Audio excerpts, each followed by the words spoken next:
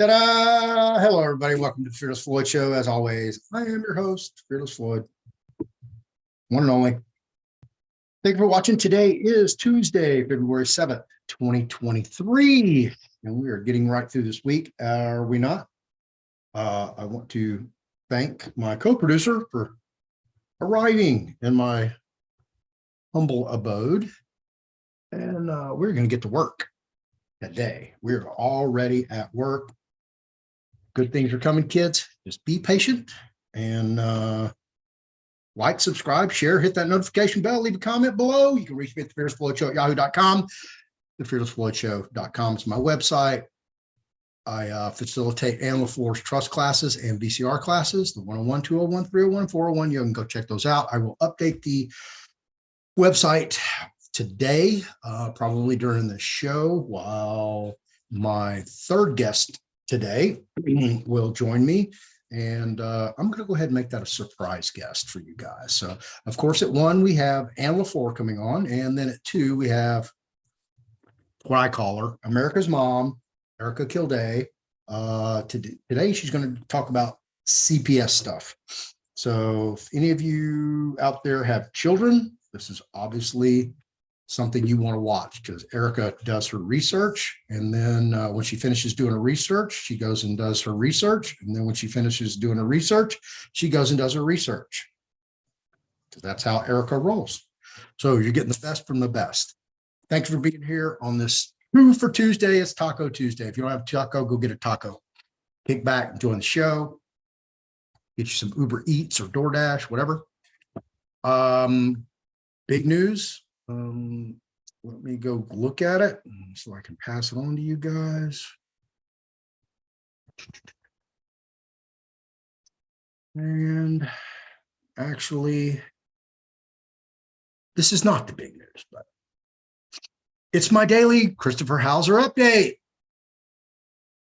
And as you can see, nothing's been filed into the case. So we are patiently, well, at least I am, waiting with bated breath. Can't wait. And it is, man, we're getting close to that 10-month mark.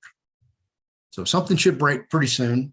Let me jump over here and see what you guys say. Hey, how you doing, Kaka Jack? Hey, my boy Ray's here, as always. Brenda, how you doing, girl?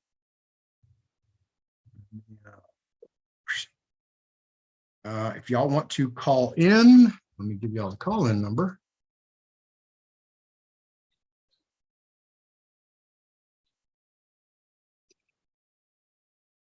Go. Here's Floyd Show call-in number. And let's dive right into some news. How about that? Tell y'all what's going on.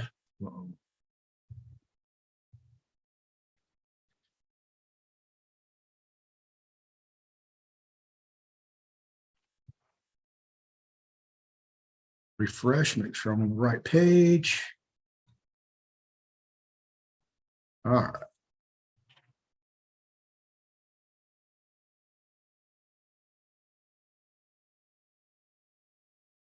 Over here, we have Nina News. And see, it's Tuesday, February 7th.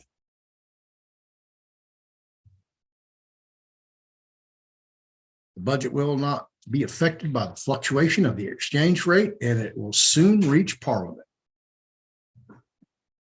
Kurdish MP, the coming days, crucial regarding the exchange rate. The foreign minister receives Russian counterpart in Baghdad, hold a meeting with him. MP, the exchange rates of the dollar will soon decrease for these reasons. I read that last night. Keep going down. I strongly support the government's courageous decision to raise the exchange rate of the dinar. And there was another one down here, I believe.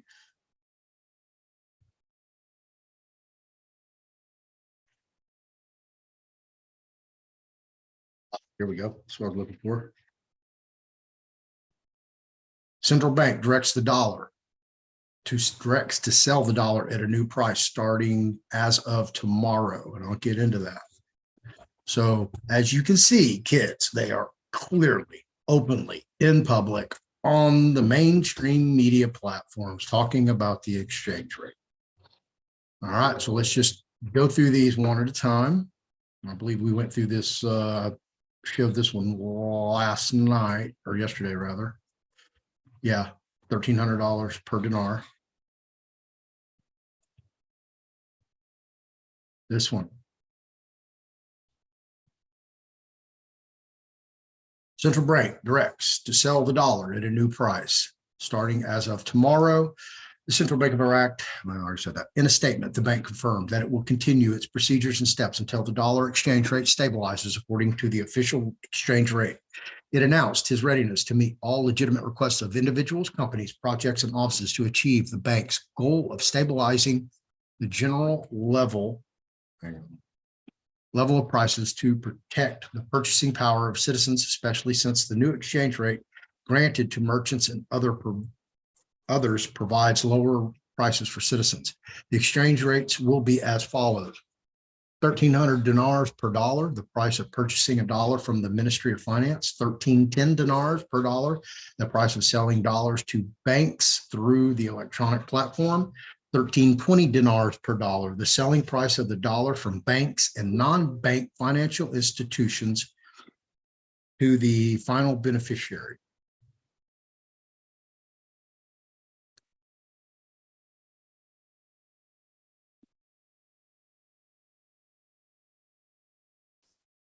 Al Rafadain announces the opening of a dollar outlet at Baghdad International Airport. And the bank said in a statement, quote, "The mechanism for selling the dollar is by filing the amount in Iraqi dinars through MasterCards, which are issued free of charge through Al Rafadain Bank outlet at Baghdad International Airport." He added the free cards that are issued to travelers will be valid for use for a period of 3 years and then go to the second port at the airport to receive the dollar.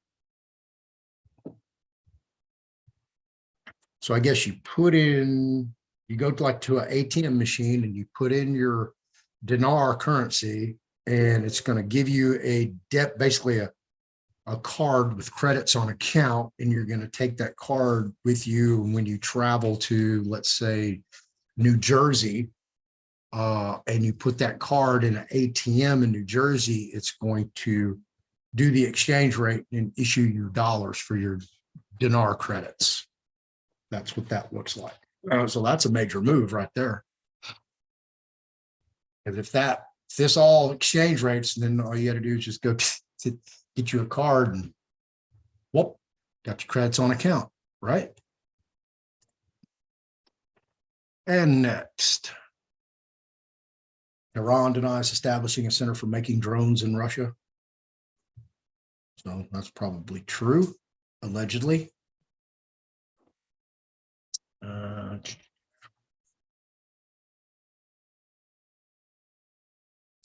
They're going to allocate some money to earthquake victims. And I don't know who Al Abadi is. We're fixing to find out.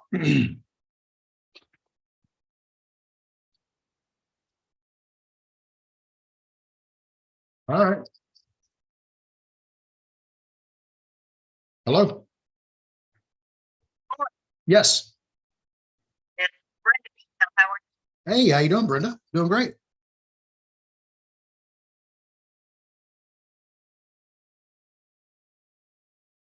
Okay, yeah. No, you can ask whatever you want, talk whatever you want.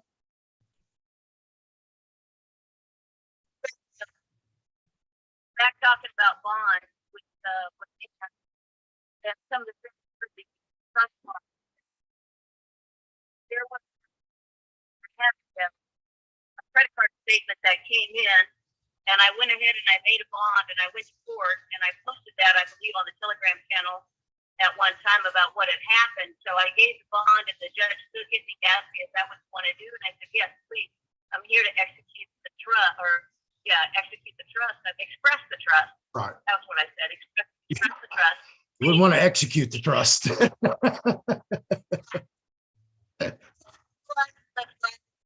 So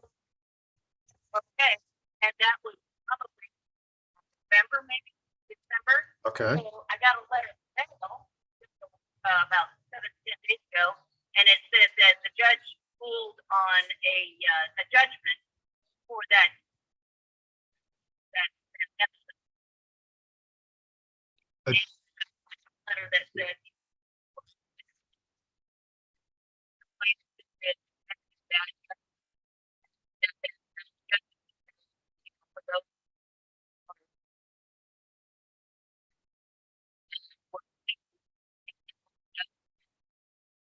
So you had a judgment. Hold on. Okay. So you're the defendant. I guess the loan originator or servicing company is the plaintiff. Okay, and you went into court and you have basically either a default judgment or final judgment in the plaintiff's favor.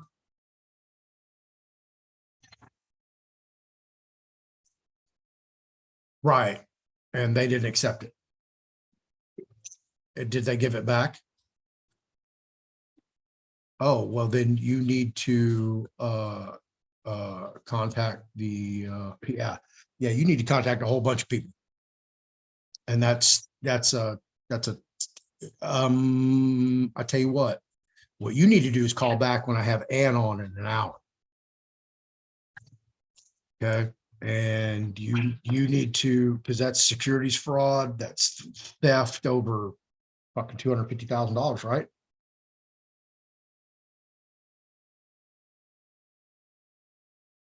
I don't know. What kind of bond did you give them?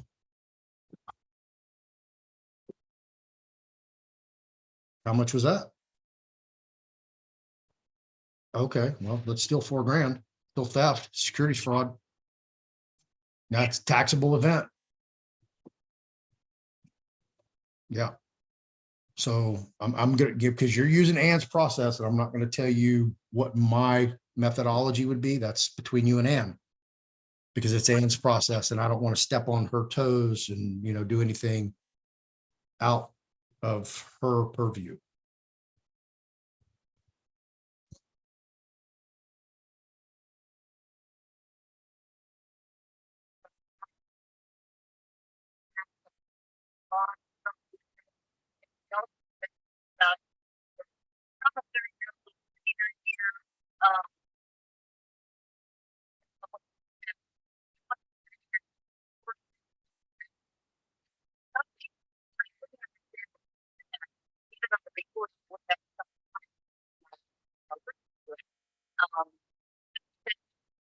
The idea that promissory notes only set on duration of life.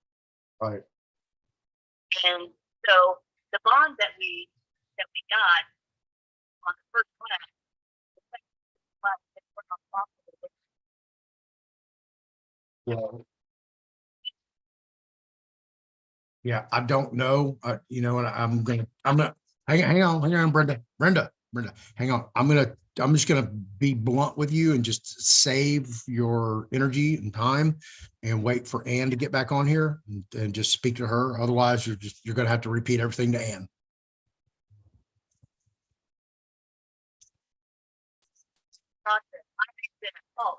Well, yeah. Well, we'll run it. I'll let you run that by Ann when she's on for her hour. Yeah. I'll send you a Zoom link. That way you can get on the Zoom. We'll have a better connection. Yeah. Okay. All right. I'll send it to you in a minute. Yeah. Okay. Yeah. I'll see you a little after about an hour, probably. Okay, Brenda. See you in a minute. All right. That was Brenda, one of Ann's former students.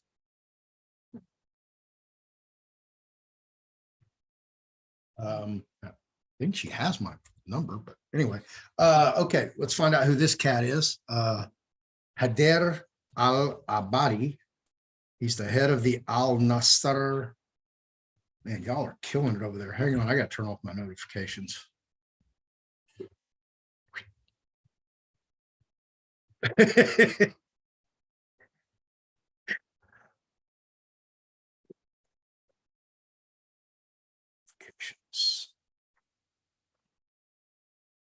Sorry about that.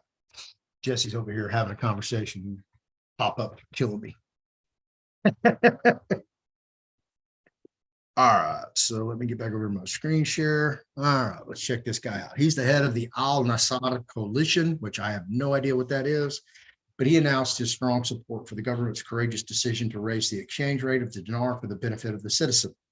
In a tweet on Twitter, he called for addressing the financial deficit in the budget by rationalizing spending, promoting investment, and creating job opportunities, strengthening the national product, improving the trade balance and foreign payments, preventing currency smuggling, and fighting corruption and waste. Well, we're all for that, bro. So good. We're on the same page. All right. Pastor Government Units Partnership Headquarters Province. Oh yeah, I already did that one. Did that one last night. I'll tell you what, I'll read it again for you. It's not that long. A member of the Coordination Framework, MP of the State of Law Coalition, Thayer McIfe, confirmed, quote, the exchange rates of the dollar will soon decrease for several reasons, close quote. He said in a statement to the National Iraqi News Agency, NINA, which is what we're actually reading from, quote, the first reason is the government's measures to control the smuggling of currency from ports and airports and arrest its manipulators, monopolists, and speculators. And the other reason is the initial agreement that took place recently in Turkey between the Central Bank of Iraq, CBI, and the U.S. Federal Bank, which should be Federal Reserve Bank, as well as U.S. Treasury, and those two are interchangeable. So don't think they're not. And stop unscrupulous and fraudulent transfers and regulate the movement of the dollar, close quote. He further explained, quote, the third reason is the tripartite contact that took place recently between the U.S. president, the Jordanian king, and the Prime Minister Mohammed al-Sudani, in which he affirmed economic support for Iraq and also the strengthening of economic relations with Jordan. Close quote. He also pointed out, quote, the economic crisis that Iraq is going through will end in the middle of this month. That is, after Foreign Minister Fawad Hussein's visit to the United States to discuss a number of files, including the dollar prices, close quote. So they're still working out the parameters for the smuggling and currency exchanges. Here's the Kurdish MP. That's what I'm telling you, man. It's just like one article after another. They're talking about this openly. It's no surprise. The head of the Patriotic Union of Kurdistan Bloc, Harim Kamal, confirmed that the coming days are crucial regarding the exchange rate and its fluctuation, which clearly affected the local market. He told Nina that, quote, the government is facing a difficult test to demonstrate its ability to control the exchange rate and restore matters to normal, close quote. He added, the coming days, which do not exceed a week, will be decisive for the implementation of the central bank's procedures decisively, or the situation of the current government becomes critical. So what he's saying is that if things don't happen within the next week, shit's going to hit the fan. Central Bank of Iraq announced that it had completed its study on reducing the exchange rate of the dollar and submitted to the prime minister. So it's in al-Sudani's hands. The budget's already done, all that. So we're going to move on to the next article. But this is key because this is in Kurdistan, the Kurdish region. So those two have to act in harmony.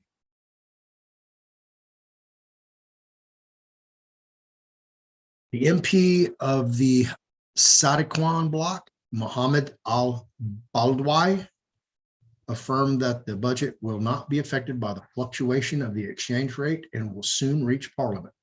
He told the National Nina, the fluctuation of the dollar price will not delay the arrival of the budget to Parliament, and it will arrive as soon as it is approved by the Council of Ministers. He also added the form and features of the main budget have been completed, and there are only new meetings to reach its final stage, which will become clear during the next few days.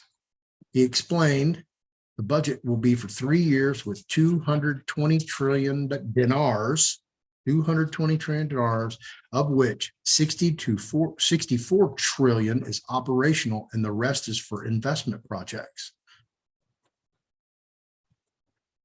Okay, so their budget for 3 years is $220 trillion. So if you divide that by 3, that's 7,333,333,333 after that. So 7.3 trillion dinars. That's what they're looking for per year to run their budget. So let's do some numbers, kids. Oops, wrong one.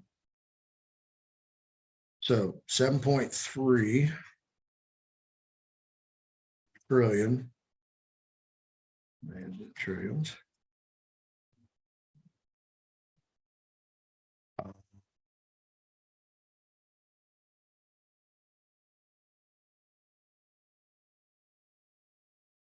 Math is not my strong suit. Divided by what do we have today? 1,300.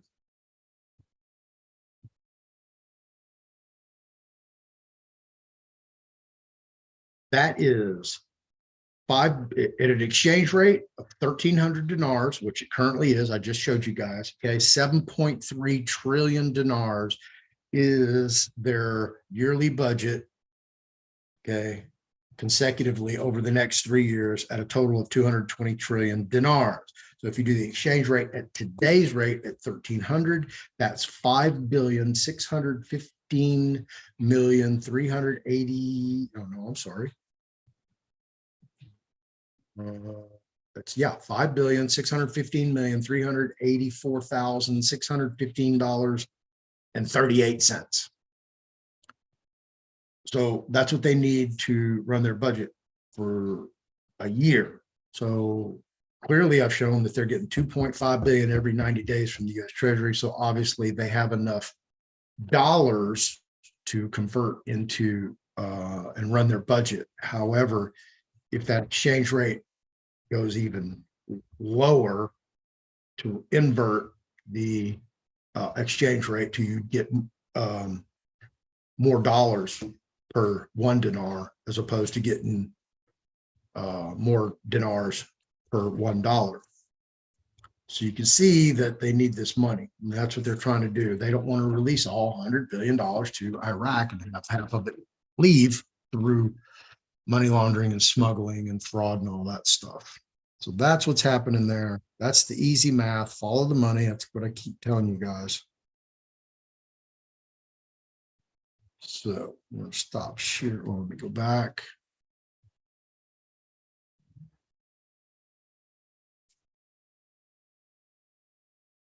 So they are meeting constantly.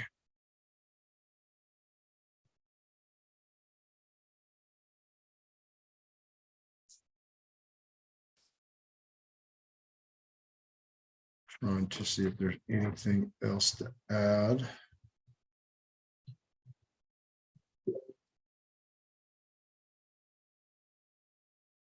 Nope, that got it all. So that's your RV update for the day. I need to send some people some links. And yes, I am still doing a live show. I have been busy. And there's your link. Let me get Arica.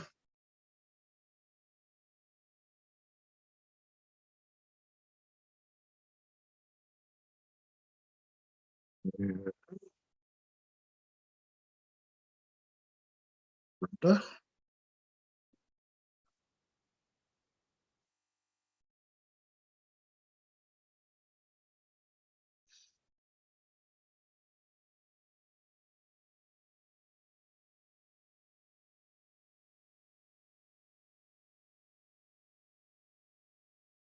All right, just got confirmation from Ann.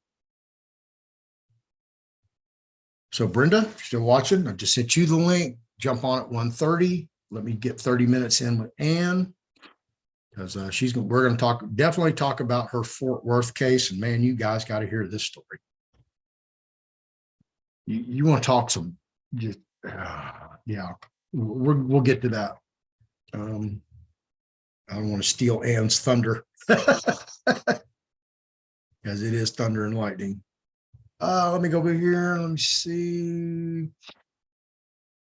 And for you guys who watched The Bad Wolf last night, I was supposed to be, he invited me to come on the show, and just things happened. I didn't get a chance to get on there. I had no idea he was going to run 3 hours. Otherwise, I would have jumped on there, but I just got tied up doing stuff, being a host.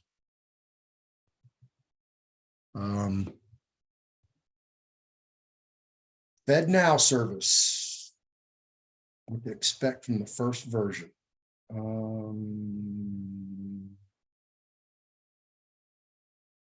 Okay, here's something else. Istanbul, under Secretary of the Treasury for Terrorism and Financial Intelligence, Brian E. Nelson, met with the Central Bank of Iraq Governor Alak in Istanbul on February 3rd to discuss banking sector reforms and a mutual commitment to anti-money laundering, countering the financing of terrorism. And I told you guys, I love these freaking acronyms. AML/CFT measures.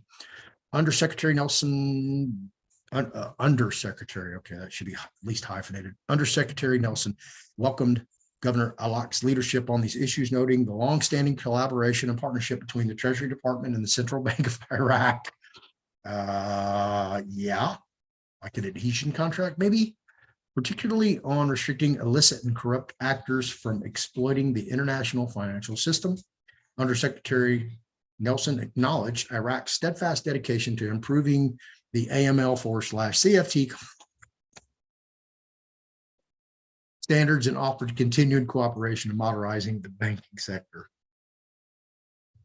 I think it's easier just to say anti-money laundering and counterfeiting and countering the financing of terrorism than saying AML/CFT. That makes you think about what I just said. What did you just say?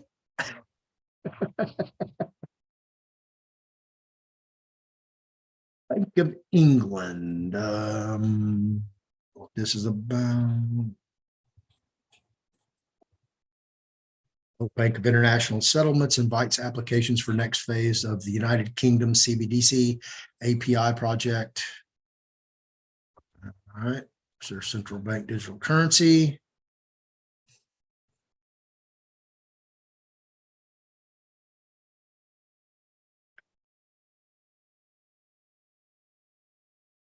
All right, I'll read this to you. Basel III is a comprehensive set of international banking regulations currently being implemented under Basel IV reforms.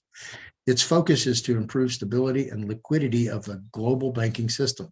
It has been activated to protect depositors through ensuring that banks hold enough capital to outweigh their risk exposures.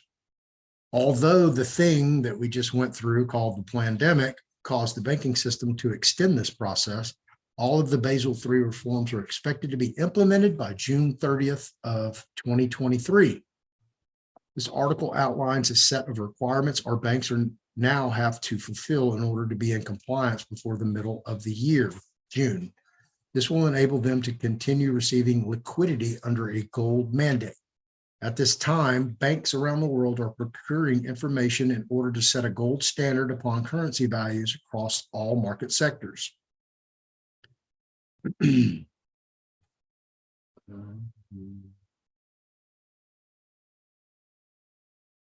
wow. Bye-bye, Bed Bath & Beyond. After spiking 92% today, 350% in a month, Bed Bath & Beyond stock collapses after hours on share offering that'll dilute the bejesus out of the meme stock. Okay. All right. Bankruptcy filing hangs over it. This is a money suck, but hey, it incinerated 11.6 billion on share buybacks. Wow. Look at that fall. That's crazy.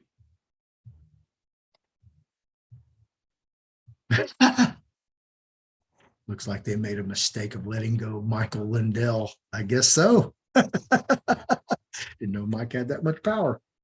Central Bank of Iraq will start selling the dollar at a new official rate starting tomorrow. Yeah, she's parroting the article that I just read. Yeah, you see, that's got a big old, look at me, look at me, look at me. It is a start, my friends, but it is not what we're looking for to see just yet. Close, but no cigar. I don't even know what this is about. Shorts. So that's a continuation of your news there as far as the RV front. Oh, I forget.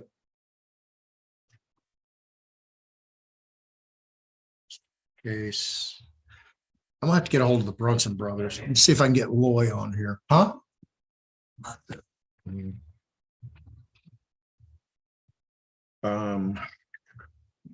Here.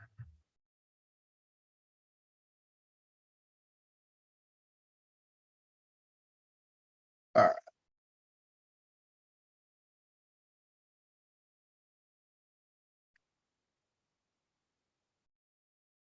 Hey, there's my people over in Wales. Thanks for watching.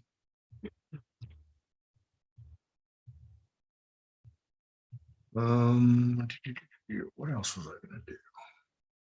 Oh, holiday discount package is gone. I dropped it from the website today, even though I ran it 2 weeks longer than I said I would.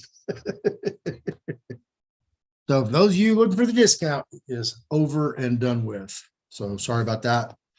All right, I need to make a major announcement to all my nationals out there, former nationals. So if you've been a part of or currently a part of, I'll answer your question here in a minute, of Anna Von Reitz's Federation of States, State Assemblies, David Straight's Assembly, whatever that looks like, Destry Payne's Assembly, Bobby Lawrence's Assembly, or any other of those established assemblies, and you are not satisfied with your progress or the environment in which you find yourself with alleged like-minded individuals, and y'all aren't all on the same page and can't quite come together to stand up your county or your state, please contact me today. The Fearless Floyd Show at yahoo.com. Email me. Okay. Very important things are going on. I am going to establish a Zoom meeting just for everyone who contacts me that is a part of or has been a part of the nationalist movement. Something very big on the horizon for us. So I encourage each and every one of you who are 110% motivated to move forward under that status and standing. Please contact me, the Fearless Floyd Show at yahoo.com. Send me an email with your telephone number, your email, your real full name, and your home address. Okay. And you're going into a database and you will be part of something that will be unforgettable. I promise you. We are working on this behind the scenes. We're working on this today. So again, all my nationals out there across all assemblies, if you are unhappy with your current status and standing and you have not moved forward, please contact me. Okay. We will make shit happen for you guys. We are having a private closed door meeting in Plano, Texas at the end of the month. It will be invitation only. It will be for the invitees only, no spouses, no friends, no grandma, grandpa, relatives, best friends, buddies, nothing. If you're not on the invite, you're not getting in. It's that important. So if you're out there, reach out to me. If you're not in any one of those assemblies or have never been a part of those assemblies, but you consider yourself a national, email me. Okay.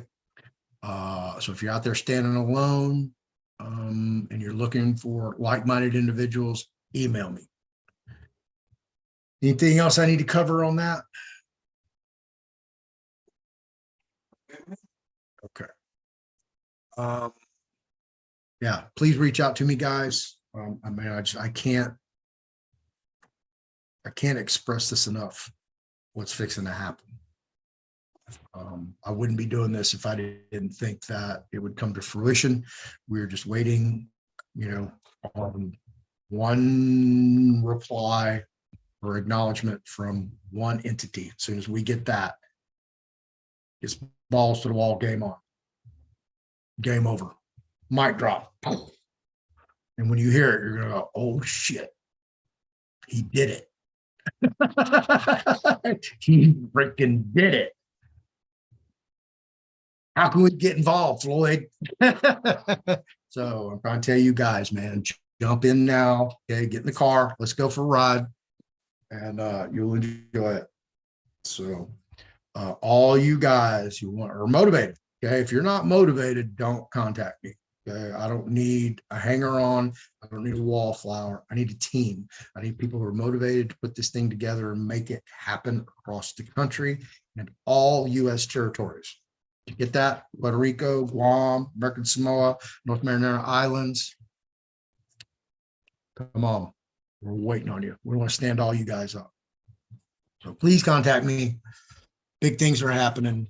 I can't go any forward more on that. Will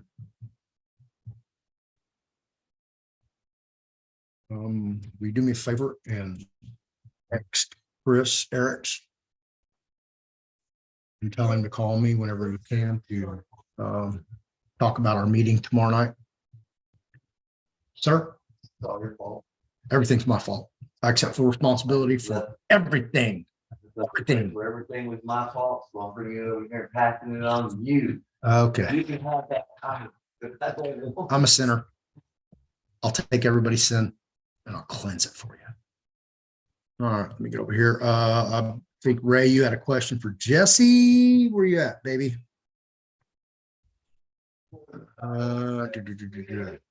What does Jesse think about Arica Kildae on flat Earth? Need to link to Floyd. What? Sorry. Zoom already did. On Telegram. Yeah. Okay. You know you can go sit on the back patio too, right?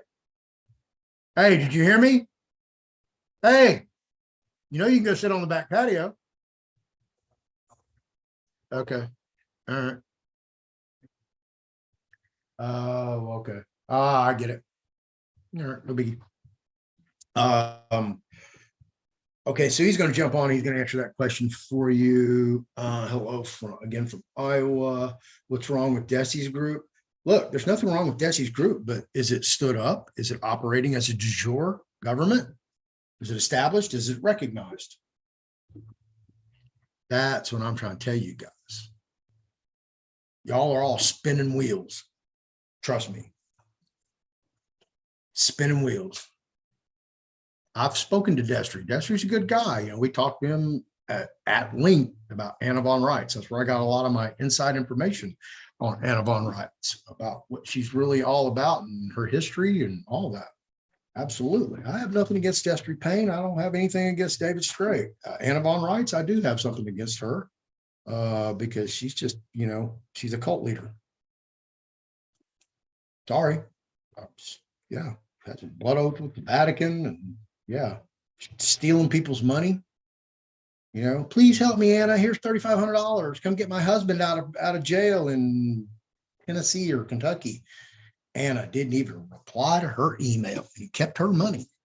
That's how Anna rolls. Thought you do. Now you know. Let's see. UK Constitution. All men and women have the right to trial by jury. Interesting. The judge is only there to pass judgment decided by the jury, who also decide the punishment. Well, that's in America, which is based on English common law. You have the right to a trial by jury or bench, and you have the right to be sentenced by jury or bench. For the details at the end of the month. Pardon me? Go over the details for the event at the end of the month. Well, we're having this. He's on the Zoom tomorrow night. So I want to go over with that because I don't know who he wants to bring in for that meeting. For the Zoom meeting? For the Zoom meeting tomorrow night. Aside from himself, because I'd like to have Michael on there as well, propsman. And I'm sure his assistant Kelly, and I don't know who else Chris wants to bring into the Zoom for that first inner core of people. Thank you. All right. We can also judge on the legislation that the accused brought to court on. What are they calling me? Yes, sir. Hello. Hello. Hello, hello. Okay. I don't know why Jesse just called me. They can also judge on legislation that the accused is brought before the court on. How can they can't adjudicate from the bench? Not legislation. Legislation's the one who creates the law. The CEO or governor or whomever is the one who signs the bill into law. But a judge can't legislate from the bench, although they do on occasion. In my opinion, better to be a citizen of the state that you're born in and not a ULI. Yeah, that's clearly obvious. Excited, I will be moving ready. According to Jason J, yes. Destry Group is against both AVR and I know that. I told you I've spoken to Destry. All right, and this is the problem right there. Division, divide and conquer. Okay, I'm not about division. I'm trying to bring all of us together. But in order to do so, all these people who are currently under the auspices of these assemblies are not functioning as a de jure government. Okay, sorry, they're just not. But I may have an alternative. That's all I can say. So what I'm trying to do is get people to acknowledge and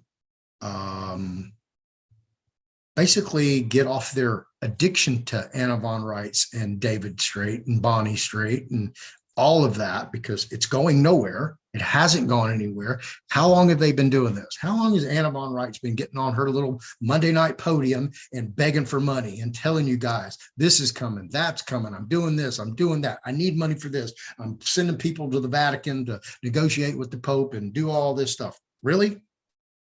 What's come of that?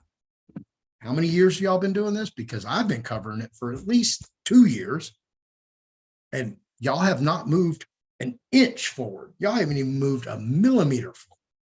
None of you, any one of your groups, David Strait, Anna Von Reitz, Destry Payne, Bobby Lawrence, none of you absolutely have gone nowhere.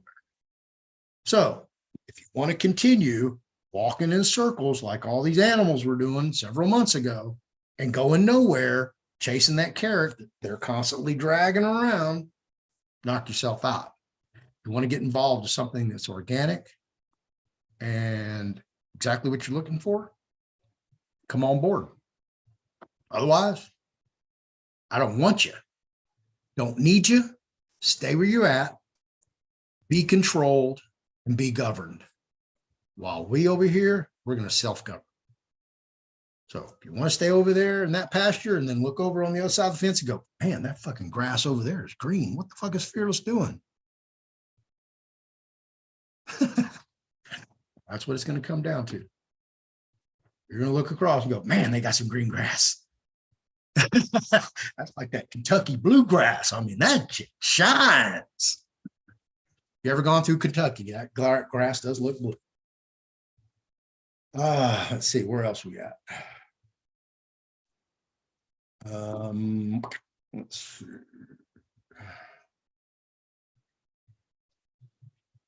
America has the 2 constitutions, the original one and the all caps. Yeah. We already know about all the constitutions and all that. Okay. Do you want to be under their constitution, or would you rather be under your own constitution that you've written that pertains to you organically? Or do you want to be under their constitution that they wrote for their social combat? And we know what that's turned into. Well, let's see. Common law, Floyd, the people make the laws via the jury. No, people don't make laws via the jury. Not in the United States, maybe in Wales. Amen, brother. I outed her. Hey, Eric. And Bruce, yeah, brought her stuff to Colorado. Absolutely. I hope you're feeling better, Eric. Only fence is the fence in your mind. Yeah, well, that's true. But some people put themselves in a self-enclosed box. So if you're listening to Anna von Reitz, which is a cult, no doubt, you'll understand. Because those people that, you know, are diehard Anna von Reitz fans, there's nothing you can say, nothing you can show them to convince them that they're in a cult, they're being led astray, and that Anna von Reitz has no intentions of doing anything beneficial to any part or members of her society, whatever that looks like. It's just not going to happen. Anna von Reitz is not there for you. Anna von Reitz is there for Anna von Reitz. You guys are funding her retirement plan, her 401k. Good luck, guys. Send your money. Keep sending it to Anna. Okay. You see me get on here every Monday and beg for money? Please send your money. Please send your donations. I'm doing this. I'm doing that. Well, I do a lot of shit. I just went up to Plano and stayed there for what, 4 days, 5 days? Came out of my own pocket. I don't ask for donations. I could easily. I've got a donation tab, but I don't solicit. If they're begging you for money and they're charging you to come to their seminars, you know, $1,000 or more to learn something you can easily learn on my Telegram or anywhere on the internet, if you just do your own research, you're getting taken for a ride, folks. Okay. That's all I can tell you. Do not send your money to Anna von Reitz. Stop. Stop.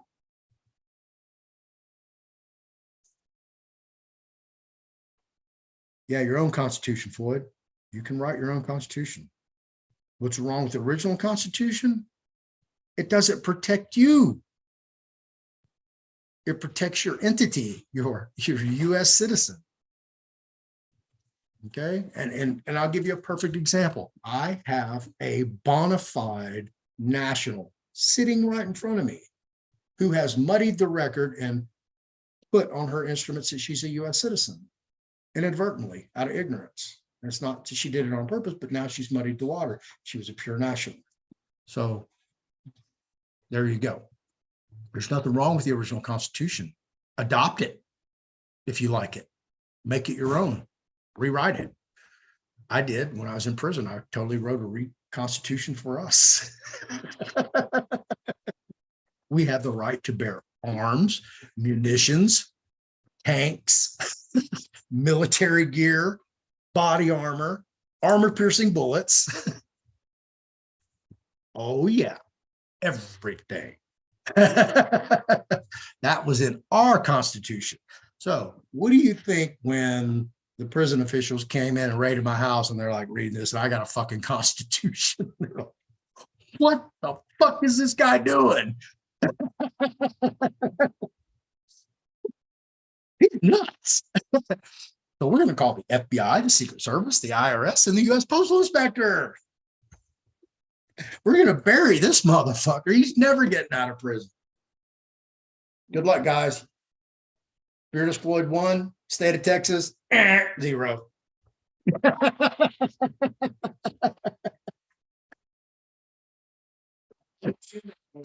Yeah.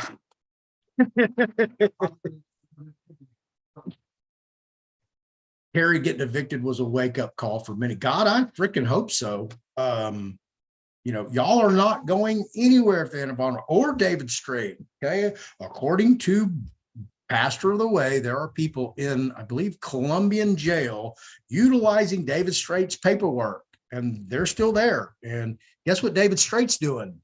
He's not in Colombia getting them out like he is rescuing these children all over the world, right? Is he? Tell me, come on, anybody, put that in there. David, are you helping those guys out? Or are you down there every day trying to get them out of prison? Are you sending them commissary money? Because I know goddamn well you're making probably 10 to 20 grand per weekend doing your little seminars.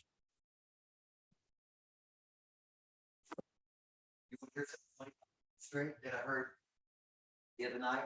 Crickets? I was talking to Private Nobody. Private And he nobody. was saying that he took his paperwork and he went through all of his citations Uh-huh. to see if it reflected the paperwork. And it didn't say that it was completely the opposite. That he projected that the paperwork was saying this. And then when he went and looked at the citation, He went actually to the case and Yeah. read the case, and the case, it was totally miscited. he went completely miscited. That it had no bearing and did Oh. not say what David Strait was trying to say. Of course it did. And I was like, he goes, man, when I saw that, that's when I knew the truth. It's like, Absolutely. always double check somebody Uh, else's work. Contact him.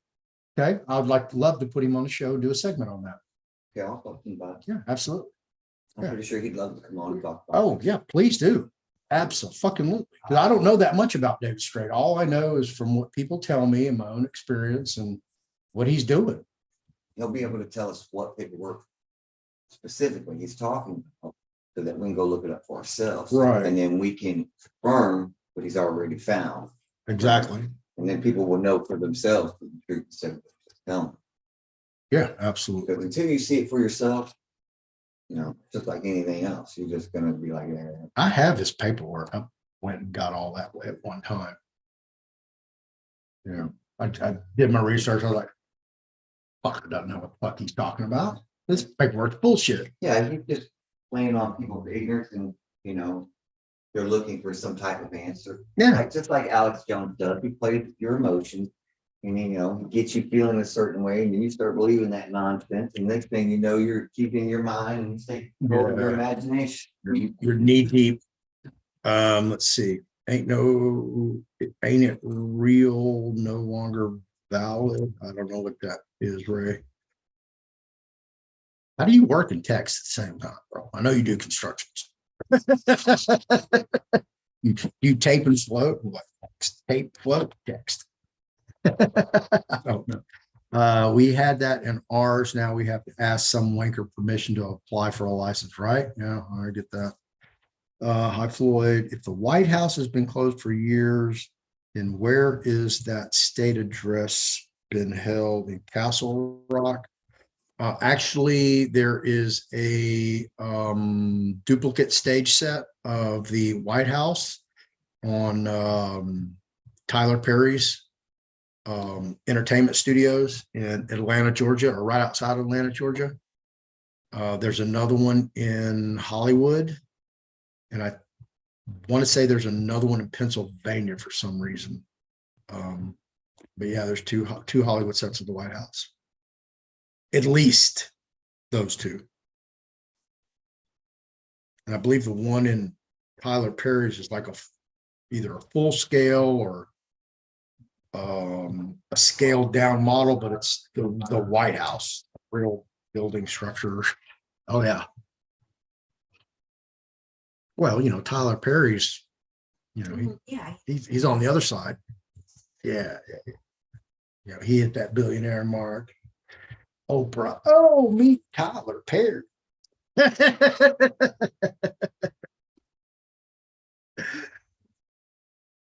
Huh? Ball, Eddie says, anyone heard that Mr. T is going to make, he must be talking about Trump, right? He is. Yeah, we don't use that word online because it hits that algorithm. Yeah. Yeah. Or the Orange Man or the Mr. Mar-a-Lago.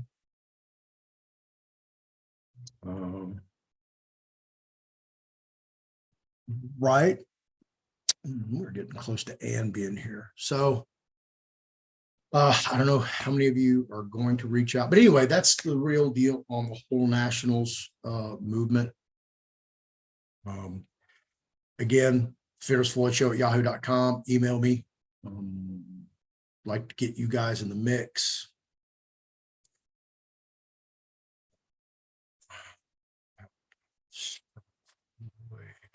if I remember correctly, the location of the original federal government was Philadelphia. Take one, leave one. Yep, there you go. All right, let me. All right, and it's not yet with us.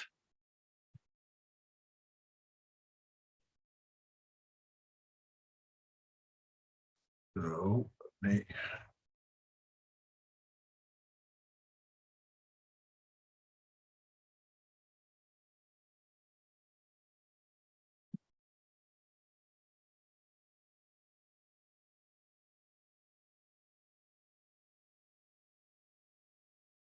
I am going to do a newsletter, guys, so hang with me.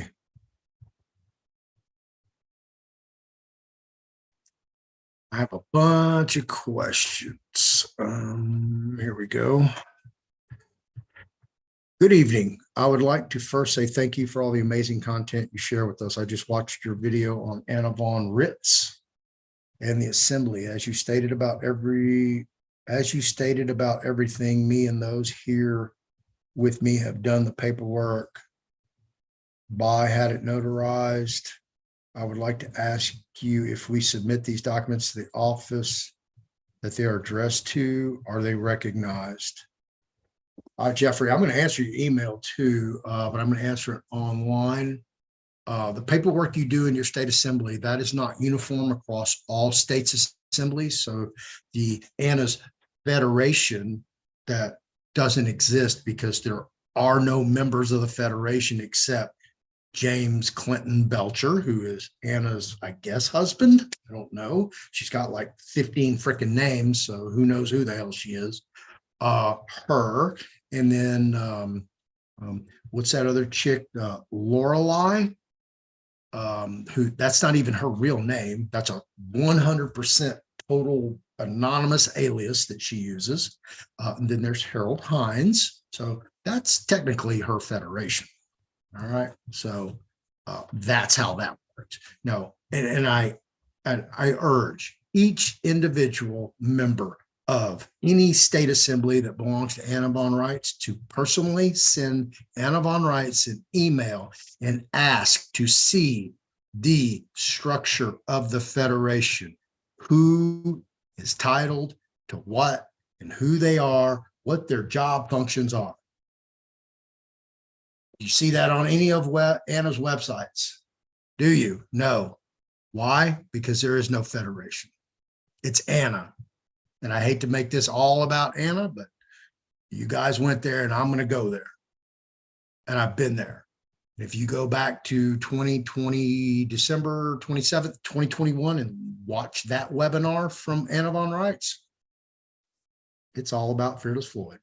Feckless Floyd, as she so kindly named me, down in Texas. Yeah, I'm feckless. So, all right.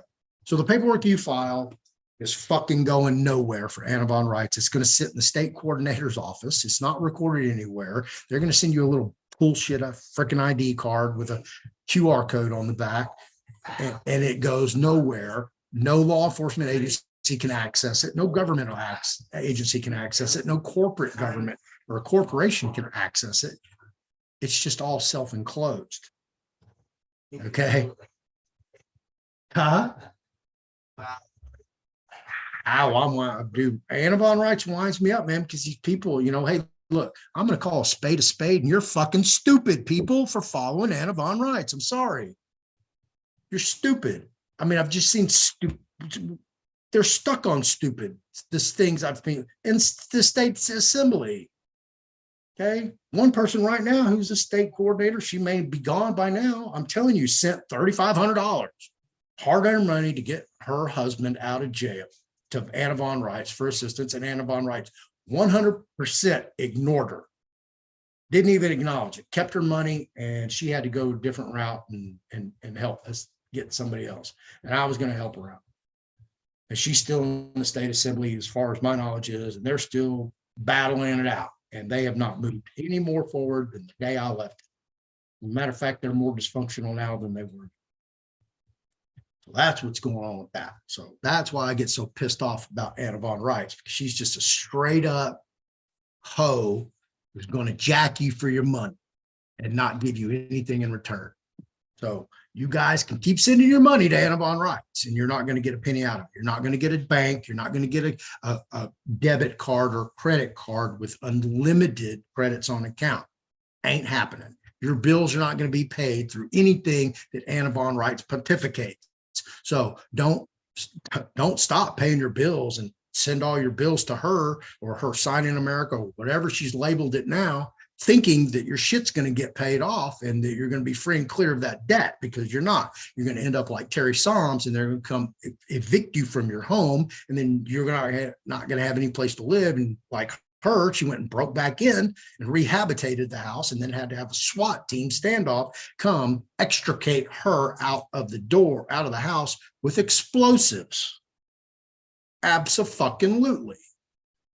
With American State National plates on her car, which they took pictures of, and they sent a bulletin nationwide to every law enforcement agency that anybody who has or states that they are an American State National are sovereign citizens. I'm fucking not kidding with you guys. There's a police blotter out there. I got it straight from somebody who ran for fucking county sheriff and whose buddy's still a state trooper on an eastern seaboard state. Abso-fucking-lutely.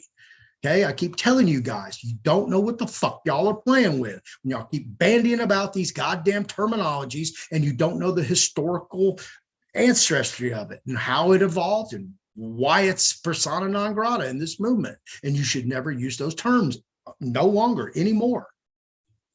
Okay, and what does Anna continue to this day to call you guys? American State Nationals. Stop it. Quit. I'm telling you guys, y'all gonna get fucked off fucking around like that. I hate to be blunt. I hate to beat you over the side of the head with blunt force trauma.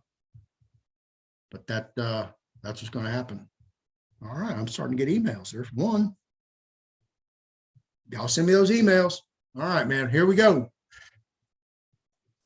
The illustrious, the beautiful, always kind and gracious, and LeFlore kids. Here she comes.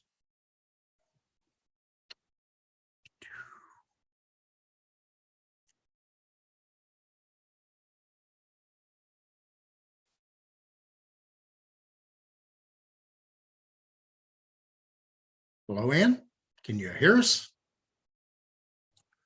She's connecting and can't hear me yet. Got to read the fine print. See what happens when you read, kids? There she is. What's up, girlfriend? Just lighting some incense.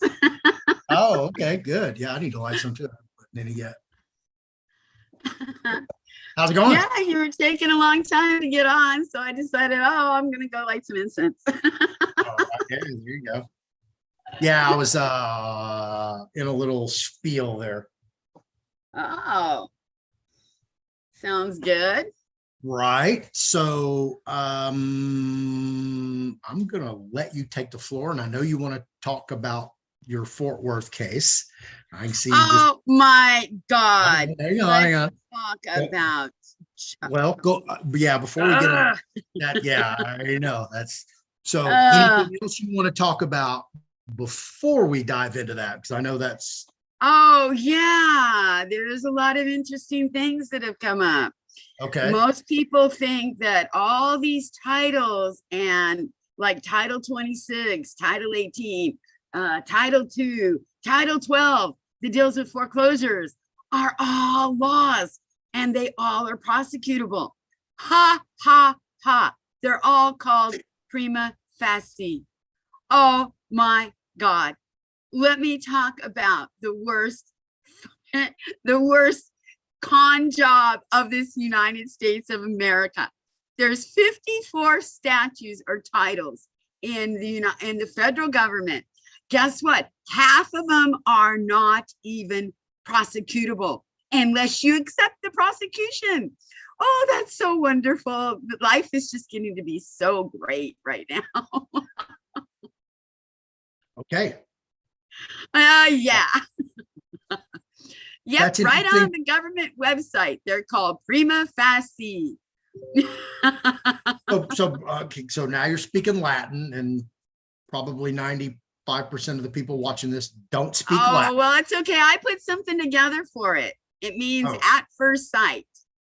Prima Okay. facie means at first sight. All right. And they will bring all this stuff to court, and Mhm. they will, convince you it's a law and it is prosecutable, like Title 26 with the IRS. Well, Right. they're not. They're prima facie, which means if you do not stand up and challenge it, you lose. You're going to lose, because they only bring the evidence to court to prove their side of it, to get what they want. And people are not challenging it correctly.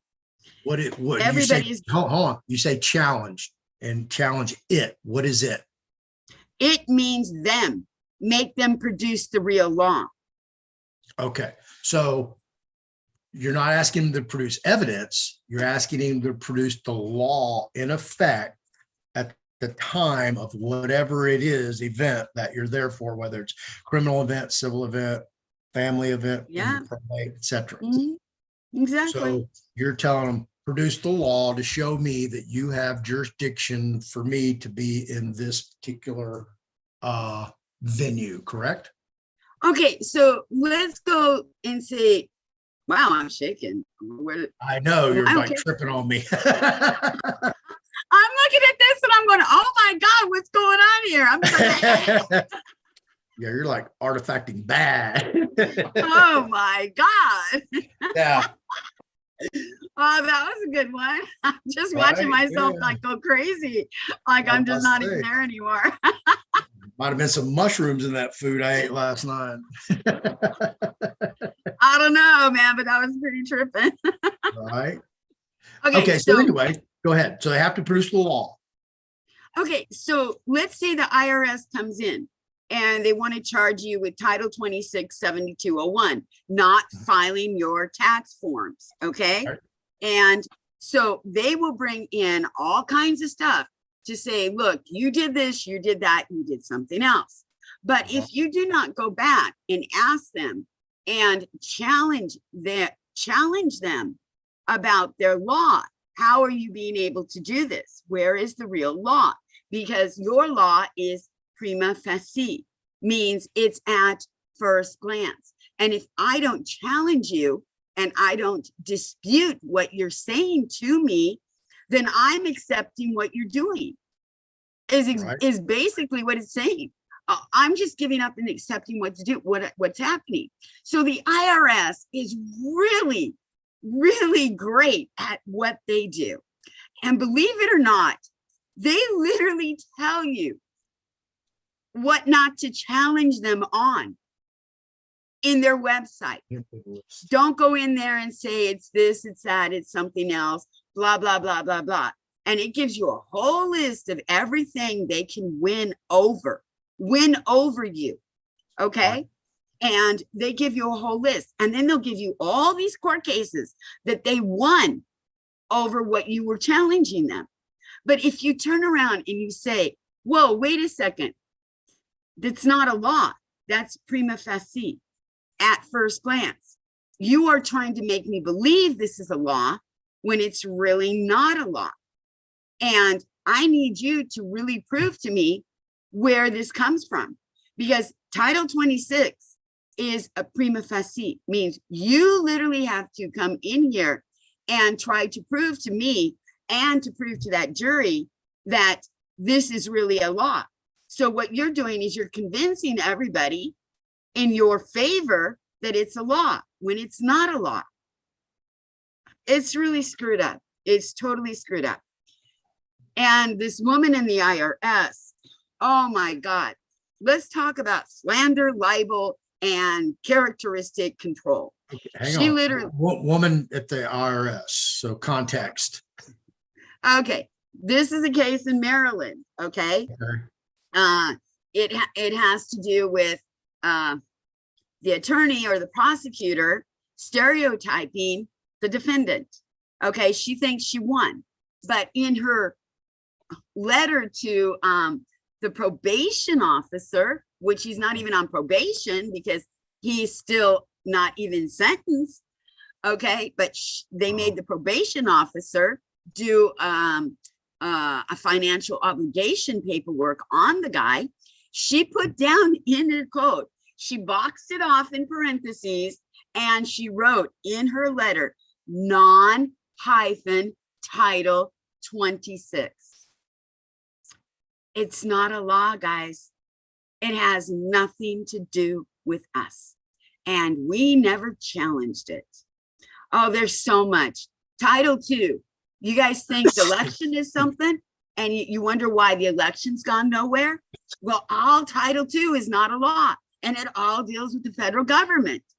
I mean, it's crazy, guys. If you saw what I have pulled up, which I'll show you, you're going to flip out.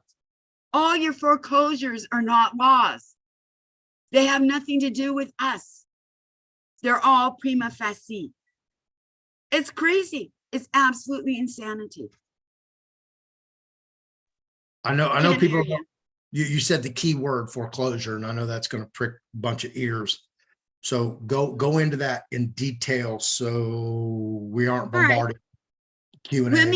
Let me, do you have a screen share? I'm going to bring up the Oh yeah, of PowerPoint. course you have co-hosting abilities. Oh, I always do, don't I? Absolutely. Okay, guys, let's start off with this. This is some really interesting facts that you guys need to learn and need to understand. And I don't know if you know this. Okay, so let's go through this. I'm not going to go through every single page because I've highlighted the most important parts that we're going to need to look at. Okay, so let's start off. What is the United States Code? Okay, everybody, we know what they are. The United States codes are the codification by subject matter of the general and permanent laws of the United States. Is divided by broad subjects into 53 titles. No, actually 54, because Title 53 is not used, it's reserved, but there's actually 54 titles, okay? So, and it's published by the Office of the Law Revision Council of the U.S. House of Representatives. These are the ones who vote on our laws and tell us what's going on. So, of the 54 titles, the following titles have been enacted into law, okay? They are listed here on the screen.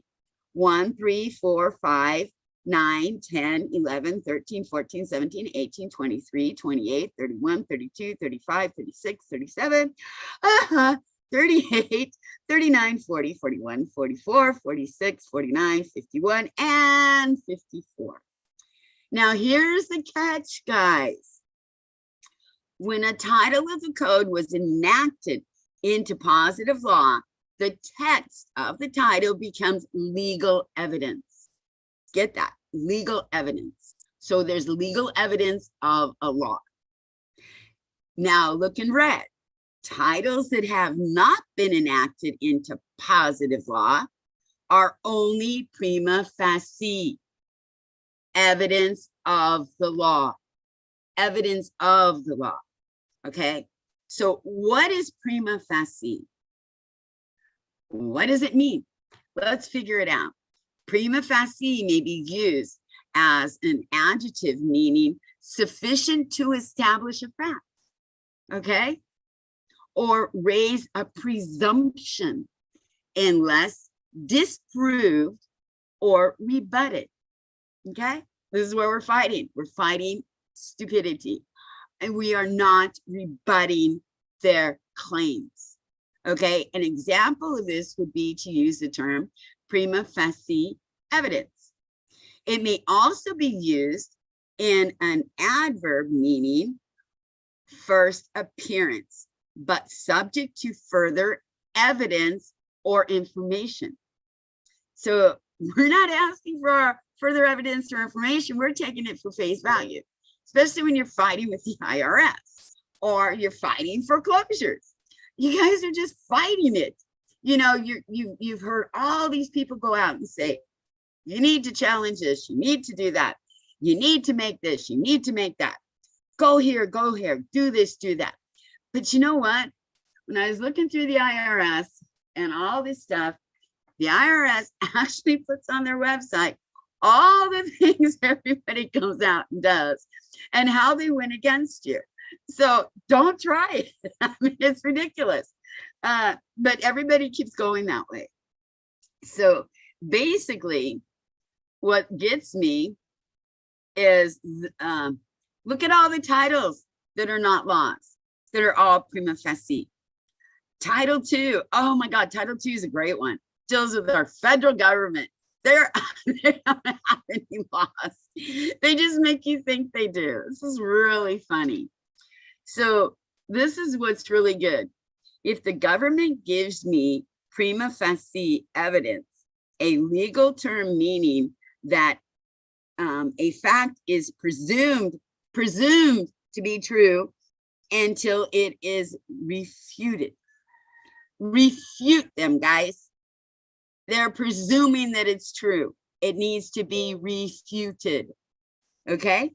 Which means that this is a classified, and you decide not to move forward with a request for classification.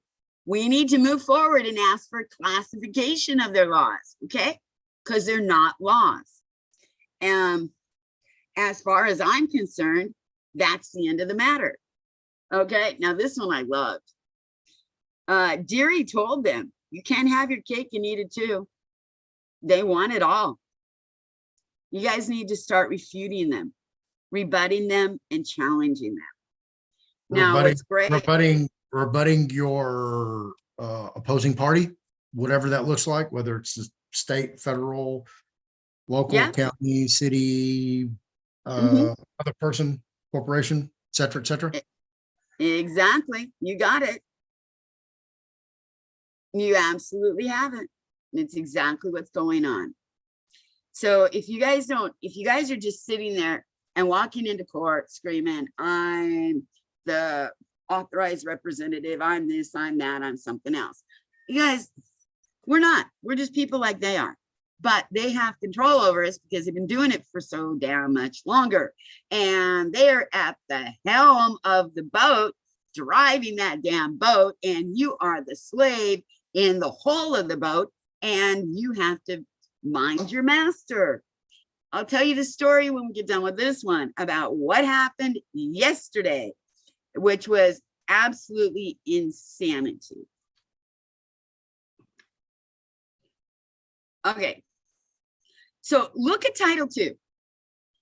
What is in Title II? Contested elections.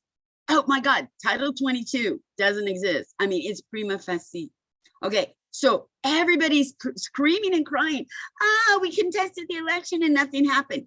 No, it didn't, because it's not a law. And you guys didn't bring in the the stuff they're looking for so you can sway the jury. But you got to realize you're going up against the government. They know they wrote these damn laws. Okay, right. So you're going to contest their election. You're going to contest what they've done. So they have this and they know. So you bring up one of these title laws and you say in the courtroom, well, this was broken under Title II, Chapter 7, number 201. And the opposing side is going to challenge you because they're going to rebut every damn thing because they know it's prima facie. That's why none of this stuff happened during the election. That's why nothing happened. So look at the federal corrupt practices. Oh my God, are they corrupt? But can we go after them? It's prima facie. We have to bring something in and they're going to challenge it and they're going to rebut it because they know how to do it. You see how it's starting to come together, guys?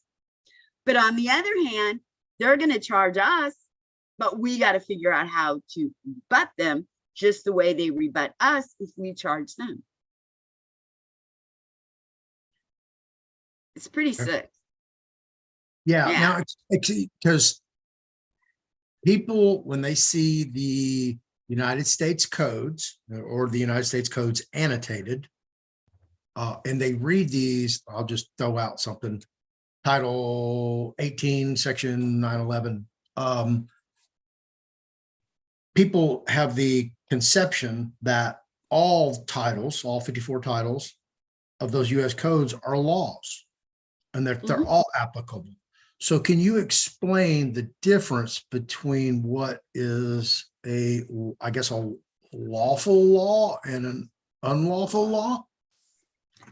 Is that how we should classify that? Government did it for us.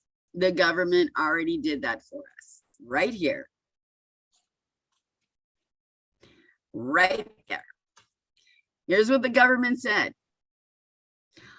Of all of the title of the 54 titles, following titles have been enacted into positive statutory law. They list the titles. When a title of the code was enacted into positive law, the text of that title became legal evidence of the law. Okay? Title of the Titles that have not been enacted into positive law are only prima facie evidence of the law. In that case, the statutes at large still govern, but if challenged and refuted or rebutted, they don't govern. Oh, so they only govern on the on presumption. Uh-huh. So you have to rebut the presumption. Uh-huh. Okay. You're starting to get it. Oh, well, hey, it's not whether I start to get it. I have to like break this down. So even the most feeble-minded like myself can totally understand what you're trying to get across. Yeah. Okay. I mean, it basically says right here. Okay, I know, back up one, and where could somebody go find that particular statement, the third bullet point? The third bullet point Yeah. on gov.info. Okay. It's right on the government website. There you go.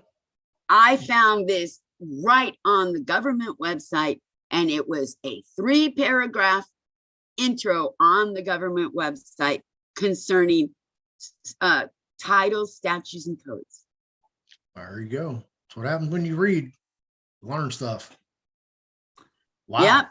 So how extensive is this presentation here you have? I see. Oh, it's pretty like quick. Yeah, Oh, it's okay. pretty quick. I just highlighted some of the really, like stuff that people would like really want to know about. Okay. Oh, okay. Do you So- want to do a class on this, or do you want to do how? Well, we Yep. can just go through some of these. Okay. So like All right. I just highlighted stuff in red that would really interest people on this presentation.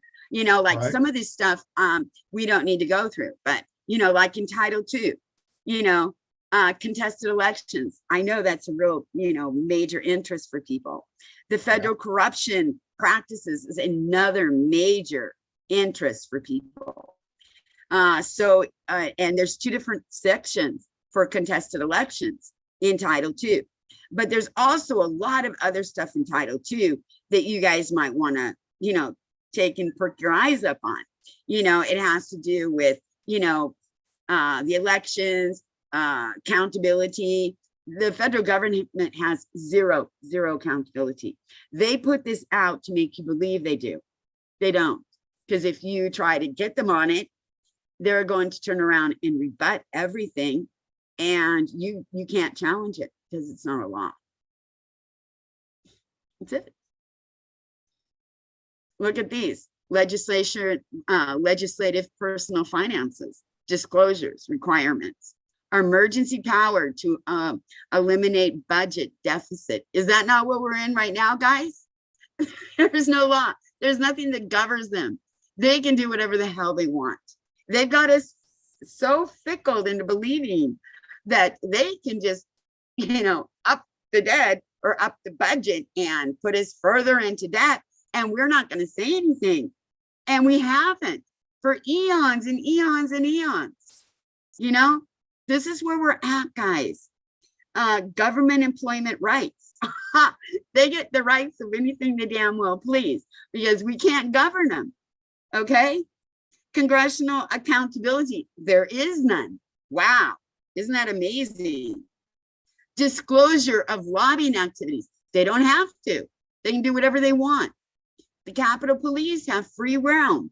The congressional pay and benefits, you know, the congressional ethics. There is none. Guys, get a hint. Look at what they're doing. House of Representatives leadership. Oh, that's a joke in itself. How many times did it take them to elect a new Speaker of the House? How many times did he demand an election? I mean, after 2 times of losing, it should be over. It shouldn't go on for, you know, weeks on end so he can lobby to do what he wants, you know, and get in there under, you know, false pretenses. Okay, like Title 6, excuse me. Some of the great things about Title 26, which are not laws, National Emergency Management. What did they do? They managed us under that law, which is not a law. Nobody, you know, fought it, rebutted it, or did anything about it. And they locked us down for close to 2 years. Okay. Security and accountability for every port. We don't have it. We don't have it. So why do you think the border is such a mess? There is no accountability. It's all under Title 6. Oh, look at that. Border infrastructure and technology modernization. Wow, our borders are overrun because it's under Title 26 and there's not a damn thing anybody can do about it. They bring up these titles, they take them to court, and they lose every time because they know they're prima facie titles or prima facie evidence of a law. So all they do is rebut it and they win. You see how it's starting to work, guys? It's crazy. Cybersecurity, we don't have any. Everybody thought we did.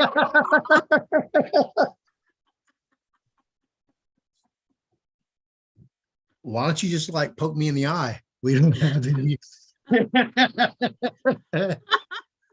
All righty then. Did y'all hear that, NSA? Because I know you're listening. Been called out. I'm just telling the way it is, you know. I mean, if the truth doesn't come out and people aren't going to, you know, get off their, you know, rear ends and do a little research instead of copying and pasting and sitting crying and whining, then somebody's got to tell them what to look for, you know. And I don't mind telling them.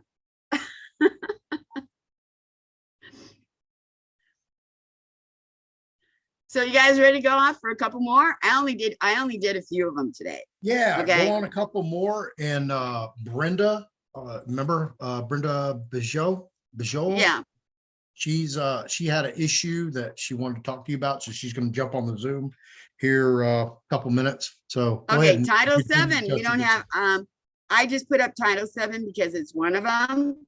As you see, I didn't really find anything that you guys find so interesting in Title 7. Okay, there's quite a lot in it. I mean, man, did they cram crap in here. I mean, it can go up to 120, 150, you know, chapters inside one of these, you know. So, I mean, it's kind of like, wow, there's so much inside of it. Title 8, yeah, there's a couple pretty interesting things in Title 8 called civil rights. You guys think you have civil rights? Well, I think you guys need to read Title 8 to find out what civil rights you don't have. You know, nationality. Guess what? Everything in Title 8 is, you know what it's called? They erased everything. There's absolutely nothing in Title 8. Nothing anymore. I'm not kidding you. There's nothing in Title 8. I'm not kidding. You open up any one of these sections in Title 8, it's gone. And it's been gone since 1964. Yep, you guys haven't had nationality There's nothing you can fight about. You haven't had any civil rights. Everything's been gone since 1964. No kidding. I'm not kidding you. Go look. I'm just telling you guys the truth. I mean, I am just like literally the messenger today. So everything, oh, I'm sorry, I thought it was 1964. Wrong date, 1952, excuse me, I made a mistake. Every one of the laws in Title 28 has been repealed since 1952. There is no nationality, there is no civil rights, there is nothing, guys, nothing. Everything you thought you had in Title 8 is not there. It's been gone for so long. So everybody's fighting over nationality. Okay, fight over what? It's not there. There is no definition of it. There's no definitions of immigration. There's no definitions of alien. There's no definitions of non-alien residents. So guys, get a clue. Look it up. Figure out what you're fighting and what you're saying. Seriously, I'm not kidding you. This is crazy. All right, now Title 12, this is where you guys are going to be interested. All right, this deals with the national banks, the Federal Reserve System, and taxation. Okay, this is all under Title 12. Who? They get you for this. Did you Title say 12. Satan? Huh? I thought you said Satan. No. Come on. Sorry. Yeah, I watched a segment of the Grammys this morning, and that's Oh, yeah, stuck dude, in my that head. must have really affected your head then if you thought I said Satan. I said, this is where they get you at. Yeah, I almost didn't want to watch it, and I was like, well, let's just see how depraved these people really are and how they're going to program the worldwide public with the Grammys. Yeah, that was Okay. Guys, everybody believes Title 12 protects our homes, protects our interests, protects against foreclosures. Think again, they're prima facie. Okay, federal home loan banks, unregulated, can do whatever the hell they want. Federal home loan mortgage corporations, free realm, no regulations, no laws. You're only thinking they're laws because you believe they're laws and you presume them to be laws. But guess what? They're not. They're not laws, guys. Credit union control or credit control. They don't have any.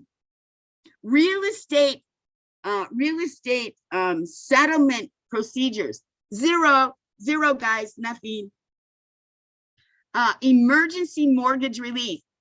Want to laugh? You don't have it. Home mortgage disclosure. Oh, you think they should disclose everything to you. Good luck. They don't need to. The right to financial privacy. Oh, everybody wants that, but nobody's got it. It's right there. Everybody thinks they have it. Everybody quotes this as being a protection.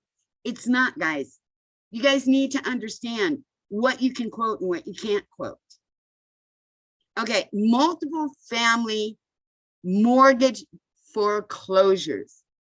No laws, no regulation. They can do whatever the hell they want. Single family mortgage foreclosures.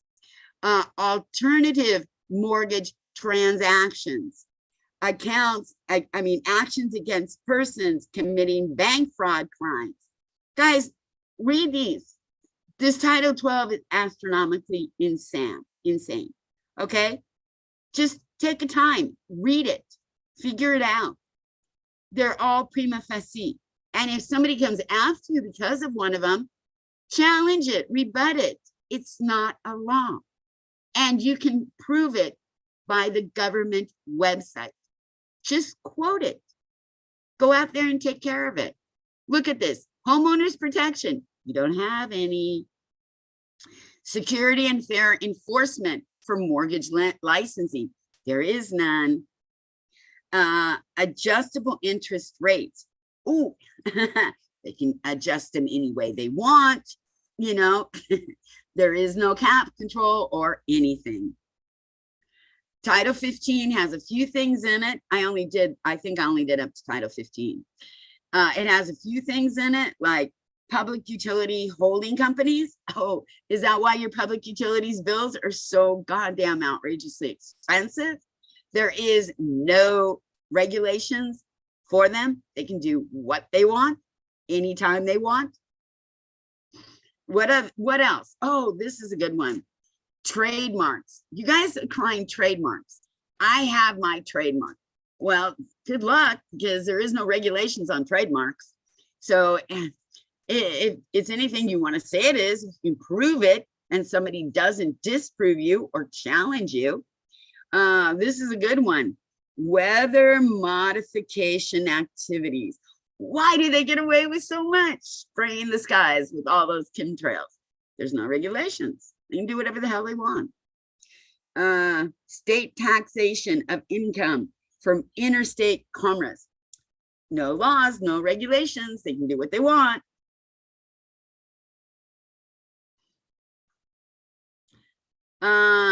Poisons. Woo! They can put them in our food. There's no regulations. They can do whatever the hell they want. They get away with murder, guys. Murder.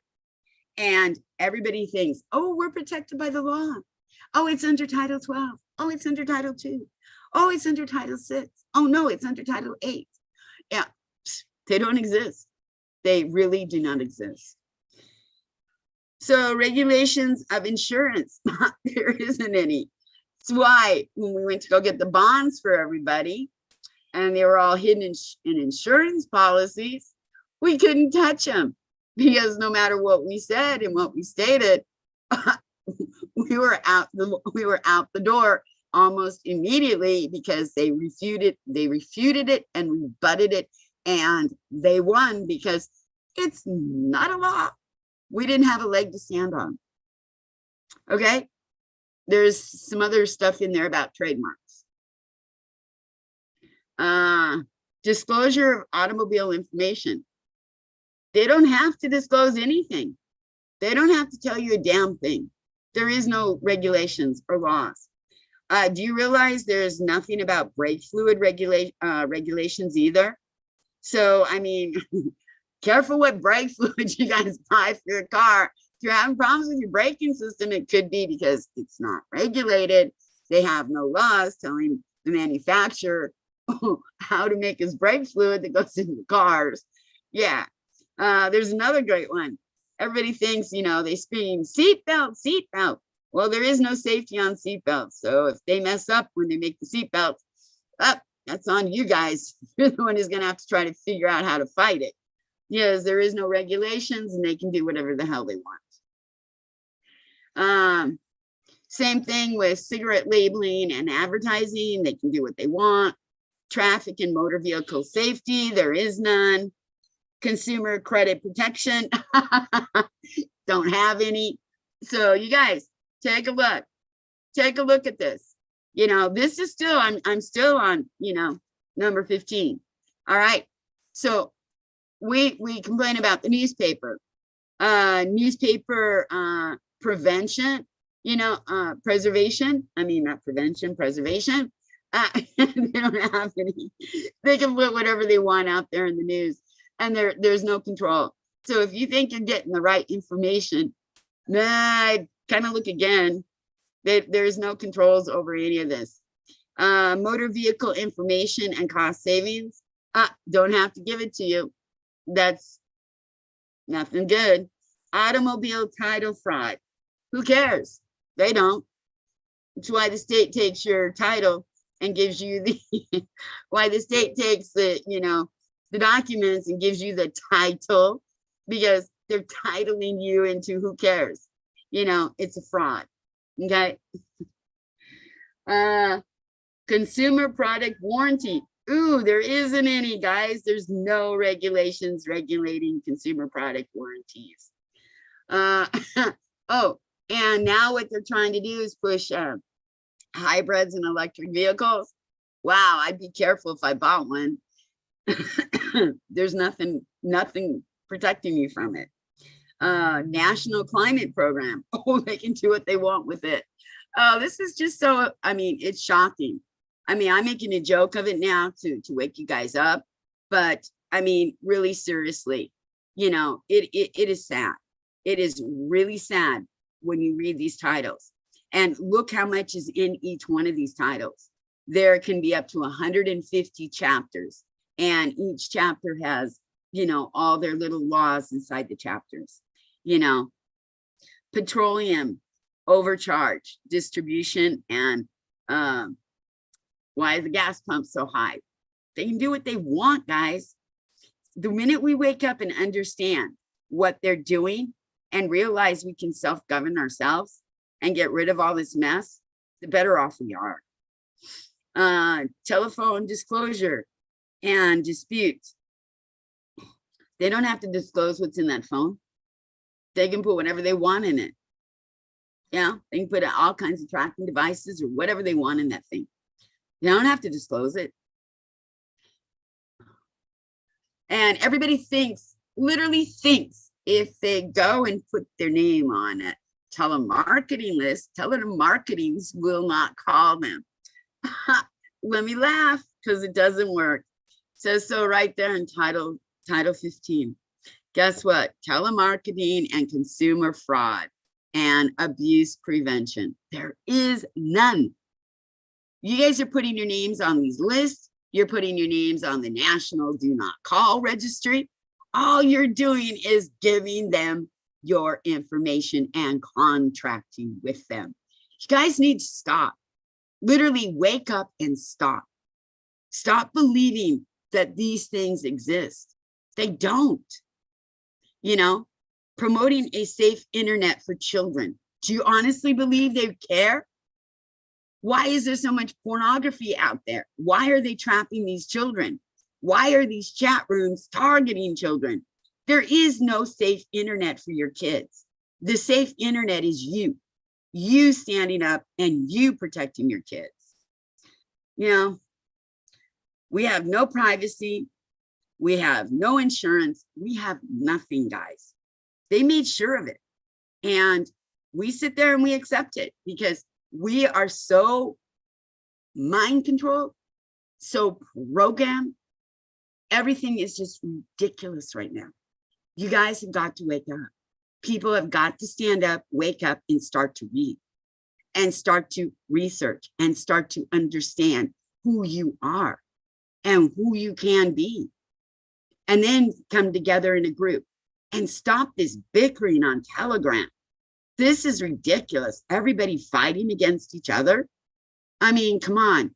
You guys should be standing up and uniting with each other instead of fighting with each other.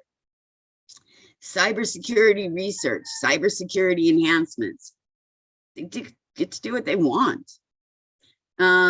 Controlling the assault of non-solicited pornographic and marketing. Why is it in our schools? No laws, no regulations. We can't charge them. Prima facie, evidence of law. If we can present it and they don't rebut it or refute it or challenge us, then maybe we can get away with it. Maybe. Protection of intellectual property rights. You don't have any, guys. This is the problem. You know, online online shopper protection. Don't have it. So, I mean, I don't know what to say, but, you know, I think we honestly, really honestly should look at some of this stuff, you know, like national artificial intelligence. There's no control. Okay. Just telling you guys, just thought I would share this with you to open your eyes. Now, believe it or not, there's 54, 27 of them can actually be used and 27 of them cannot be used. The 27 that cannot be used are the ones we have to be the most concerned about because they're the ones who usually are the ones people use the most for their protection. Doesn't exist.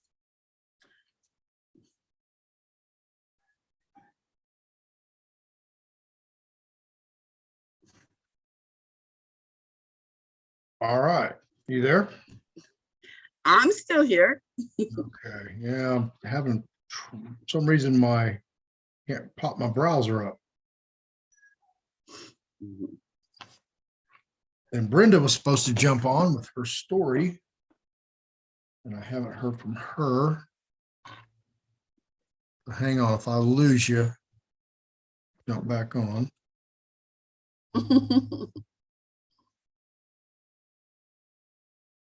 Find out what's So was causing- that interesting, Floyd? Did you learn Uh, something? You know, I often wonder how much time you actually have on your hands. There we go. Now we're cranking. Right? Actually, I really don't, Floyd. I'm like up at 5 o'clock in the morning and I go to bed around midnight, 1 o'clock. And it's usually helping clients working, you know, trying to get, you know, stuff written. And then I ran across this and I knew I had you today. So I decided to put it together at the fleeting moment. Right. Because I figured this would be a good opportunity to show people what they don't have and what's happening, Okay. especially after what happened yesterday. Can I talk about Tarrant County? Oh, yeah. Tarrant County, Texas. Absolutely. Can I tell you my story about Tarrant County, Texas? Oh my God. Okay. Hang on. I'm going to introduce everybody to this fine Texas city. Welcome to Fort Worthless, Texas, because that's about it. All it's good for. It's Fort Worthless. They have been corrupt since the 70s. Their county jail was one of the worst in the country, next to Dallas County Jail and Harris County Jail. Abso-freaking-lutely. And I know because You visited them all. I was yeah, Jesse's a veteran. What you know about that 3-sheet rule?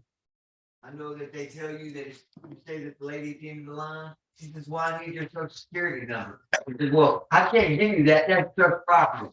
He goes, well, you're going to be in here for a long time. If you don't, then why don't you just lean over here in my head?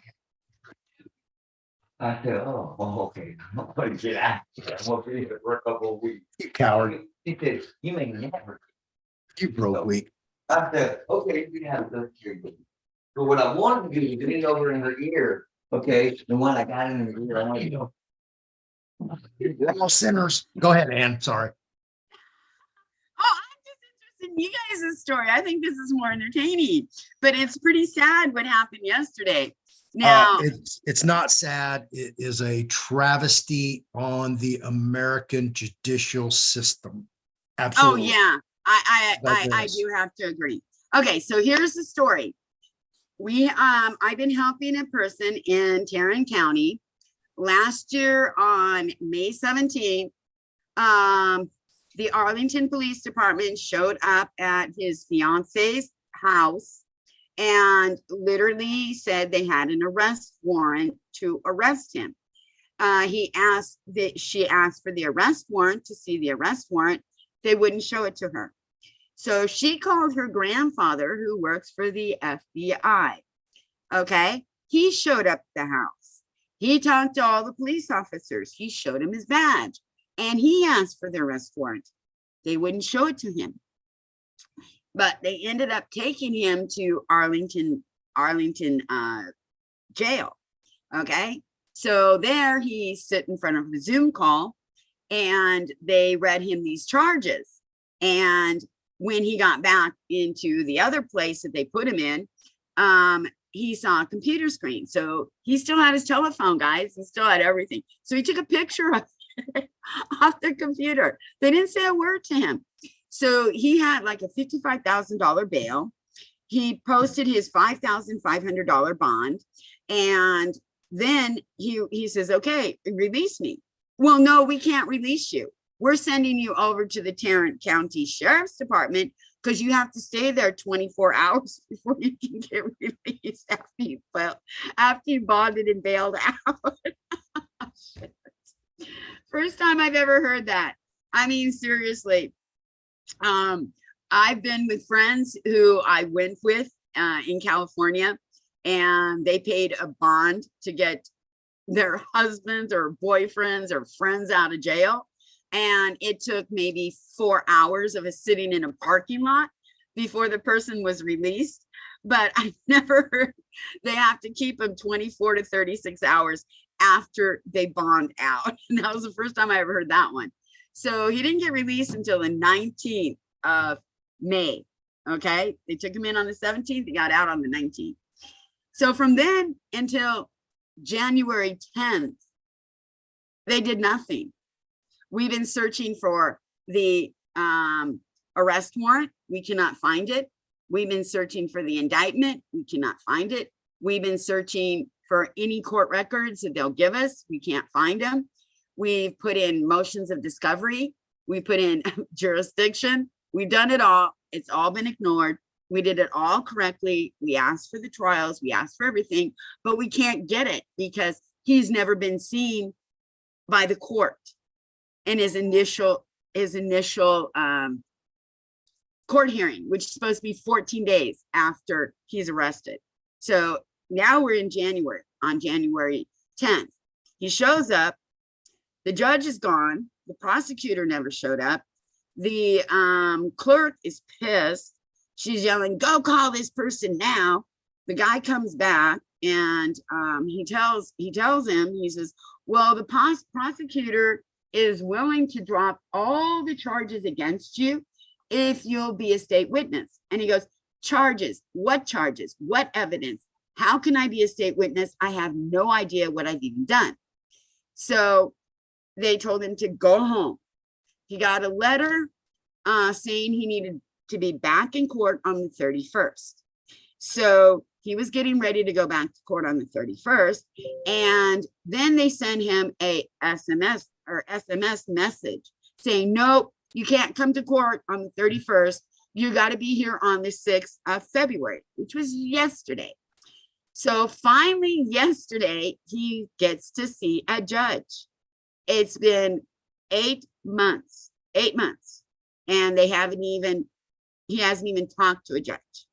So when he walked into the courtroom, the judge is trying to push a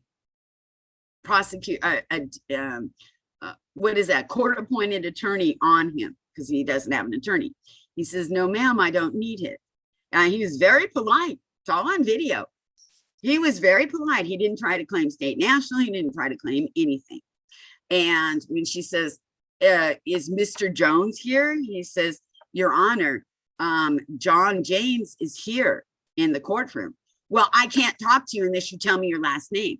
He says, well, it's on the license. You have it in front of you, but my name is John James. I don't use the last name. Well, I can't deal with you unless you talk to me and tell me your last name. And he says, well, you have it. And she goes, well, you have to answer by it. And he says, I'll answer to John James. Okay, so I guess she didn't like that because she tried to contract with him. Like I said, you contract through the last name. So if you can't contract through the last name, you have no contract in the court. So she got even worse. She got a hell of a lot worse. So then she tells him, she goes, well, if you're not going to take the district attorney or, the court appointed attorney, you're going to sign this paper for me saying you're pro se. He read the paper and it's basically saying, it's literally saying that you're giving up your Sixth Amendment rights. It's literally saying that you don't want an attorney and you don't have the choice to get one later on. So he said, no, ma'am, I'm not going to sign this, and he was real polite. He says, I'm in the process of looking for a counsel to arrive in the court and aid and abet me. And she blew up. And she says, I don't want to hear that. Sign that paper. And she was getting really pissed. And he says, well, ma'am, I'm not going to sign the paper because this gives up my rights and I want my counsel. So she had him surrounded by 6 police officers who immediately handcuffed him and walked him to the back room and put him in a holding cell. Now the police officers come with her paper And they hand it to him and they tell him flat out, if you don't sign this for the judge, guess what? You're going to go to jail for 180 days for contempt of court. I mean, let's talk about strong arm. Let's talk about ridiculous. Let's talk about, I can't even believe that happened. So he did sign the paperwork because he doesn't want to go to jail for 180 days just because he wouldn't sign a piece of paper. I mean, this is ridiculous. This is where we're at, guys. I know, but hold up. Okay. He should have stood his ground and went and did the 3 days, because that's all they can hold you is 72 hours. End of story. They cannot put you in there for no 180 fucking days. If the media in Fort Worth and Dallas got a hold of this story, it would be on the noon news, 5 o'clock news, the 4 o'clock news, 10 o'clock news. Absolutely. Of what's going on in Fort Worth. So can you publicly announce the name of this Tarrant County District Court judge? Oh yeah, I can. Oh yeah. Ooh, Her name is, what's his name? On Front Street. Rena Webb. How do you spell that? REINAWEBB. Let's go see what Rena Webb's all about. Well, Hey, Ann. obituary. Yeah.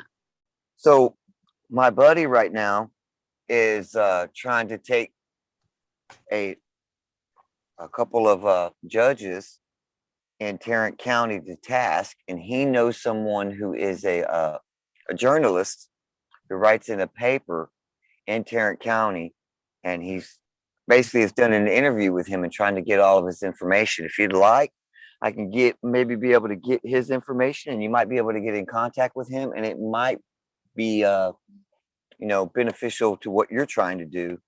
And Oh get him yeah, involved to because help. you know what? This is called involuntary servitude, involuntary slavery. It is is astronomical. Floyd gave me a paper about it, and oh, you should see what I wrote. I am going to be filing quite a few things against these people. I already started writing them up, and they will be going out between today and tomorrow. The T. Awesome. Well, what Yeah. I'll talk to him and Because, I'll see if I he's can get supposed to that be back in information court. for you. He's I'm supposed to be seeing- back in court on the 6th of March, next month. Okay. I'm seeing a Judge Rainey Webb. Yeah, that's it. Rainey. Okay. I thought it was rainy. Raina. Yeah. Hey, I wanted to go back and touch on what you were talking about, the last name there, Ann. I had a situation that was very similar, but it was with a police officer, right? They Yeah. pulled us over and they got my buddy out of the car and they tried to ask me what my name was. And I told them, well, my name is Jesse Wayne. And they said, well, do you have a last name? And I said, well, my family has a last name, but if I give it to you, that would be going into dishonor. Can't give you something that doesn't belong to me. Okay. You know how mad that made them? Okay. They tried they brought in 2 other cops to ask me the same question. And I told them the same thing.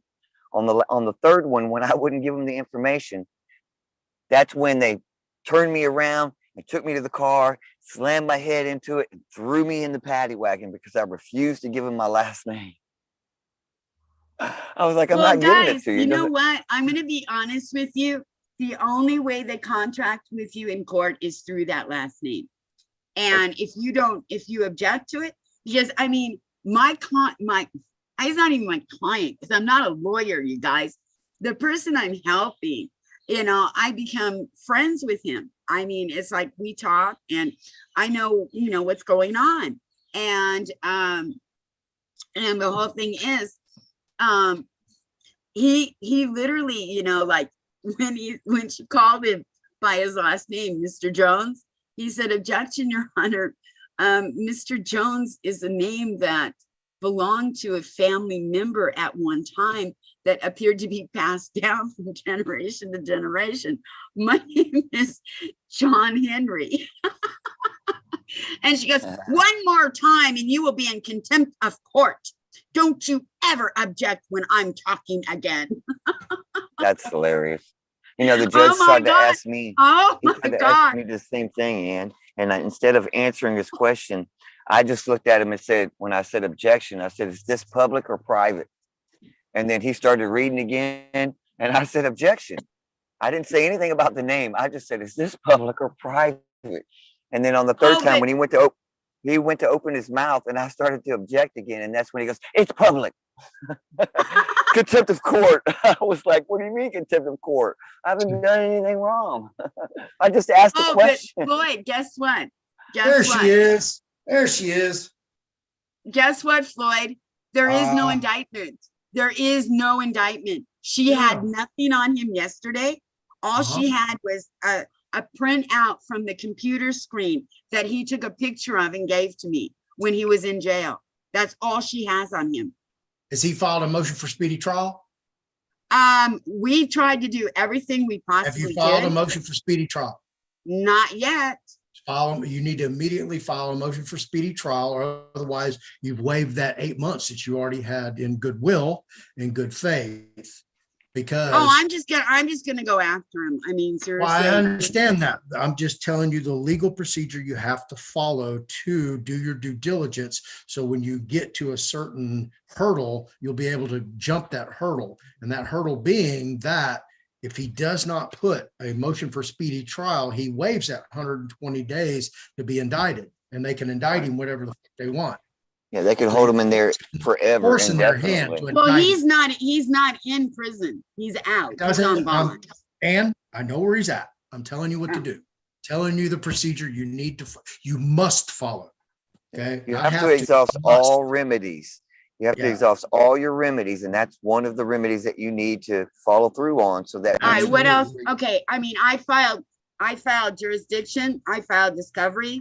I filed, that's about all we filed, because I mean, right, but you're filing motions, right? But I've also filed orders, or commands to, bring it to trial to hear the case, and they've done that. And did you call the court coordinator and schedule a hearing to be heard? I put in the paperwork to do it, or well, I can't. Hold on. I'm educating you and everybody else how the system works in Texas.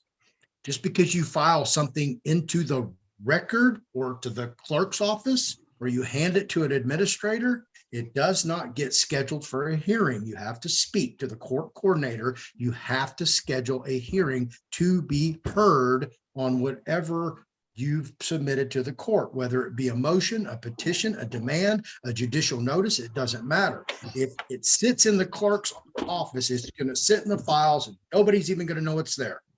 Judge is not going to know it's there. The opposing party's not going to know it's there unless you've sent it to them. And of course, if you just send them a 42-page document, they're not going to read that document until they're forced to read that document, because they just got too much to do. So, well, yeah, I'm not that dumb. I'm not that dumb. Nobody said you're dumb, but I'm just telling you how it works here in Texas. And it's, like I said, the system is a travesty on the state of Texas. For all. So what do I have to do? Do I have to file so I need to file a motion for a speedy trial, and then I need to go through the trial. Then I need to go to the coordinator and make the coordinator say something, or give me a court date to hear it. Court, you need to tell them what you have filed into the record, and do you want to schedule a hearing to adjudicate those motions or demands, petitions, whatever you have that vehicle titled as. Okay. And you definitely want to file a motion for speedy trial, and it doesn't have to be anything formal. You can actually write on a piece of paper, plaintiff desires or defendant desires to have a motion for speedy trial. Boom, that's a wrap. It's filed on the record. So your 120 days starts from the day you file it, or put it in the mail pursuant to the mailbox rule. So they have 120 days to indict you. If they don't indict you after the 120th day, that's a wrap. Free to go.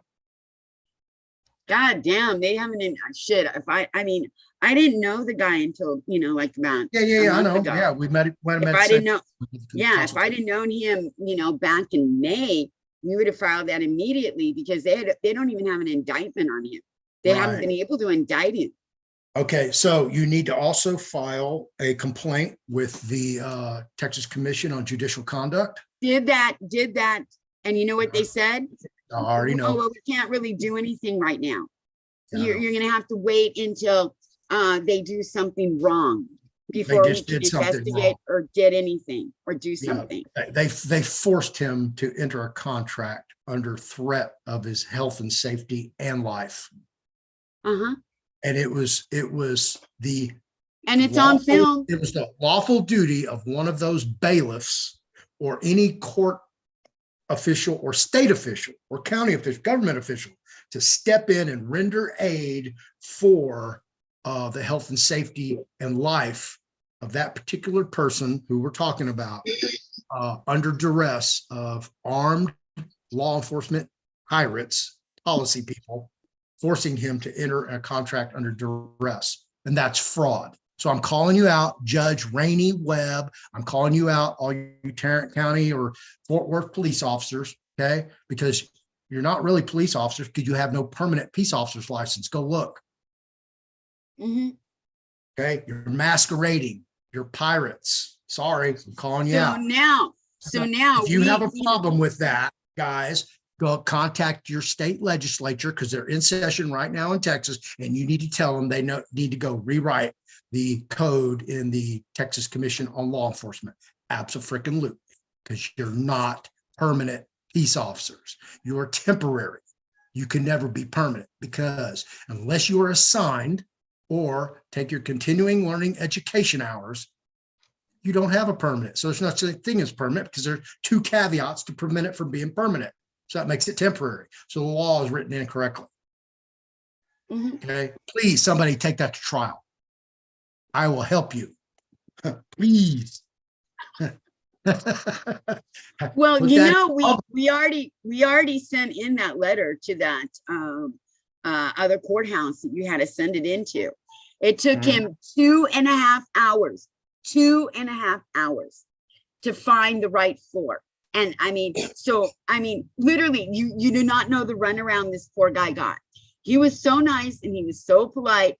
It was amazing because and he was videotaping it all. It was hilarious.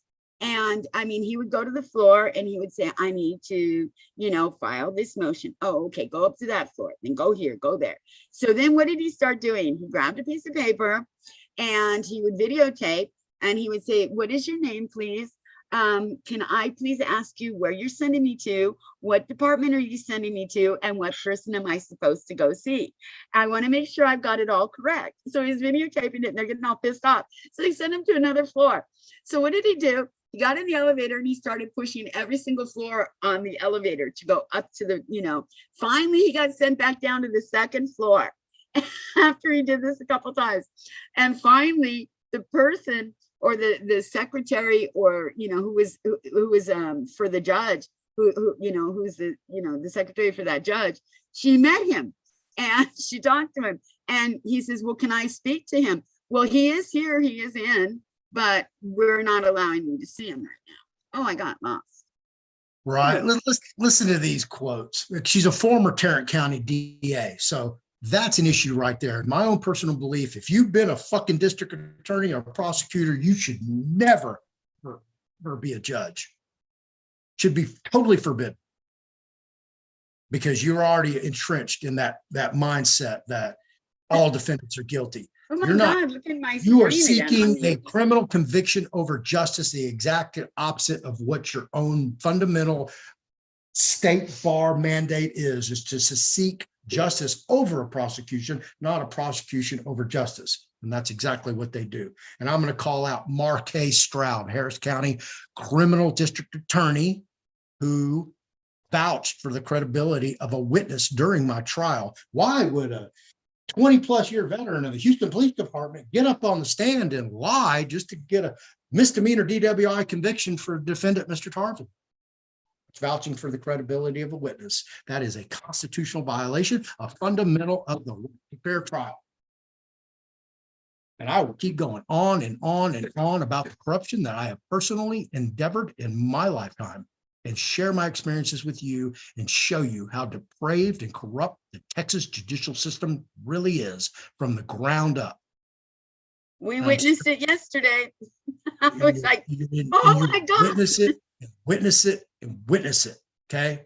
And it's corrupt from the ground up. So this is what she says. When the criminal justice system, there are three different views on how the system should work: punishment, deterrence, or rehabilitation. Punishment, that the offender should be punished for their actions. Deterrence, that the consequences of offenders' actions will deter other individuals from committing crime.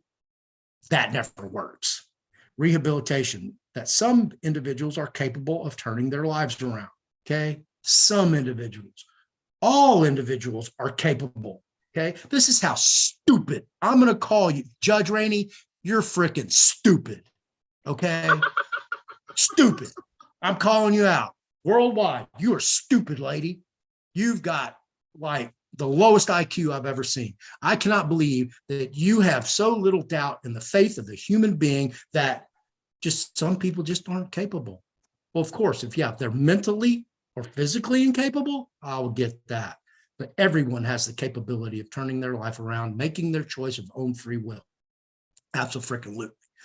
So your little punishment first, deterrence second, rehabilitation third. Lady, you've got everything fucked up and out of order.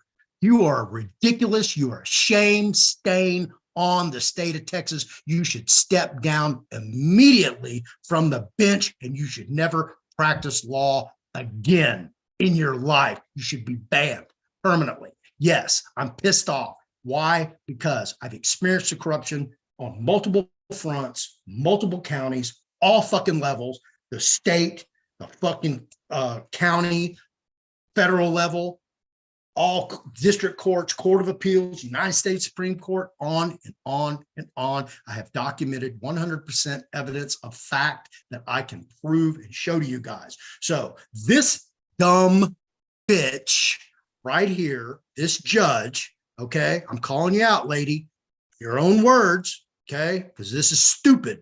You should have rehabilitation first, because that's what it's all about. You want to rehabilitate the person.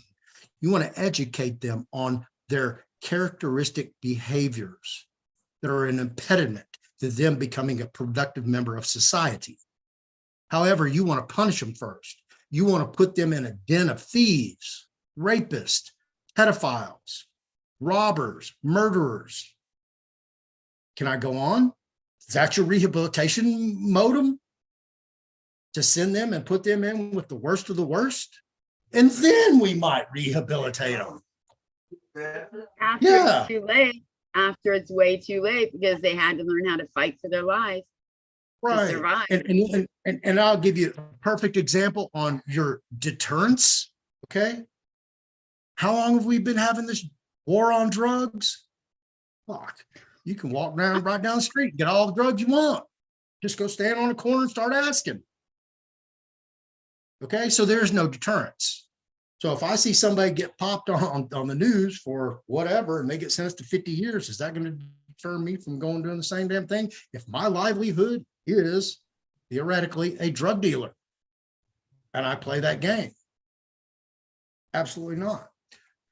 So I'm going to get off the Judge Rainey platform. But the whole funny thing was, when you listen to him speak in the courtroom, he's very educated. He's very polite. And he says, well, Miss Judge, he called her Ms. Judge or Ms. Webb.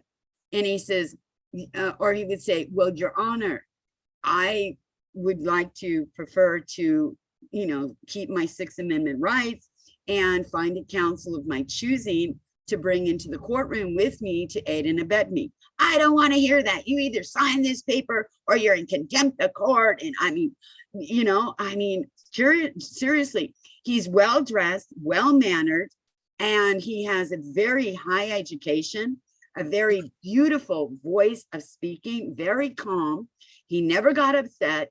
He never got mad. He never, said anything. I was just in shock yesterday when I heard that. Yeah, it was ridiculous. It was ridiculous. We're going to clean this up, okay? And this may take a minute. We're going to clean every state up. And we're going to hold these people accountable.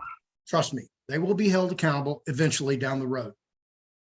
Okay, and I want to read this. Though Rainey's personal view of the system is almost always the rehabilitation stance, well, I can't tell, she can respect the view of any other judge or attorney as long as they have a why.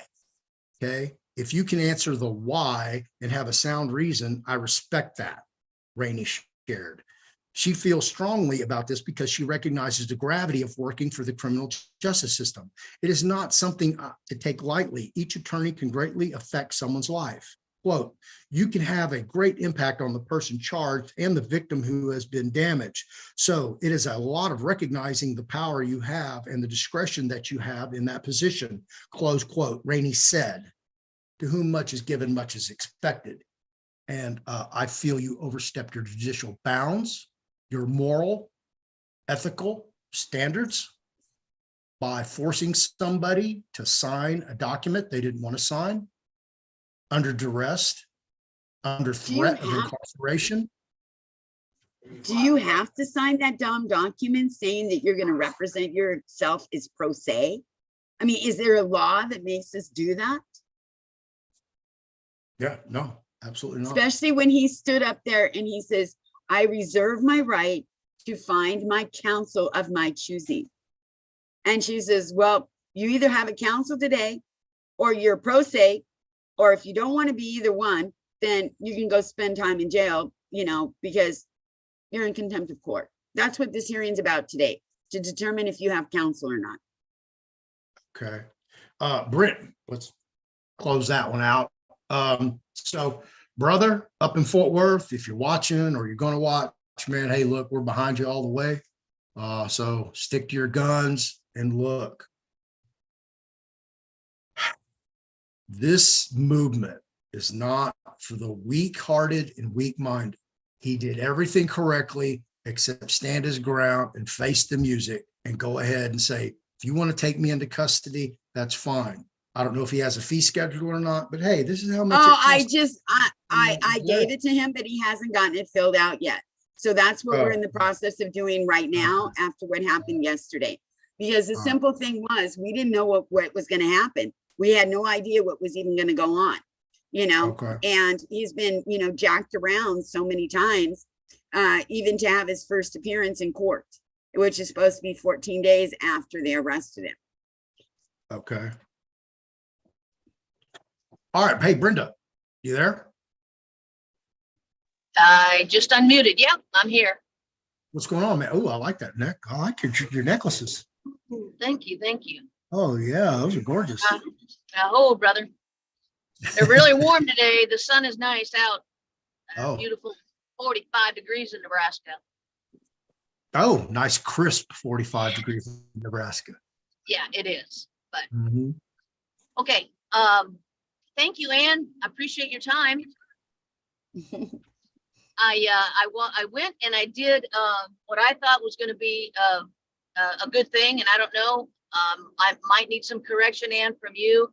I did not exactly get the entire way of writing a bond, but I got the bond that we got at the very first class of our trust class, and that was amazing trust class. Thank you.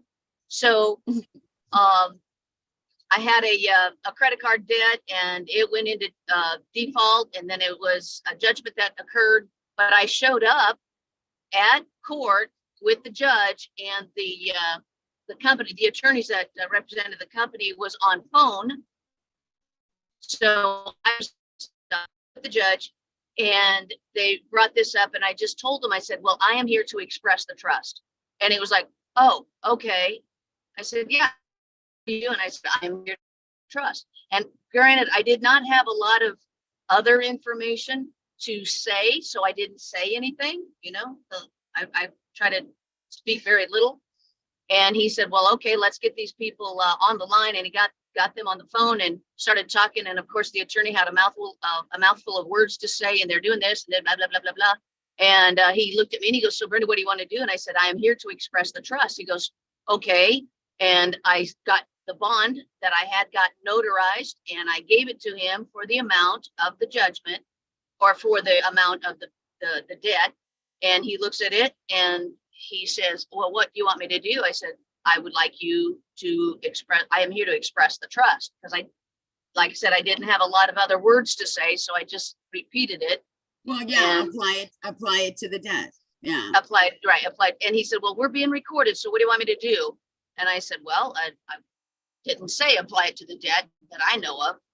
You know, I just said, I'm giving you this for the debt or for whatever. And the conversation was really short. They hung up the phone and he said, well, you can go for today or whatever, something like that.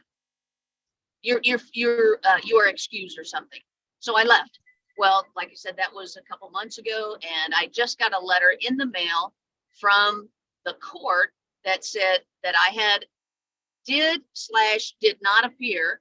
And then it went on, and I can't read it right now because I am driving, but it said that the judge had made a judgment on this, and there is the judgment of the $4,700, whatever.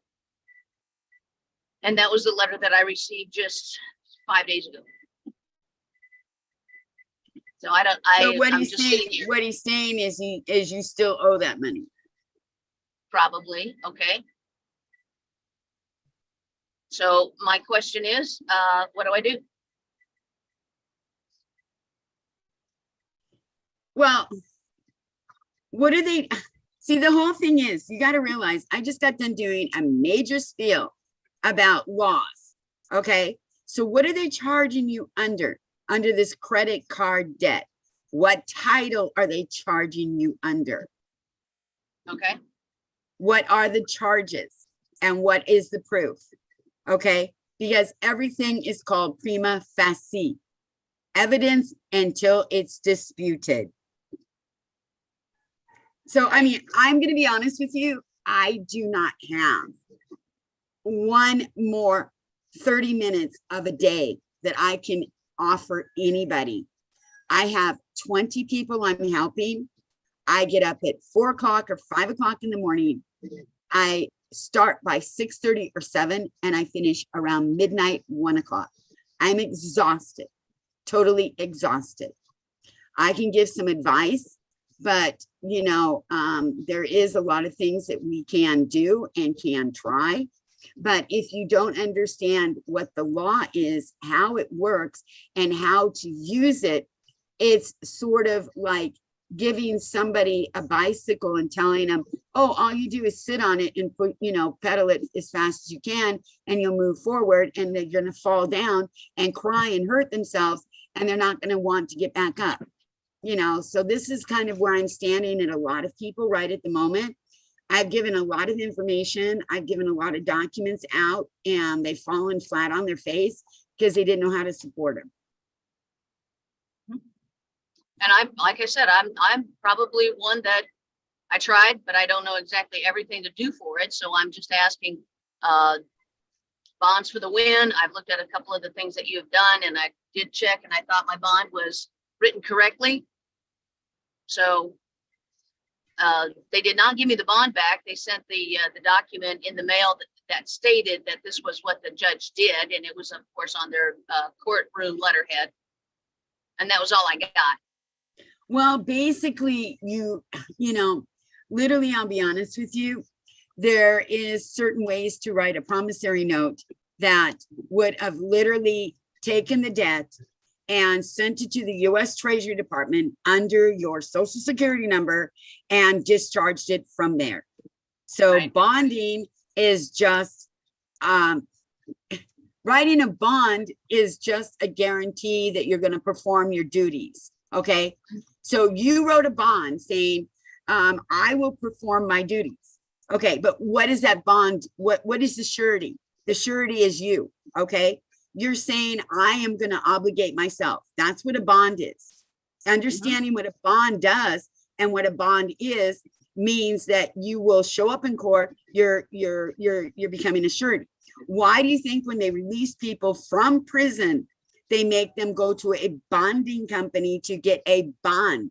Because that guarantees the court system, you will show up.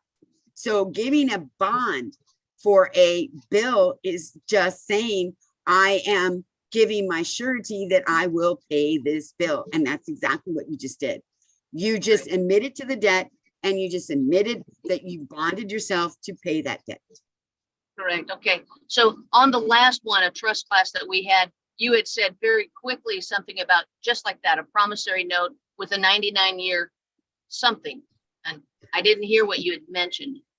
No, I didn't say promissory note with a 99-year.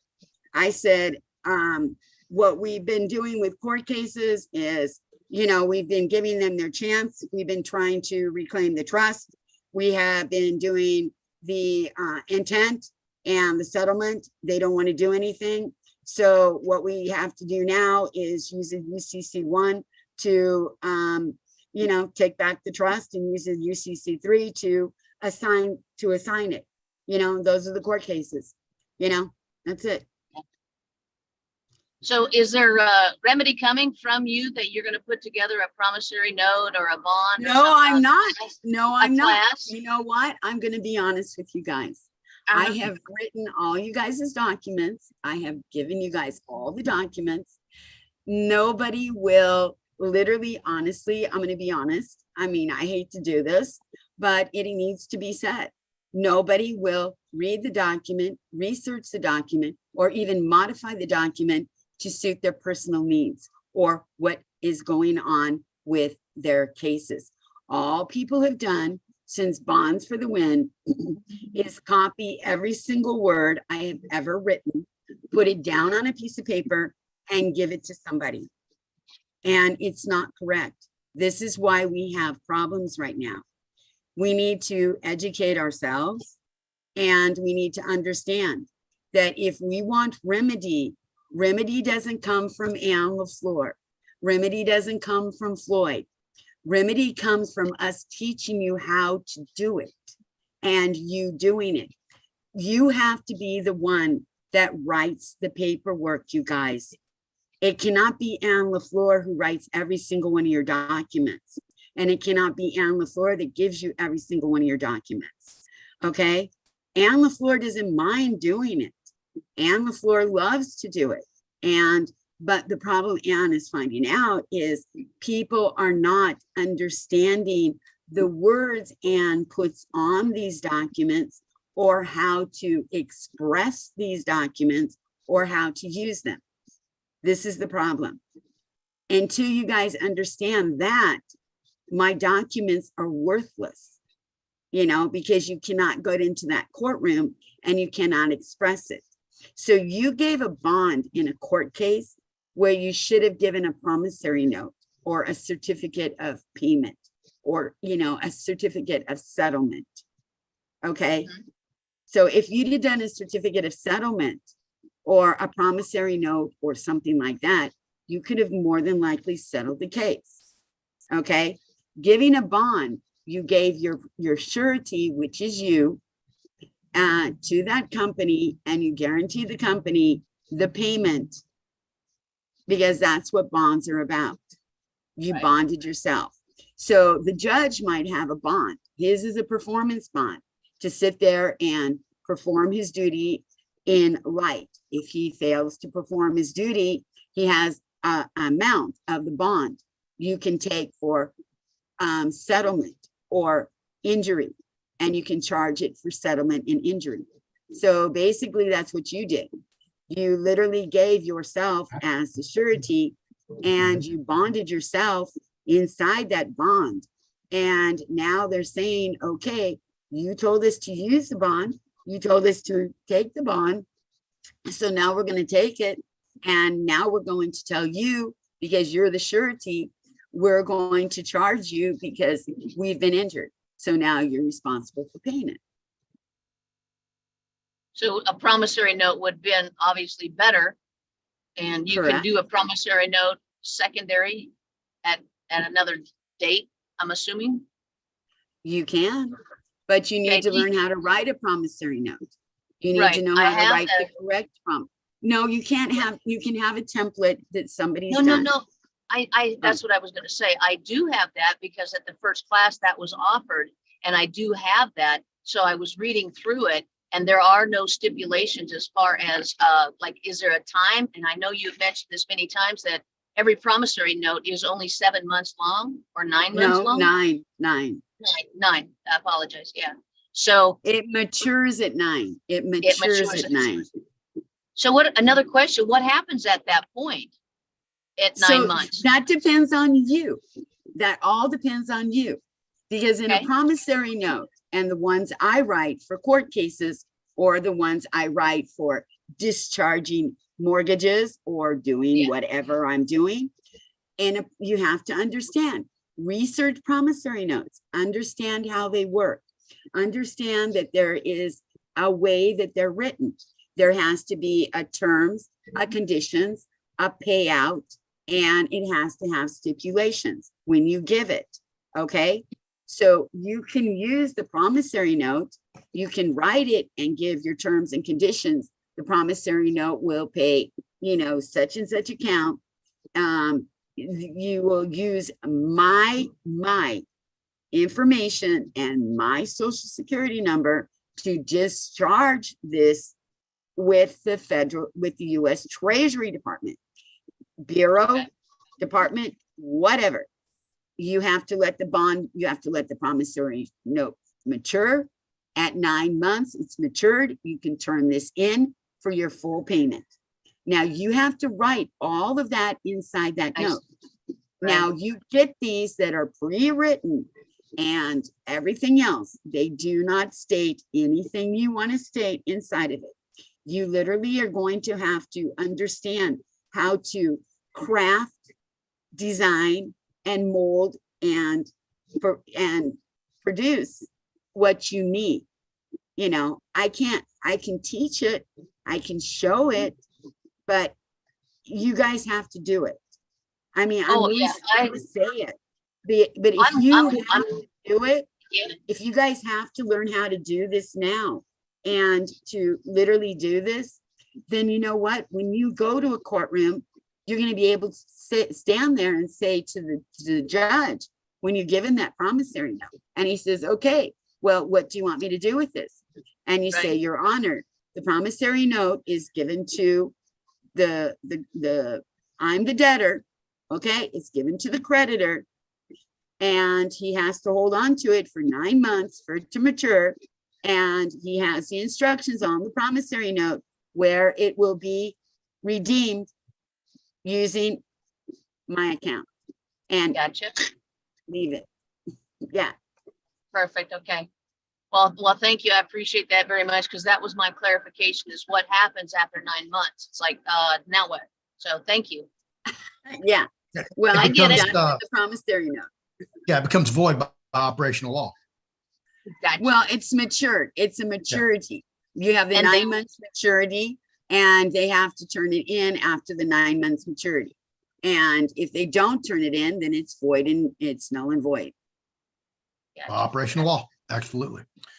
Well, thank you, Love Brenda. I got your message on your group of nationals. Yes, I do. I got a lot of their information too. So it's a Okay. Add collection of Brenda. good people. Okay. Great. Yeah. Gonna add to that go. list. Right. I'm going to schedule a Zoom, Brenda. So I'll send you the link, and you can send it to all your people. Wonderful. Yes, please do.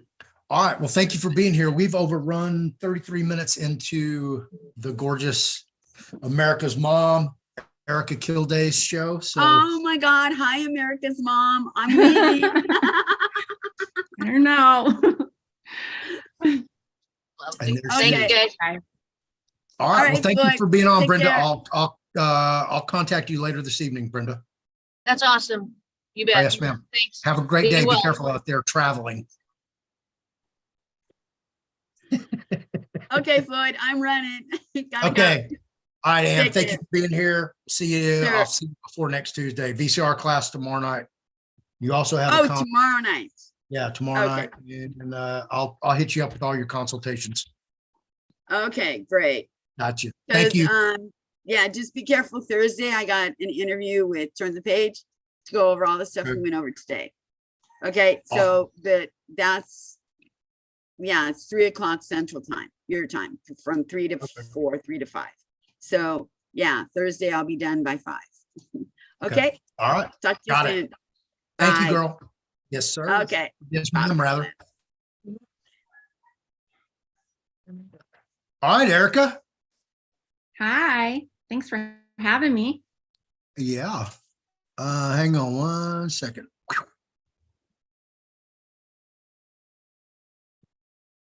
Okay. Okay. And everybody. Oh, man, I so love you being here. You are just a godsend to America's children and parents. Thank you. Thank you for having me. I'm so excited. I know. So- Let me go ahead. It's your show. Let me give you co-hosting duties Okay. so you can share screen. And do you have any guests coming on? Not today, but I've been talking to some people that I'm excited to partner with. So that will Okay. be down the road a little bit. All right. So yeah. Well, the floor is yours. Okay. Thank you. Reintroduce yourself to America, because some people don't know who you are and how to find right. you, how to reach you, and basically a little quick bio in a nutshell. Okay. Well, I am a homeschool mom, and I lived in Washington my entire life until about 2 years ago. And we decided, with everything we had seen in the year 2020, that we were no longer going to put up with the things that our kiddo was experiencing in Washington State. So we sold everything that we owned and bought a 42-foot fifth wheel and a big truck, and packed whatever we could into that fifth wheel, and drove ourselves to Kentucky. So it's been kind of a wild ride since then, but here we are. My kid is doing great, and I feel like I've learned a lot, and I'm really excited to share those things with people, because I feel like we've had a really unique experience. I'm reading and studying all the time, and I believe that, not that I'm unique to motherhood, but I believe that I have some unique perspectives that I can share, and some things in this community that aren't being caught with the families and the kids and stuff. So I am looking forward to sharing some of these things with you guys. So my focus is to help you develop a plan for your family and to see potential pitfalls that can happen. And I'm going to give you an update, like a live update, about what I'm doing with my family. And I started out a couple of weeks ago with Floyd, sharing some of the very specific paperwork that I had put in place for my family, and different things we're working through. And as it happens, I started thinking back about what I had started with a couple of weeks ago, and I'm like, hey, there are updates on this stuff. And in fact, today I came across more paperwork that I'm going to have to do to get my kid into another event. And I want to help you see the pitfalls in that stuff, and also just start thinking ahead. So a couple weeks ago, You have the rest of the show till 5 o'clock. I don't have anybody else 5 scheduled. o'clock. I don't know Yeah. that I can talk till 5 o'clock. No, We no, might need just speak until you've exhausted everything you need to say, and then I do have a surprise guest coming on. Okay, But- at 5 o'clock. but Yeah, you have all the time you need to go ahead and produce this segment. So I'll digress and give the floor Okay. back to you. Okay. Well, don't be afraid to come back and check in. I'm Okay. here. I'm right here. Okay, good. I'm not Okay. going anywhere. I just have Okay. everything muted for background noise. Okay. Okay, so this is what I was going to say. Oh, so what I'm going to be doing is kind of updating you guys on a weekly basis on different forms that I filled out or customized and submitted to different entities. Or I'm going to be sharing new paperwork that I'm working on, because just as Anne was talking previously about how important it is to customize your documents, I think that it is so important that you do that as well. From my perspective, every event is different for a kid, or a family.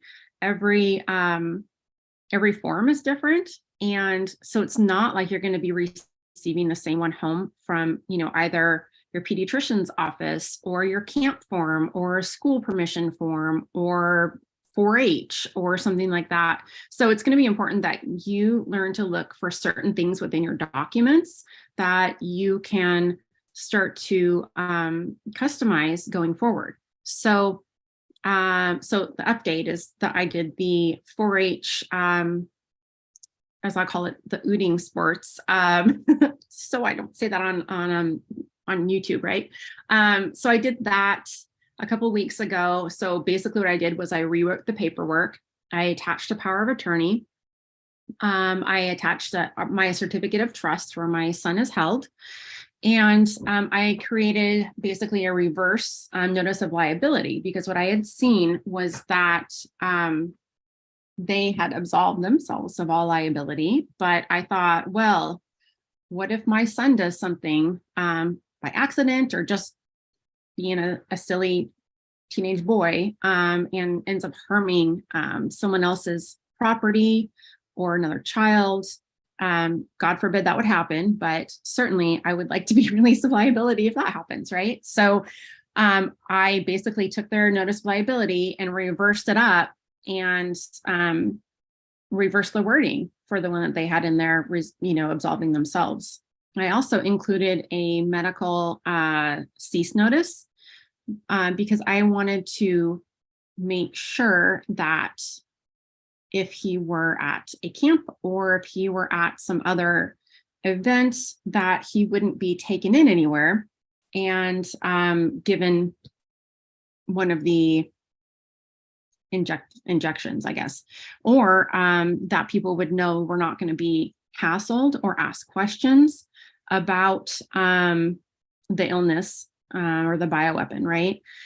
So I wanted to make that very clear. We're entering your organization and this is the terms upon which I will allow my son to participate. So I did that, and my husband dropped it off and in person, and they accepted it, have not heard from them. So next event that's coming up is a church event that's at the end of the month, and it's a sleepover, and it's 3 days, and they're going to be doing activities and eating together and all of those sorts of things. So what I did is I had the paperwork filled out. I didn't find that there's too many things that I would adjust to that paperwork. So I attached a power of attorney, and I have 3 people listed in that. And I have a big deal on emergency contacts and why we need to specify what those emergency contacts can do so that they actually have a purpose, not just a name and a phone number written down. So I specified. Break that down for them, Right, what down? what that looks like as far as assigning emergency contacts. So this emergency contact has authorization to give medical. Oh, well, when you fill it out for an event or an authorization, all they ask for is the emergency contacts, like email, phone number, name, and perhaps relation, which would be like friends, mother, whatnot. For me, my mother, right? So what I've done is I've gone in and written a POA so that it's very specific about what that person can or cannot do upon being contacted. So yeah, can they go get, it's an emergency, right? So does my kid need to be taken to the hospital? Well, what if that person doesn't actually have the authorization to take your kid to the hospital? I want whoever it is to be able to do that for me, right? So I've written very specific things in there that would allow those people to be able to act on my son's behalf, because otherwise that's a useless piece of information. I also want to make sure that they're protected if they do go in and take action, right?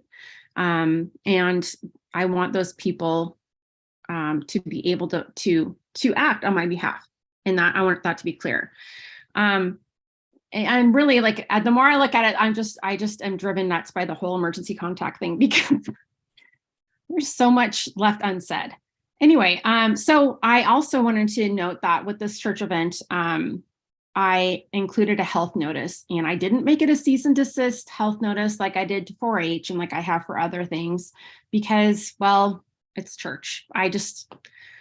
I have talked a lot about how you need to make these notices, excuse me, relevant, number one, but number two, you need to put them out there. You need to think about your audience, right? So if I'm sending a cease and desist notice to my church over something they haven't done yet, like asking about my son's health status or anything like that, that seemed a little aggressive to me. So I just had a notice of health and my requirements in terms of what would happen to my son upon a health situation occurring, right?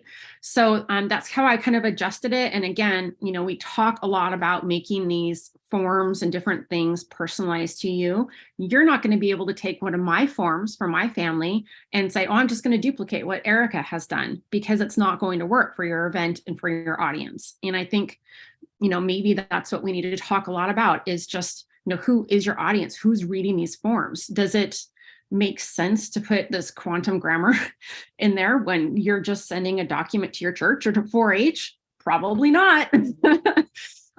So that's a really important aspect that I think a lot of us in this community have looked at these really intricate, weighty, difficult to read documents, and we forget about who our audience is. So now, so that's so I haven't heard back from church, sent that in about a week ago. I haven't heard back. So there we are with that. I'll keep you updated. The next thing that I'm working on, my son needs a hunter's education course. So this morning, I go in to like sign him up for this hunter's education course, and it's online. And I'm plunking down the form, and then I see Social Security number is required to proceed.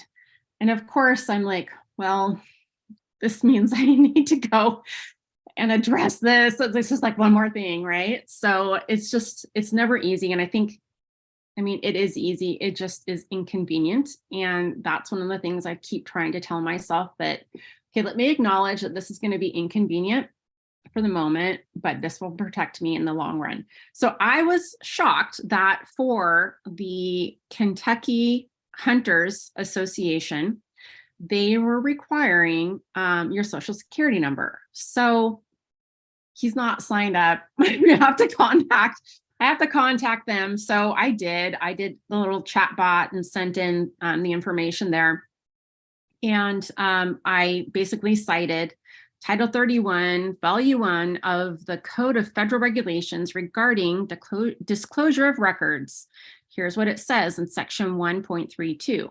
An individual shall not be denied any right, benefit, or privilege provided by law by a component because of such individual refusal to disclose his Social Security number. So that was one of them. I could have included like 10, right? But it was a chatbot. So, and then the next one was Section 7 of the Privacy Act of 1974 in 5 U.S.C. 552A regarding your right to privacy. Basically, there are things in place to make it very easy to say this. Just there's things in place. There are laws in place that protect you so that you do not have to provide the Social Security number. And we know that they're going and seeking funding when they do that. And that's okay. I guess you want to pay your instructors, but I kind of feel like that's already paid for. If you're going to offer it for free, don't include the requirement for a Social Security number. Like it just seems duplicitous to me. And I'll let you know how that goes if we actually get to go to the Hunter's Education course this week. So now there is, to switch gears a little bit, there is an event that has happened in one of my online communities this week. And I'm going to tell you about this event and share my connection to that, which I have a little bit already, but I want to let you know that this is really hit home for me on many levels. And it was really good for me to think through, what would I do? And I'm going to start this off by saying I am not a CPS expert. I'm not going to pretend that I am, but I want to share with you, if it were happening to me, this is what I would do, because I can imagine myself being in this scenario. And I think it's, we can talk about hypotheticals all we want, but this is a scenario that's actually happened, and it's just kind of stinky. So here's the situation. There was a family at a campground. Let me back up. So I'm part of the full-time RV family groups online. And these are families who have chosen to go and, perhaps like us, sell all of their possessions and live in an RV full-time and travel around the country. Some people are stationary, some people travel from campsite to campsite. And it can be a lot of fun. It can be very stressful. And so there are some unique things I want to address that affect these families. There are some vulnerabilities at hand. So it means that your RV is your home. And some people have, smaller ones, like maybe a 30-foot RV, or a larger one like our 42-foot RV. It means that they probably handle education differently than most families. It could be a hybrid, online. It could be mom sitting down with the kids. Typically, it's a homeschool scenario. And since they travel from place to place, the parents' employment situation can be very different. So it's not always, mom and dad getting up at 5 a.m. and heading out to work. It could be mom and dad, working online. Or it could be, I know I've met on the road a lot of traveling medical professionals. So like traveling nurses, that sort of thing. So anyway, my point is that it's a different scenario, and parents typically feel pretty vulnerable because they're doing life differently. And as we know, people tend to not like it when you are outside what they feel comfortable with, or outside the norm. And I know that so many of the families that I've met are so confident in that they've made the right decision. There are just things like, well, what if CPS calls? What are my options? How do I explain myself? So that leads me to this specific scenario. So this family is at a campground, and they had a quote unquote a friend, is how the woman described it, call CPS. So CPS decided that they need to make a home visit. And so they called the family and said, hey, we're going to come stop by your home, your RV. And the family said yes. And what I saw in this community was, and this is maybe a 10,000 person community on Facebook, there's a lot of panic and a lot of fear. And what I'm going to do for you is break down who the parties were, the parties involved, and then what I would do. So I'll let you know that this. You can share your screen. You know that, right? I do, but I didn't put together a pretty presentation. So I'm just kind of reading my notes. Is that all right? Yeah, that's fine. But Okay. yeah, I was just letting you know. I didn't know if that was an omission or not, purposely. No. Thank you. So the parties involved would be the so-called friends, right? The campground where they're staying, and then CPS. So we're going to go through kind of what the roles were for those parties, and go from there. So the first thing I want to say before we start is that getting a simple document together to protect your family is better than no documents together.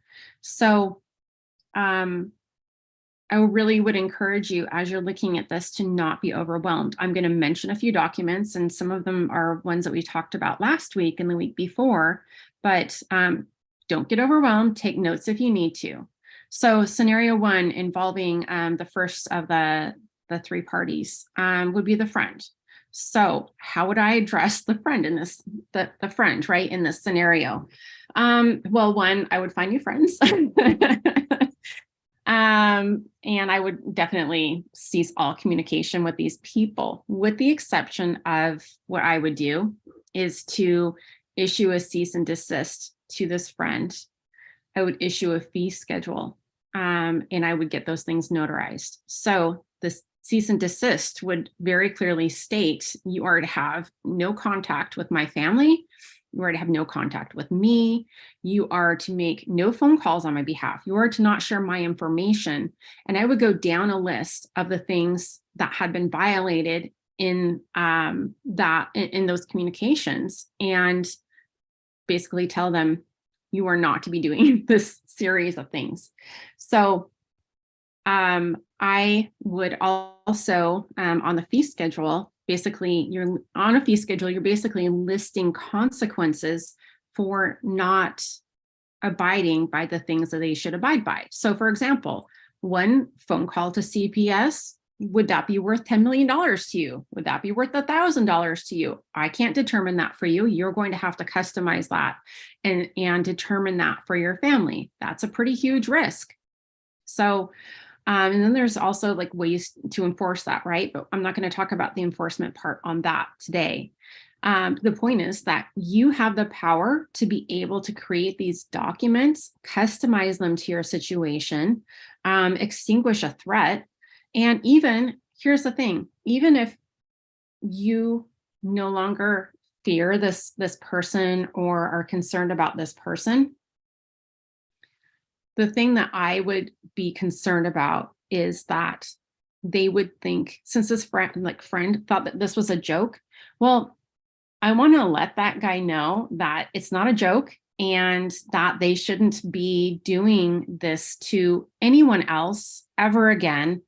And that if you mess with me going forward, there are going to be some pretty severe consequences. So what even if you, like I said, even if you felt like that was no longer a threat, I would still move forward and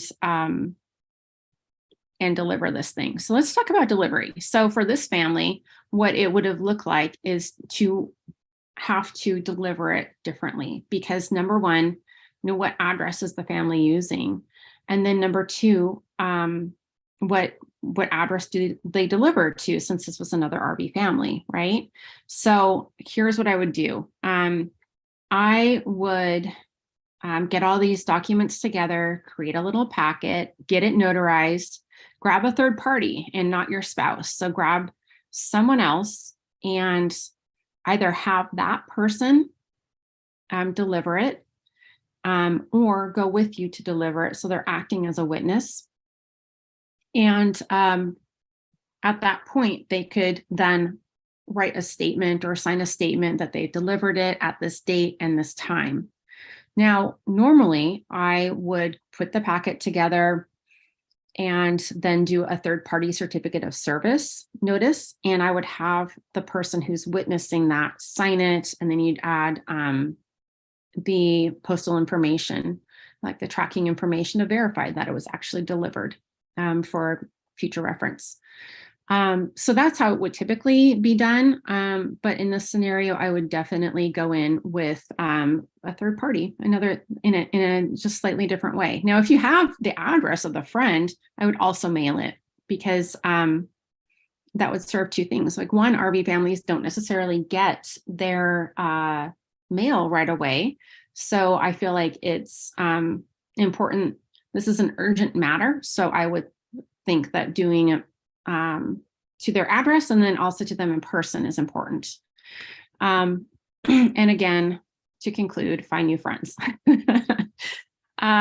So then the other party that you're dealing with in this is the campground. So the place you're actually staying. Now we have our own property, so I'm not worried about this for ourselves at all. So, and some families, like I said, are on their own property. This family happened to be in a campground. So in this case, unfortunately, this family who had CPS called on them were asked to leave the campground. So I think there's a few options here. One, I would probably personally just pack up and leave and just be done with it. The next thing to consider with this is that, gosh, if I just up and left, would that invoke shame? Would that invoke some sort of guilt? Because our actions, depending on what we do, invoke those things. So my actions could show that I am guilty, or I feel guilty, or have some sort of consequence that I am not aware of, right? But personally, I would just leave. But if I didn't want to leave, in writing, so I would write something out and I would ask for the reasons they're asking me to leave. I would say, please write out exactly why you want me to leave. I did not do anything wrong here. So from my understanding, campgrounds don't have the same protections that renters would have. However, there are several families that are in long-term contracts. So they may stay for 3 months, 6 months, something like that. And so it kind of functions as a lease. I would definitely go in and see where you might be protected in those contracts. I would definitely go back and look at the contracts that you signed with your campground and find out if, under what conditions they can ask you to leave. And I highly doubt that having a fraudulent CPS call would be one of those conditions that they could break your contract with. So I would ask them, like, why are you asking me to leave? Can you show me where in the document we signed between ourselves, where it says I would be kicked out? Have we caused harm to the community here? If so, we want to make this right. Please let us know. And what rules have I broken that might have been agreed upon, when I arrived? And then if you wanted to, you could even turn the tables a little bit and say, well, campground, what could you have done to protect me from getting a call from CPS? What liability? I don't know if there is any, but I think asking that question puts you in a different position when you have the conversation. Now, a campground is a private, in a private capacity, despite having a business license. So unless they're set up like a PMA, they aren't a PMA, right? But they do have the right to tell you to leave. That being said, go back through PMA, private membership or association. You got to remember you're talking to newbies as well as the entrenched. So you have to be clear and concise. So there you go. Go ahead. Thank you. Yes. So I got off track now. Sorry, you're talking about the different entities, and a PMA was one of them. Yeah. Yes. So unless a campground specifically has a private membership association, which is in a category all of its own, regardless, they have a right to ask you to leave their property. I would go back and I would review that contract or whatever you had signed between the parties. So, okay, now on to the one that I know you are all here for. Again, CPS, right? I am not a CPS expert. There are people out there who have studied CPS far longer than I have. So the way I wanted to handle this part of the talk is to just say, if this were happening for me, this is how I would handle it. So on that premise, I'm open to being corrected or redirected on this, but this is what I would do with the information I have today. I talk about asking good questions a lot, and I made a post about this over the weekend in my private families group. Also join the group. We would love to have you and have good discussions. But so one of the things I like to do is, like I said, talk about good questions and asking good questions, because I believe that when you ask good questions, you often end up with interesting results. So when we ask good questions of our kids, we might learn something we didn't know about our kids, or the way that they think, or the way that they function, or their plans, or there are just so many things that we can gain simply from asking our kids these questions. One example is this weekend I met with a friend, and she was really struggling with her cleaning style versus her child's cleaning style. And it was a matter of very different standards. And so I said, okay, one way to kind of even the playing field, to stop getting locked into mom's right, kids right, that sort of thing, would be to just go walk into the room and say, nobody's right here, nobody's wrong. Where do we start? And simply by asking that question of where do we start, it evens the playing field, and it allows both sides to be able to share what they think would be a great way to start cleaning the room. So that was a very simple way that my friend was able to handle, going back and starting at ground zero with their kiddo, and not making it adversarial.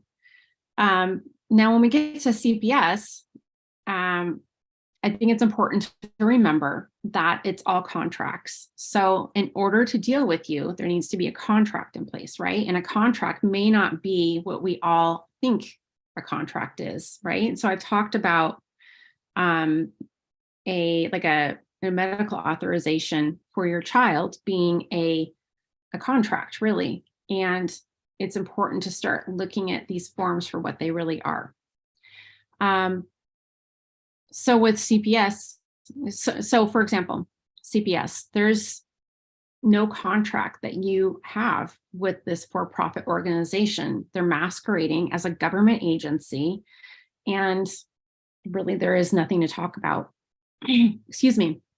On the flip side, a simple example of how you've been looped into a contract would be where you enrolled your kid into public school.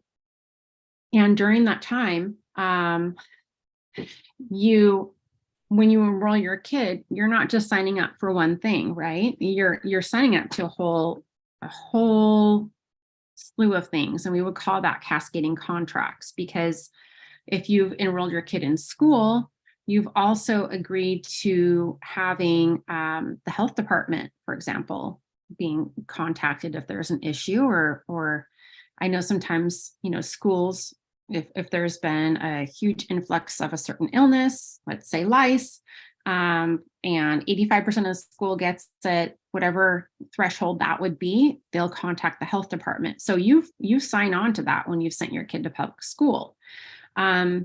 Likewise with CPS, you've signed on to certain things, whether or not you know it, that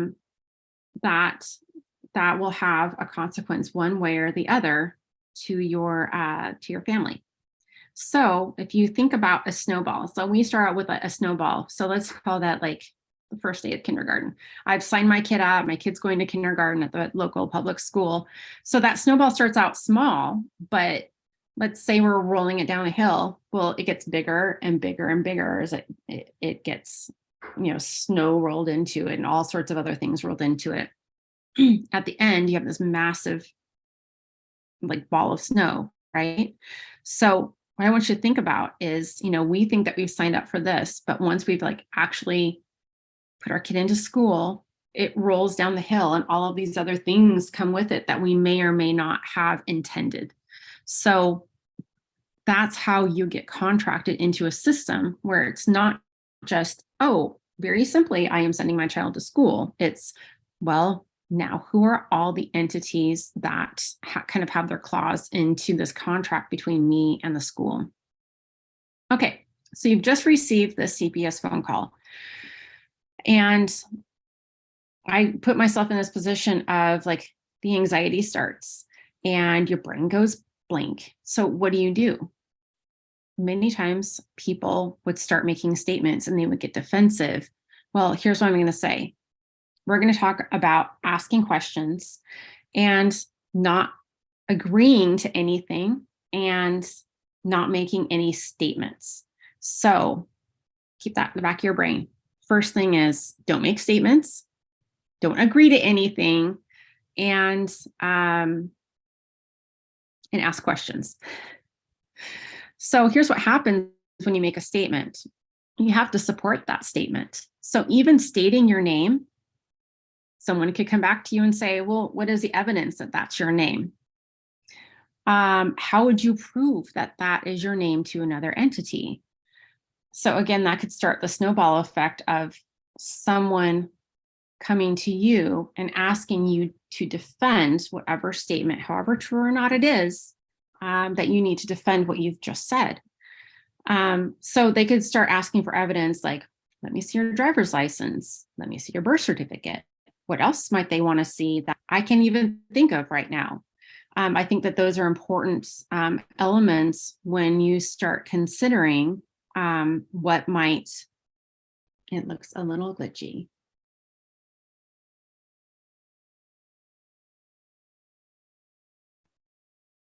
Okay. So Floyd, maybe you can let me know if we've got some issues going on.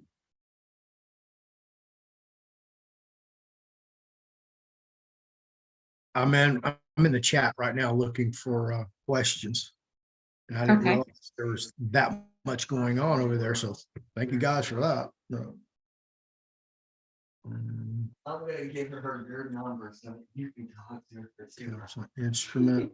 The judges are railroading, the judges are ignoring everything. They're railroading people, taking people's property from them. It's a travesty.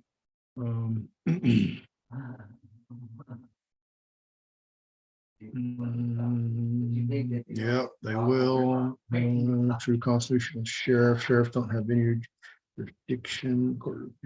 Scotland, they have Okay, so are we sheriffs. going to questions right now? I just want to make sure I'm on. I'm looking for one. If somebody Okay. wants to call in with a question, we can do that too. Okay. 281-671-0071. 281-671-0071. Call in now. Lines are open. Operators are standing by. Okay, so I'm going to get back to making statements. So we Sure. just talked about how this might impact like your typical family of you having to defend whatever statement that you make. So for RV families, this can get really dicey, and this is where parents get scared, and I think they make mistakes or potential mistakes, right? So as an RV family, how are you going to answer what is your address?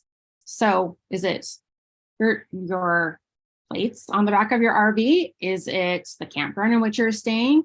Is it the address that you use that is potentially an out-of-state address? So what exactly is your address?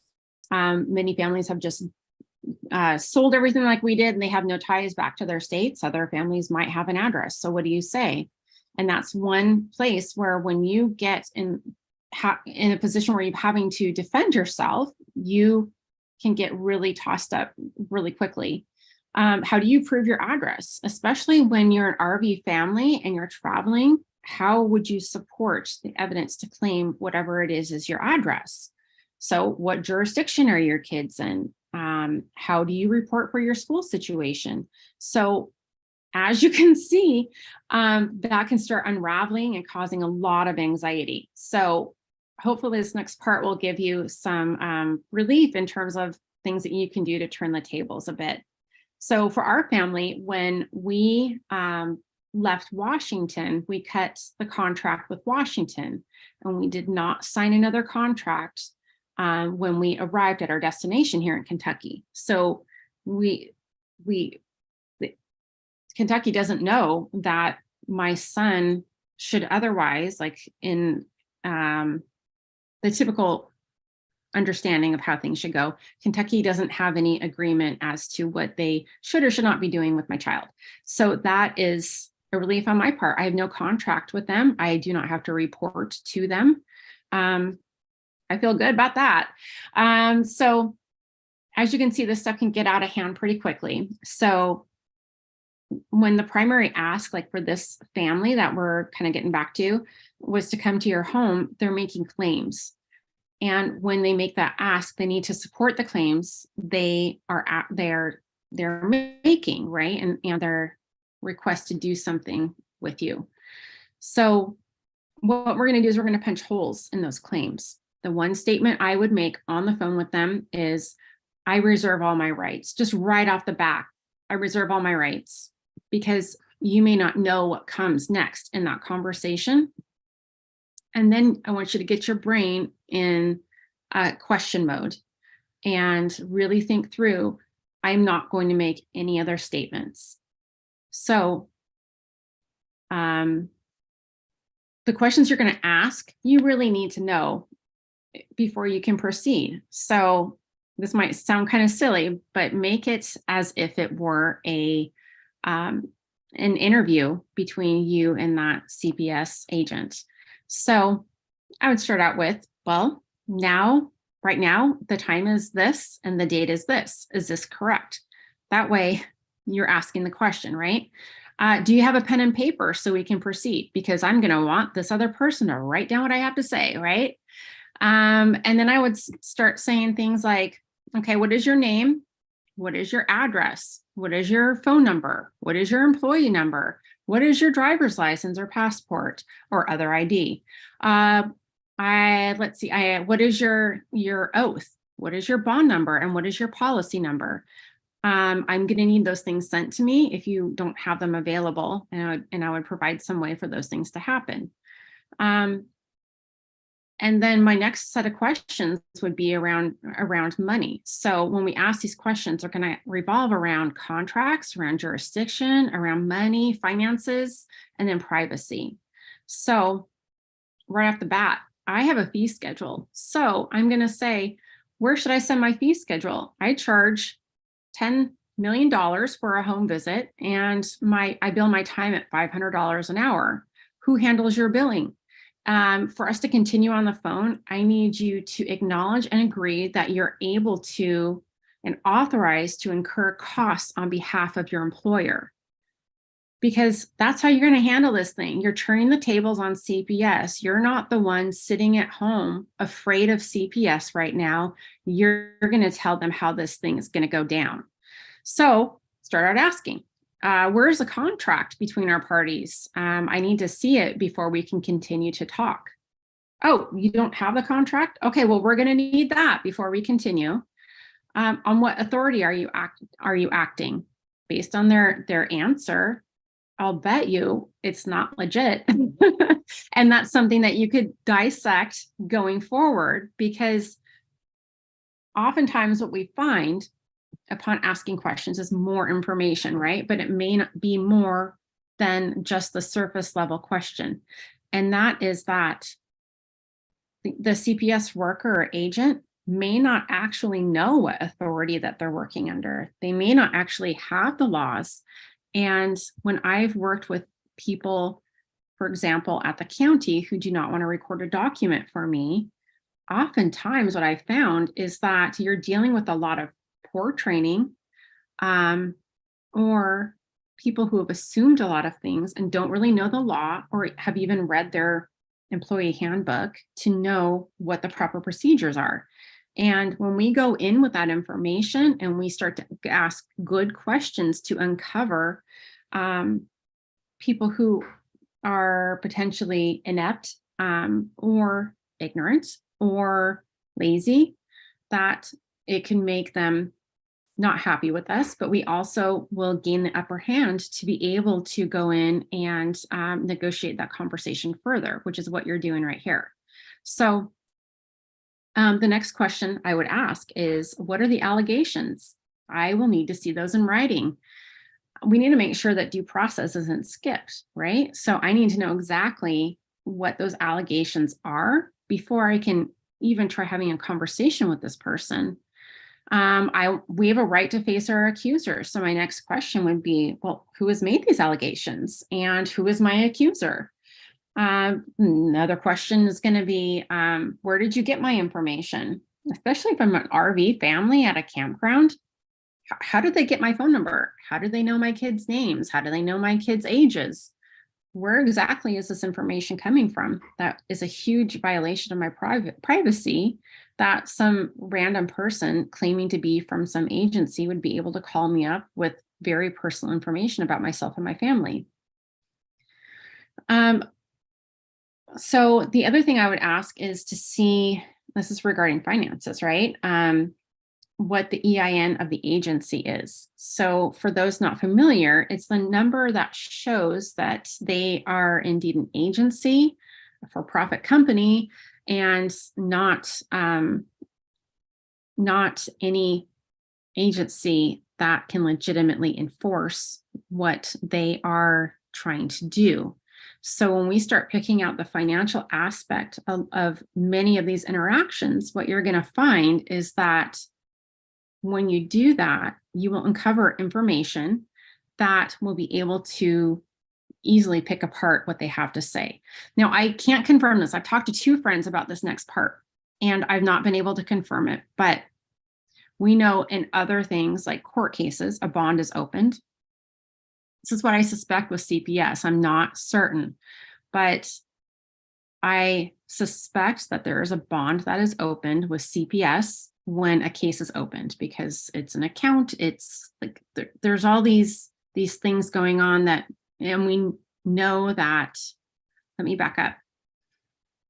I'm not explaining this real well. So if a bond is created for a court case, my assumption is that there's probably a bond created somewhere along the line for a CPS case. I'm not quite sure where exactly that would occur. The friends I talked to this week couldn't confirm for me that that was the case, but I suspect that there is something there. Now, if I were to attack it kind of from this financial angle, I would ask, number one, I would ask what the case number is anyway, but I would ask why a case has been opened and why they have opened an account, which is what the case number would be, is an account number, without my consent. And then if we could confirm that there was a bond being opened upon just a case being opened, I would ask for the QSIP number, which would indicate that they are making money, and confirm actually that they're making money on having this case open. So I would continue with, making sure that I got the identification of that CPS worker. I would ask for all the stuff in writing. So, I want their oath of office, I want their bonding information, and I want all the documentation that has anything to do with all the proceedings. I want to know that they are authorized and lawfully permitted to come in and start interviewing me. And then I would circle back and start asking CPS, hey, did you get this? Do we need to go over that again? And make sure that they've written down their questions. So then I'd start asking for the name of, I would confirm, like, okay, sounds like we're good to go. I'd ask for the name of the supervisor. I'd ask for the department head. I would find out who the head of Health and Human Services is. And then make sure that they've got my questions written down before we can proceed. This is something I do with many individuals or entities I get on the phone with, is I let them know I only communicate in writing. So I would let CPS know I'm only going to communicate with you in writing going forward. So again, like, you're setting the terms of your communication. You're not going to be worried that some rando is going to be showing up at your house for some unknown reason, but you're setting the terms. Also, by asking good, intelligent questions, you're letting them know that you know how to handle yourself. So if I'm only going to communicate in writing with CPS, I'm going to let them know I'm not going to have another verbal conversation with you. So now is your time to ask questions for clarification on my questions or the limited statements I have made. If you'd like to communicate, you can send your information, attention to my living trust name, at my PO box, like never your address. You should always be using your PO box. After all this, ask yourselves, who will agree to these terms? Are they going to agree to my fee schedule? No. What is CPS going to do with, going back to their supervisor and saying, well, we got a live one here, got somebody who knows how to ask good questions. Do you think they're still going to want to do a home visit? It's going to get really expensive. Once they've decided to continue to engage with you at your rate of per hour. Are you telling me to pause, Floyd? Saw your thing going there. No? Okay, I'm going to. No, go ahead. Take Okay, your I'm time. going to keep going then. Yeah, keep going. Okay. So after that initial phone call, so you've like already hung up, you've set your conditions in place to communicate with CPS. If your paperwork isn't in order, here's some things you need to hustle on. So at minimum, get your fee schedule written down and get a no trespass sign posted on your property. So if it's posted, they've been given notice, right? Upon seeing those signs, you've given notice. For my RV families, you can post it in your window. You can post it in your truck window, in your tow vehicle window. That's your property, right? I'm going to tell you a little story real quick about a situation I was involved in where I really saw the benefit of doing a no trespass sign.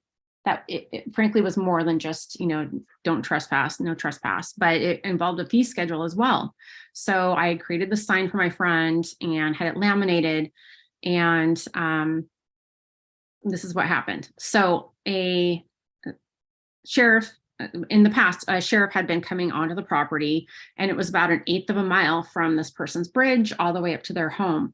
And the sheriff would just drive right on up. Well, this is severely anxiety inducing, right? To feel that invaded on your personal property.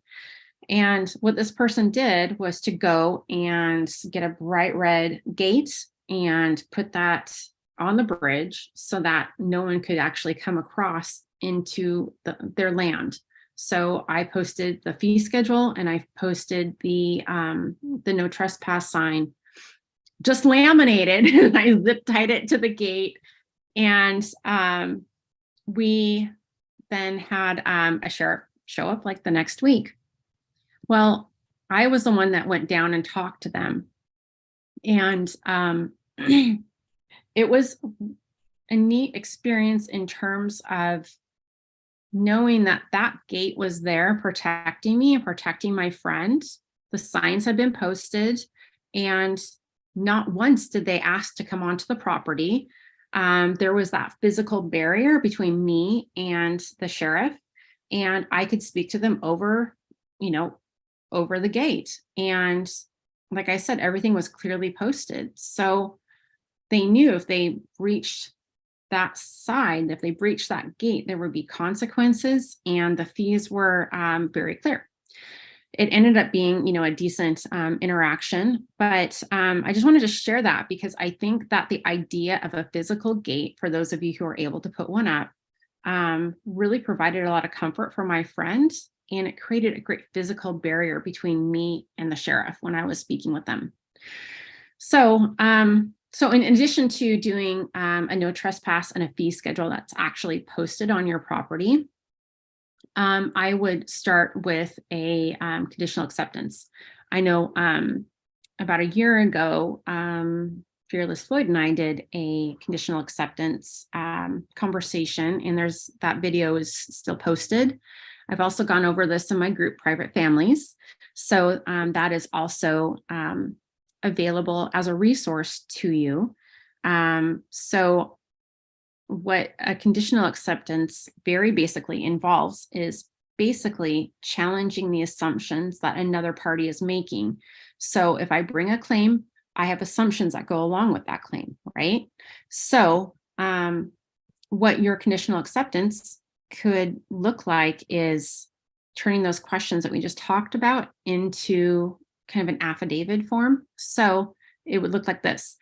I would be happy, CPS, to invite you into my home upon proof of claim that an accuser with an affidavit can be produced with clear evidence of a crime. You agree in full to my fee schedule. The EIN for CPS and health or human services is disclosed. And a signed contract between the parties is provided. So what you're doing very generally with a conditional acceptance is you're saying, yeah, sure, yeah, you can come to my home, but here are the conditions under which that can happen. So you're conditionally accepting an offer that another party is making. Again, there's a lot of more resources around if you want to dive a little bit deeper into that. The next document, so we have 3 documents. One's your fee schedule. 2 is your no trespass sign. And then 3 would be the conditional acceptance. And this conditional acceptance, this letter is going to restate basically your terms and accept their offer to come to your home or whatever other activity they're proposing for you. So we've got the 3 things then, right? Excuse me. The next document you should be working on is the revocable living trust. So depending on how you set it up, within the revocable living trust, your kids are protected. If you're in a pinch and you need to just get it done, I would do a certificate of trust, record it at your county. It gives evidence that there is a trust and it'll work for the purposes that we're talking about today. For myself, when I went about learning about trust, it took me a long time to get my head wrapped around it. And I didn't actually put pen to paper and create those trusts for my family until I understood it. And I would still say that I am still learning and there's still a lot to know about trust.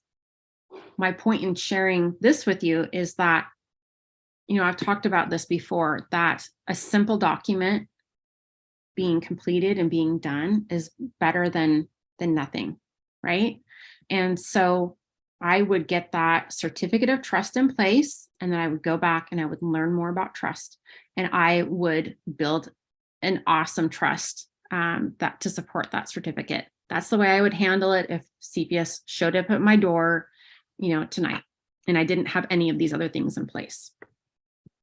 So when you have the certificate and trust in place, you're keeping everything private. You're not ever going to disclose that entire trust because it's a private document. So the certificate allows you to remain private, yet give evidence of the trust. A certificate of trust would also allow you to then open up a bank account because you can attach an EIN from the IRS to be able to do so. Let's see, and the beauty of a revocable trust is that it can be changed and it can be altered. And that's why I don't hesitate in saying you can get the certificate of trust as evidence of the trust to do what you need to do today. So with these documents, I'd certainly send a copy to CPS and Health and Human Services. I would send a copy to your child's school. I would send it to the Board of Education or the education department in your state. If your kiddo's homeschooled, I would send it to the education department. They clearly wouldn't have a school that you would need to send it to. I would also look at, so this would be what our 4th document, letter of rescission. And I covered this in our talk last week. And in that letter of rescission, what you're basically doing is you're squashing all of the known contracts and all of the contracts that are assumed, that big snowball that we talked about where you have these cascading contracts. So that what that document is going to do for you is to squash the known and unknown contracts that allow CPS to feel like they can call you and then show up at your doorstep. So I went over that for about 20 minutes or so last week and in a talk last week. And we can definitely continue discussing that in my group, Private Families on Facebook. But it is something that I think is important because if there isn't a contract, then what is CPS going to enforce? And I think it's important to realize how important it is that we have consent between the parties, and you can ask questions in such a way to uncover where those contracts exist and where they don't, and where assumptions exist and where they don't. And it is so important that we know how to handle ourselves in that manner. And even if, you know, you're that mom or dad on the phone with CPS on the other line, and all you remember is, I've got to ask questions, come up with a list of questions in your brain that you can like refer back to real quickly, or keep some documents by, you know, in a very convenient place for you. One of the things that my family has, and it was my husband that really took charge of this, and I think it's super awesome. He took several of our very important documents and questions for traveling, AKA driving, for those of you who are new to this. And he made this big notebook, and he has everything in like slip covers in this notebook, and he keeps it in the car so that we have our resources handy when we need them. And we have our evidence of our claims like right at hand. And I just am super impressed. So shout out to Mr. Kildae. He's done a great job with that. And I appreciated how we have different strengths and weaknesses when it comes to this, and our brains work very differently. So for him to have put this notebook together, because he knew it was a tool that he was going to need to be successful, to handle himself, I just am really grateful that he did that for our family. What a gift. So I would encourage you to, gosh, you've got the trust, then put it in a laminated slip, or not laminated, but put it in a sheet protector, put it in a notebook, keep it with you. You want to ask good questions, come up with your list of questions, or go back through this video. I'm going to be doing some additional support around asking good questions, and keep those questions with you, because that's questions, I believe, are going to be the tool to you coming out on top with this. So to find out if we're in these contracts, one of the examples I want to give you is the driver's license, right? Well, you've agreed to certain things by having, carrying, and signing a driver's license. You've agreed to a contract between you and the state.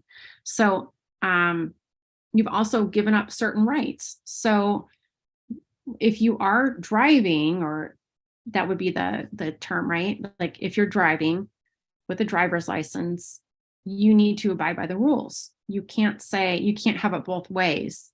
If you have that driver's license, that's your contract by saying, yes, I will agree to doing this with my car. I'm going to drive with tabs. I'm going to drive with insurance. And if you revoke that driver's license, you are no longer agreeing to abide by their terms. So I think that that's a really important piece that is pretty tangible. So likewise, if you have your kid in school, you've agreed to those contracts. You've agreed that CPS can be contacted. You've agreed that the health department can be contacted with knowing or not knowing, right? And that's that whole idea of the cascading contracts. So I think that rescission document is an important one to consider for your family. So the other thing is that until you opt out, you've invited, because we've all opted in at a certain point in time, right? So this idea of opting out of the system, I believe, is important to consider,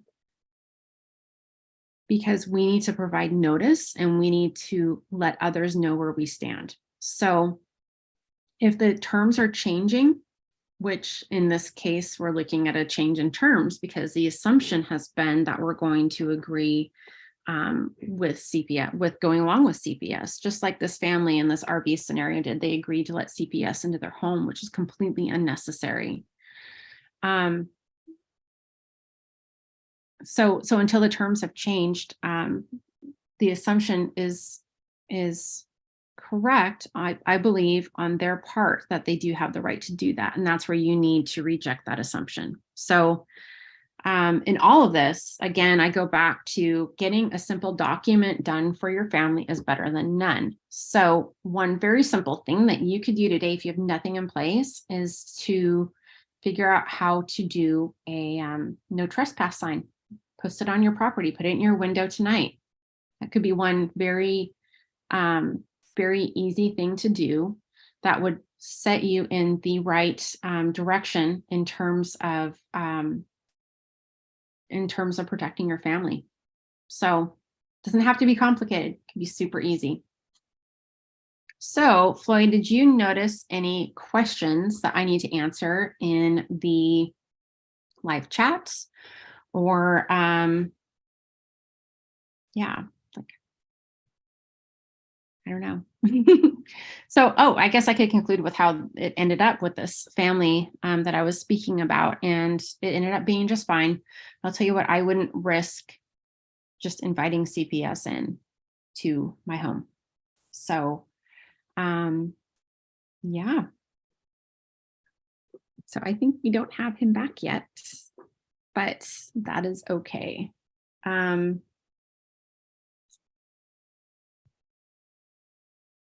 Let's see.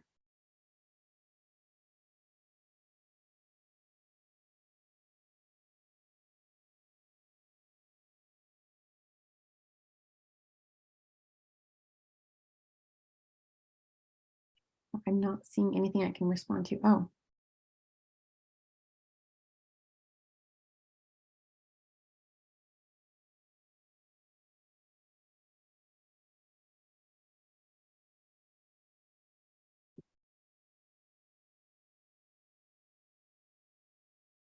Oh, so my group is on Facebook and it's called Private Families. I will put it in here if you're interested in joining.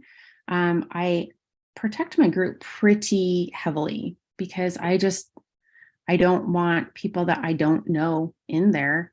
And where I may not know, everyone, I do like to at least try and get an idea of who might be there, because I feel very protective about the information I'm going to share. I feel protective about people being able to ask questions in a safe way. And I think those are worthy of having screening questions for your group. So yeah, I think that's important. So, and I'm trying to find my link here that I would be able to put in for you guys. And it's not coming up on my iPad real easily. I can always slip it in later. So let's see.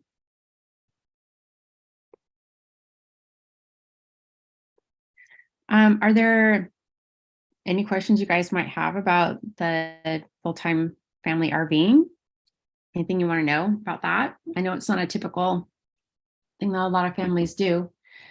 I have appreciated, just to talk about this for a little bit, I have really appreciated the fact that we have minimized so many of our things. And right now I'm even going through another purge where I'm looking at things going, I looked at my kitchen and I'm like, do I need 2 cheese graters? Because I don't know that I do. I don't know that anyone really does, because at any one time, how many people are really grating cheese in my family of 3 with 2 dogs, right? So I have been able to look at my relationship to things very differently than I had in the past, and really downsize. So I think that so 2 years ago, I would have never thought that I would be able to be okay with as few clothes as I have today, or as few dishes, or as few cups or blankets or things like that. Our home was about 2,700 square feet. We were on a ½ acre up in Washington, and like pretty much not in the city of Seattle, about 20 minutes north, but still in the city. And I really didn't think that I would be able to go from this huge garage and this huge house with just the three of us bumbling around. And I had two businesses I was operating out of our home. I had no idea that I would be able to live with such few possessions. And I would like to say that it was hard. It was really, really hard. And I had some very good friends come in and help me say goodbye to those things. And that was difficult. And one of my really good friends came in and she said, Arica, I need you to look at everything as, with this filter in mind. By me giving away or selling this one thing, does it uphold my value system and my goal? Will my goal be met by not having this thing? And I mean, there are a few iffy days. I didn't know I was going to do it, but being able to ask that filter of, does this, will getting rid of this thing enable me to accomplish what I'm trying to accomplish? And I had to answer yes, because I saw the bigger picture. And for those of you not familiar with our part of our story, my now 14-year-old was this anxious kid who just having a hard time. And he was having a hard time with food. He was having a hard time with friends. He was having a hard time with anxiety. He cried often. And he was just about 12, just turned 13 when we left. He would get a little scrape that you couldn't see, and it would just be, Mom, and like the day would just be done. And we were given this opportunity to move, and we thought, well, if not now, when? And, could we change the trajectory of this young man who is very challenged in terms of his ability to tolerate hot and cold and food and textures and all of these, and hard work. Like he was just having such a hard time. So we thought, okay, this is our chance, right? So we were able to, what we were able to do is really change the trajectory of his life for the rest of his life.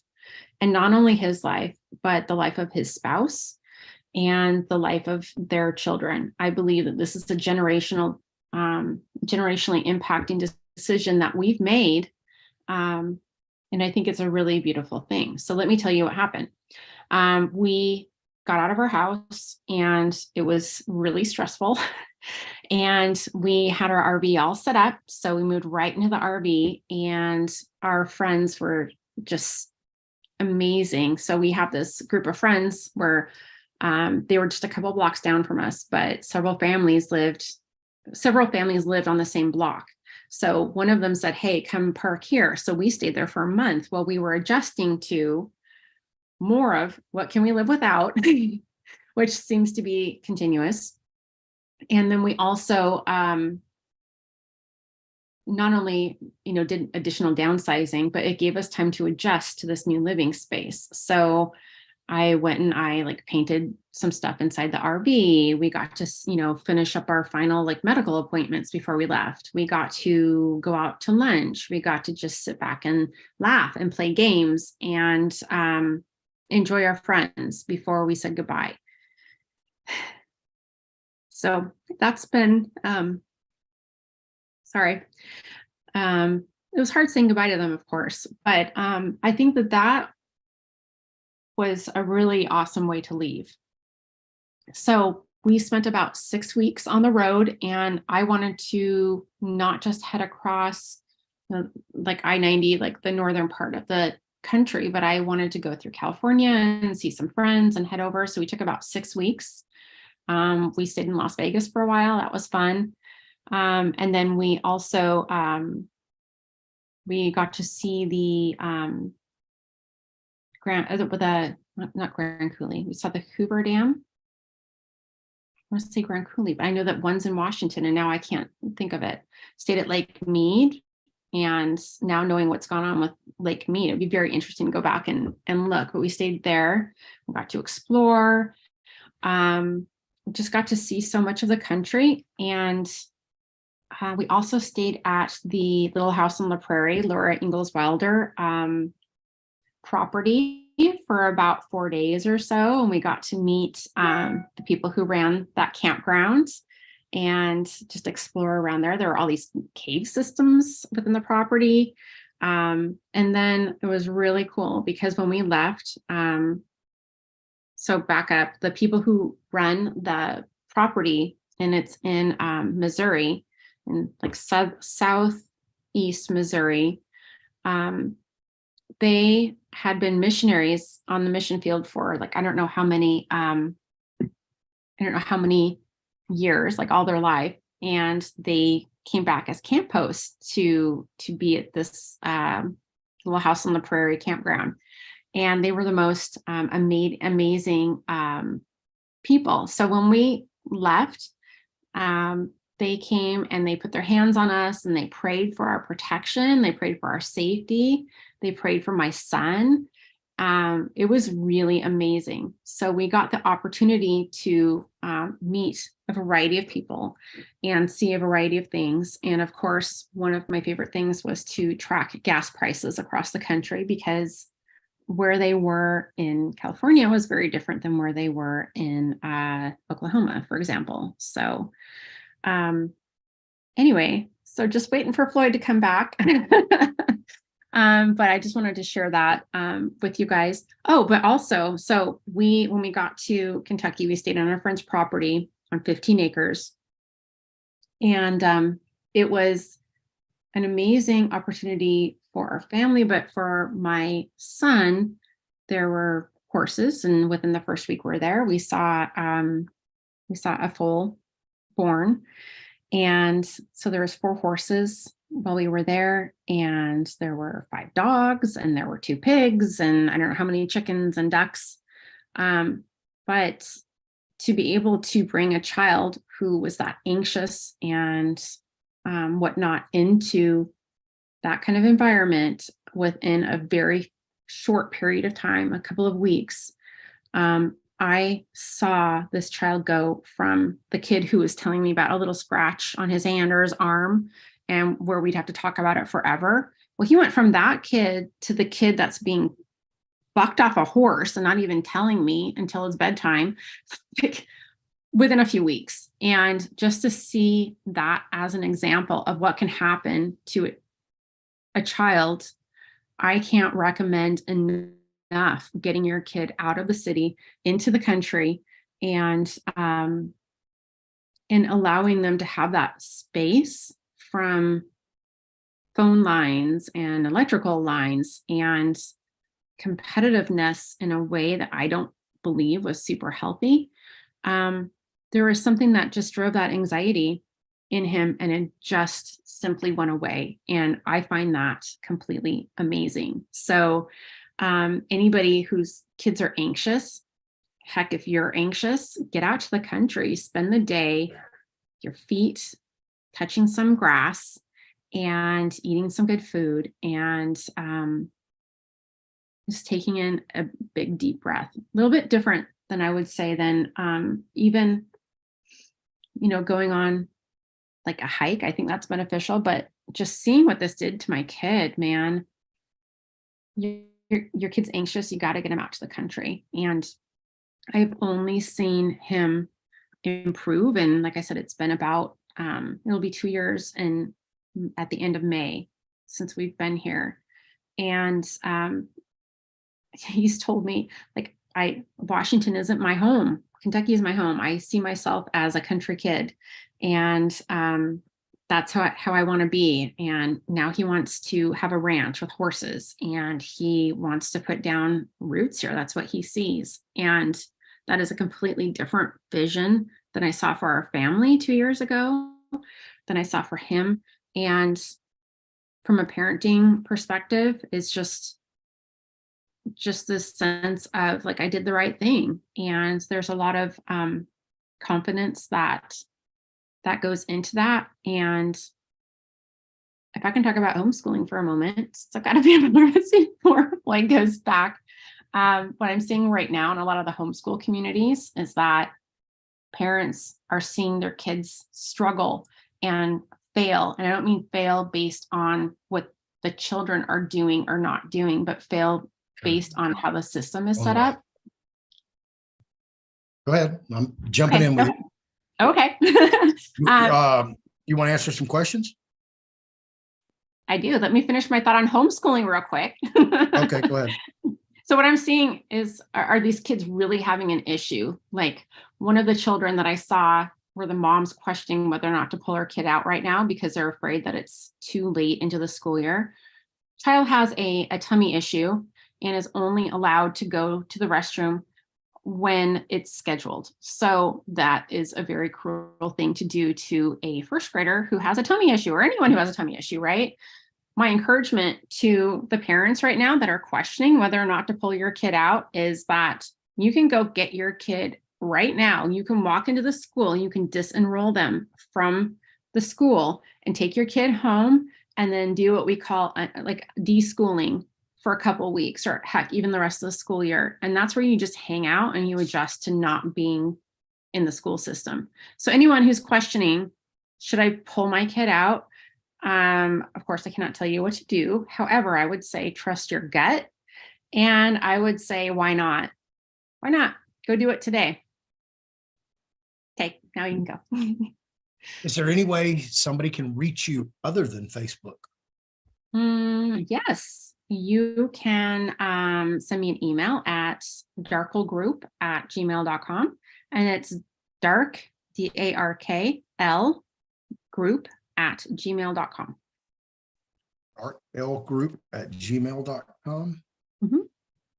And I can put that in We'll there. put that in the description below. Yep.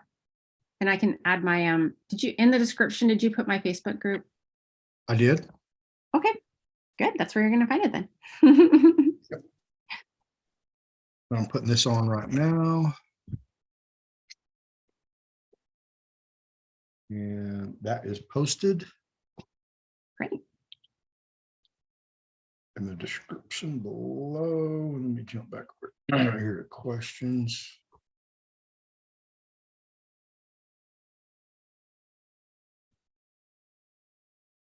I'm waiting on it to load.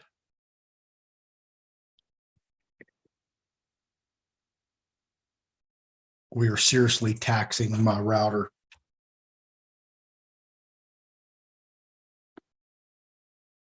Oh, she totally, she's froze. Oh, All right. There you are.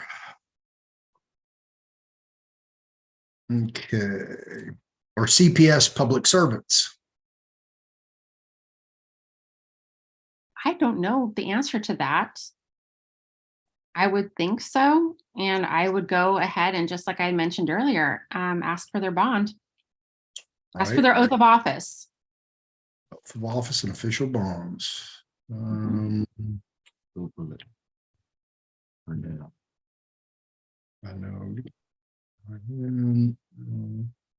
Telegram.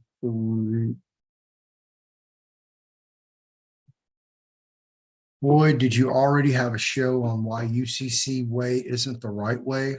No, I've not done a show on the UCC or secure party process yet.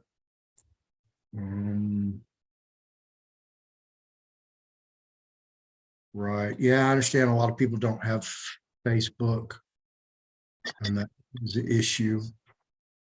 I know. I'm so sorry. Well, I mean, I'm Telegram challenged. Oh, Telegram's easy. If you want, I could set up a group for you. Yeah, that's no big deal. Just give you full authority and run it. Yeah, I'm like, Telegram is, for whatever reason, very overwhelming to me. And I am really trying to be careful right now about not taking on more than I know I can manage. So no, Telegram's the way to go. All they need to do is upgrade their screen share capabilities. Because I can move 4 gigs of files at one time with the upgraded Telegram. Okay, And well, you can't- I will take that under advisement. Yeah. Believe me, I've been through a bunch of different platforms and it's by far the best so far that I've found. If you want to communicate with people, put people together and do different things, you can, do live chats, you can video stream it, all kind of stuff. Okay, okay. I will accept you've made a generous offer to set up a group for me. Yes, I will Yes. accept your offer for that. Thank you. Sold. So that's right. Okay. All right. I'll see that presentment and that acceptance. All right. Let's see. I very much love for you to be part of your group. I'm not going to search for private families. Okay, yeah, look for Arica's group. She is, man, I'm telling you, she's a blessing upon America. I'm serious. Nobody is giving you the information she is giving you. Nobody. Guys, government greetings. Oh, what's up, Keith Little? I'm going to send you a link to a Zoom tonight, Keith. Your presence would be greatly appreciated. Arica, you too.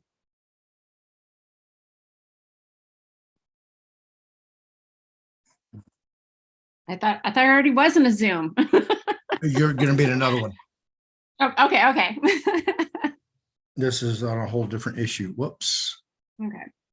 I've asked for their oath of office. They won't give it. You have to get it through a FOIA, through the Secretary of State. Can you explain at all what their bond is or entails? So would you guys like me to screen share one? Arica? So yes, I do not have those materials handy Here. at the moment. Here, I'll go pull one up. I would say that the easiest way to describe that is to say that it is basically insurance. And correct me if I'm wrong, but it's basically insurance that the state or whatever entity is taken out in case you goof up. I mean, is that a very simplistic way of explaining that? No, I'm fixing to show everybody one. Oh, wait, was that the oath of office or the bond? I can't remember which one the question I have was. both. But, I'm fixing to show everybody both of them. I just have to. but yeah, I've had to go to the Secretary of State previously to get the oath of office. So yeah. Okay, there's everything. Oath of office, bond. Yeah, here's everything. All right, kids. As I say, you're not going to see this anywhere else. Here it is. State of Texas, County of Walker, Statement of Elected Appointed Officer pursuant to Texas Constitution, Article 16, Section 1C. I, Carrie French, do solemnly swear or affirm that I have not directly or indirectly paid, offered, promised to pay, contributed, or promised to contribute any money or thing of value, or promised any public office or employment for the giving or withholding of a vote at the election in which I was elected, or as a reward to secure my appointment or confirmation, whichever the case may be, so help me God. Position to which elected/appointed, Walker County Clerk, City, County, Huntsville, Texas, Walker County, 2019, Carrie A. French, sworn and subscribed to. There you go. This is a copy. This is where it's recorded. Boom. Walker County Commissioner's Court. Okay. What this is called a anti-bribery oath. So when you're looking for it, you see this particular instrument, that's what it's titled. Anti-bribery oath. This one right here is the oath of office. In the name and authority of the state of Texas, I, Carrie A. French, do solemnly swear or affirm that I will faithfully execute the duties of the office of Walker County Clerk in and for Walker County, the state of Texas, and will, to the best of my ability, preserve, protect, and defend the Constitution and laws of the United States and of this state. So help me God. And absolutely, she did not. And you see it's filed for record not filed in the record or on the record, filed for record. And here's the actual bond. And this is what they look like. A lot of these entities use the same company. Merchants Bonding Company is a big one. They go through third-party bond brokers. And I'll get to that in a minute. So let's read this. Texas official bond and oath for county clerk, state of Texas, county of Walker, known all persons by these presents that we,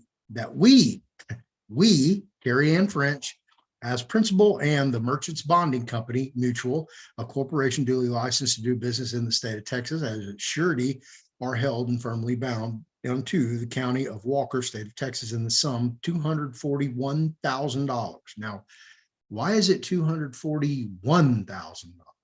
What's so significant about that number, that it's 241,000? Because 241,000 is not in the statutes and codes in the state of Texas. So there's something to that. So I don't know if she's had a claim on her bond or what that looks like. The condition So of is that higher or lower than someone else in her other, like a similar position would have? it seems high to me, very high. Okay. Usually it's not over $100,000. Okay. Interesting. Yeah, it was real interesting. Condition of the above obligation is such that whereas the above bounden principal was on the 6th day of November 2018 duly elected to the office of county clerk in and for Walker County, Texas, in the state of Texas, for term commencing the 1st day of January 2019, expiring until 31st day of December 2022. Now, therefore, if said principal shall faithfully perform the duties of office, then this obligation to be void, otherwise to remain in full force and effect. So let's read this. Now, therefore, if the said principal, Carrie Ann French, shall faithfully perform the duties of office, then this obligation to be void, otherwise to remain in full force and effect. Okay, so all she has to do is faithfully perform the duties of her office. Doesn't mean she has to follow the law. Yeah. Okay, and the duties are to duties of the clerk. Right to the accused, who shall draw complaints, dignity of the state. Man, we should go through all this stuff someday. Who are peace officers. Power of deputy clerk, duty of the clerks. Of course, it's highlighted. I'd like to find it. In a criminal proceeding, a clerk or the district or county clerk shall receive and file all papers, receive all exhibits at the court at the conclusion of the proceeding, issue all process, and perform all other duties imposed on the clerk by law. At any time during or after a criminal proceeding, the court reporter shall release for safekeeping any firearm or contraband received as an exhibit in that proceeding to 1, the sheriff, or in a county with a population of 500,000 or more, law enforcement agency that collected, seized, or took possession of firearm, contraband, or produced firearm or contraband at the proceeding. The sheriff or law enforcement agency as applicable shall receive whole all exhibits, and it just goes on and on and on. Then it gives you different populations, what their duties change to. Power of deputy clerks. Whenever a duty is imposed upon a clerk of the district or county court, the same may be lawfully performed by his or her deputy. So that is actually the code of criminal procedure. So that's the criminal matter. In here in Texas, county would be a little bit different from a district court clerk or district clerk. So yeah, that is a little high. And then basically this, tells you everything. So, of course, we know Ann LeFlore was the brains and backbone of Bonds for the Win. Mickey is the face. And what Ann has finally concluded that when they break the law, this bond is null and void. It's only when they're performing their duties, their lawful duties in office, that this would come into play. And that's what she says. Here's her oath of office.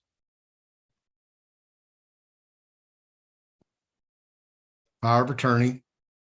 This guy's the actual broker who represents Merchants Bonding Company, Merchants National Bonding, Inc. And he no longer works for the company. I traced all this down.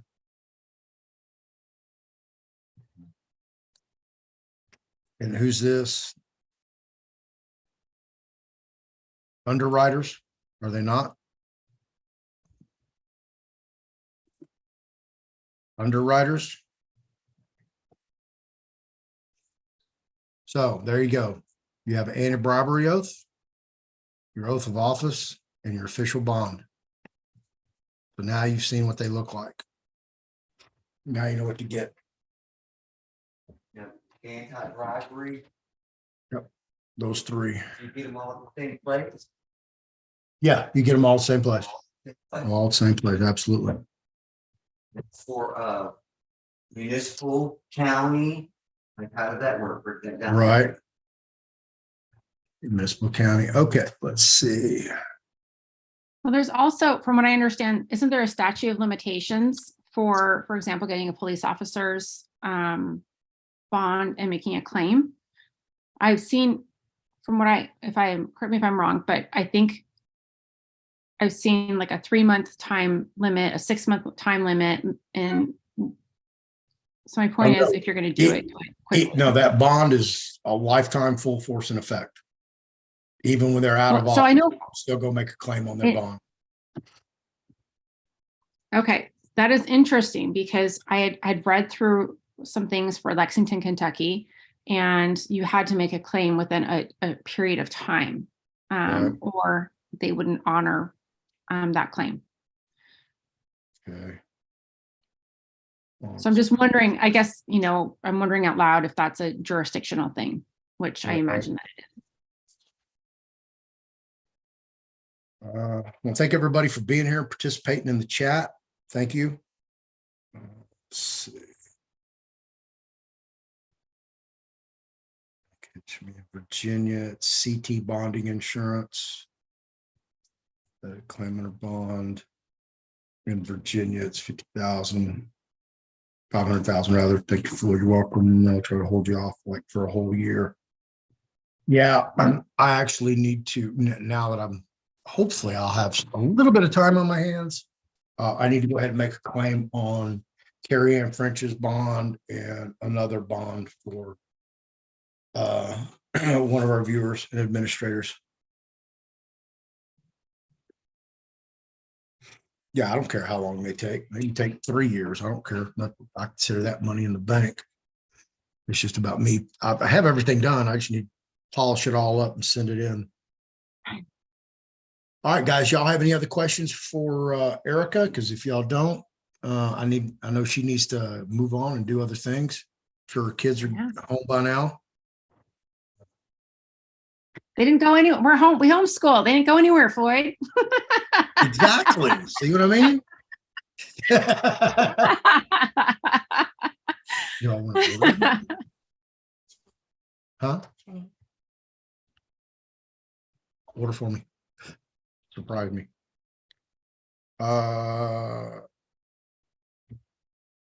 This is my please don't wash your hair, put any hair product. This will be putting gel. It's about my brain scan. Questions, y'all put them in there.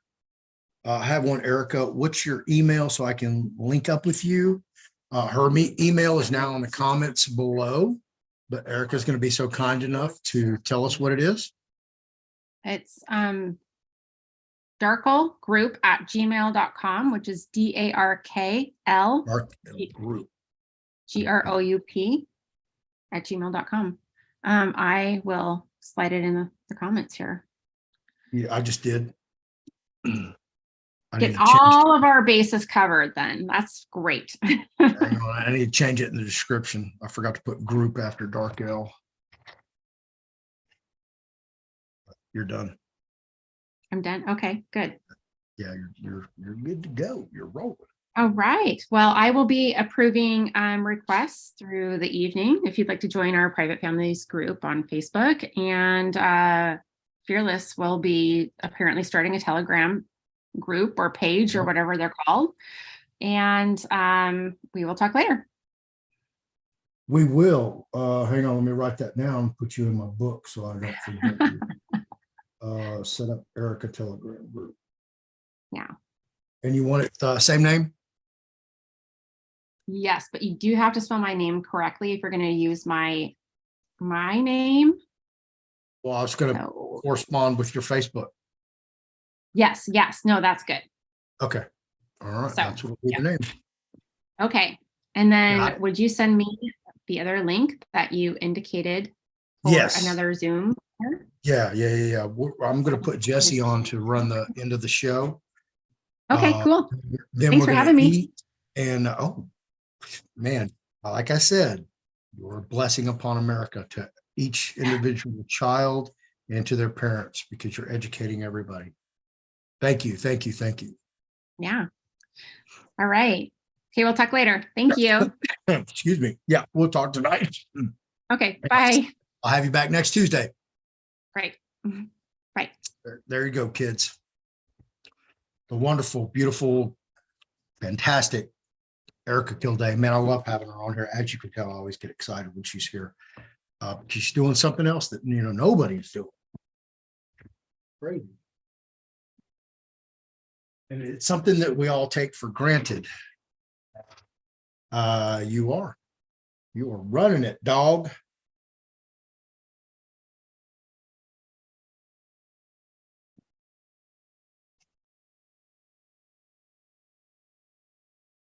It is private families.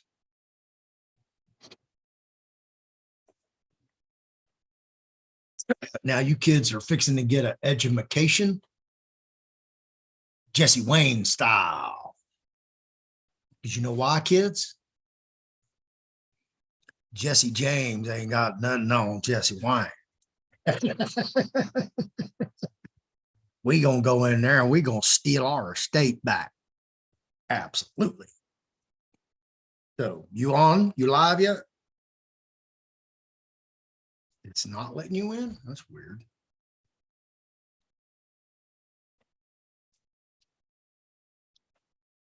Yeah, I might have to call Comcast and get a better router, something.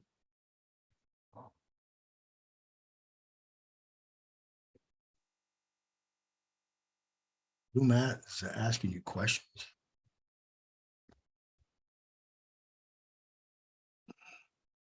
Two people entered the waiting room. I got you. Met you both. I don't see two of you though.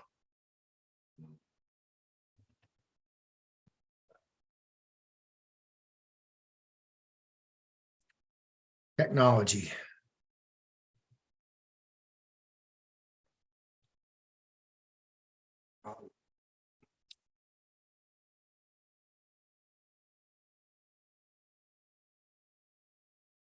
Huh? Let me all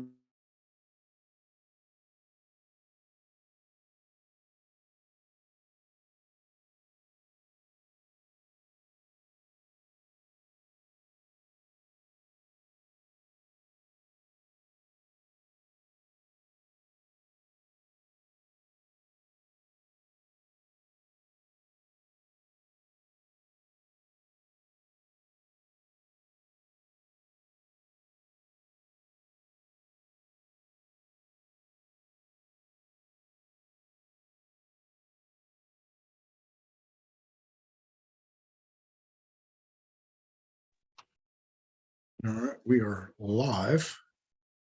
No video. And you want in this right here, that one.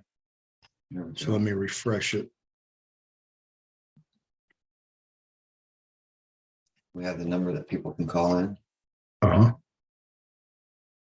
And the chat's got to pop back up. Yeah, we're killing this router. I don't have anything but Telegram running over there. That's it. That's running, this is running, television's running, my phone's running, your phone's running. We know he's on. TV upstairs is running. I had no problem with.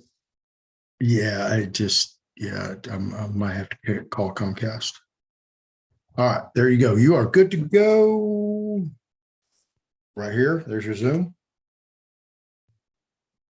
And then that one, far right one. Where do I get this? The phone number for this thing? 281 Hang on, 671. put it down. Who's all in the chat room? What's going on, guys? 0071. I'm just gonna call into my phone, which is open. So all you have to do is hit. All right, let's get some callers in here. 281-671-0071. Now, when you call in, ask me a few questions, but let's not make it 20-minute conversation so that we can go on and get more than a few callers in.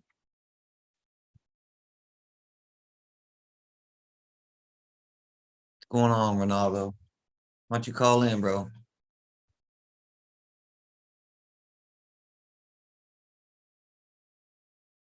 Did you get the number? Need it again, I'll send it to you.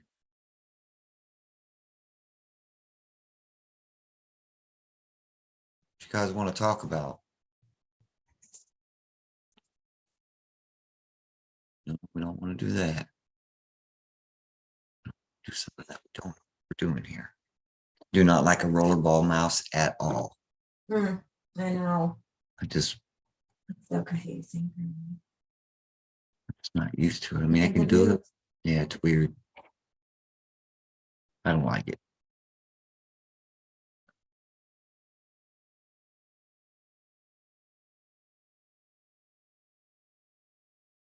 Figure out where it's at here.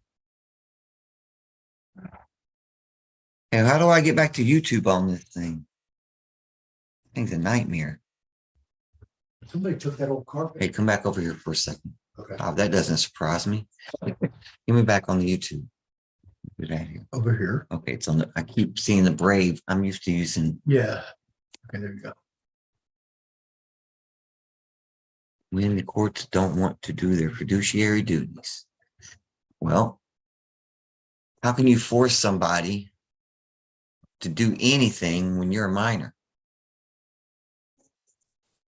I mean, I understand what you're saying, but the truth of the matter is that they're looking at us like we're a minor. So their fiduciary duties are really discretionary. And if it's not going to be advantageous for them, or it's going to put them in a position that might get them into trouble, they're not going to act like they're your fiduciary. And do you have permission to use the signature? Or are you using, are you trust de santor?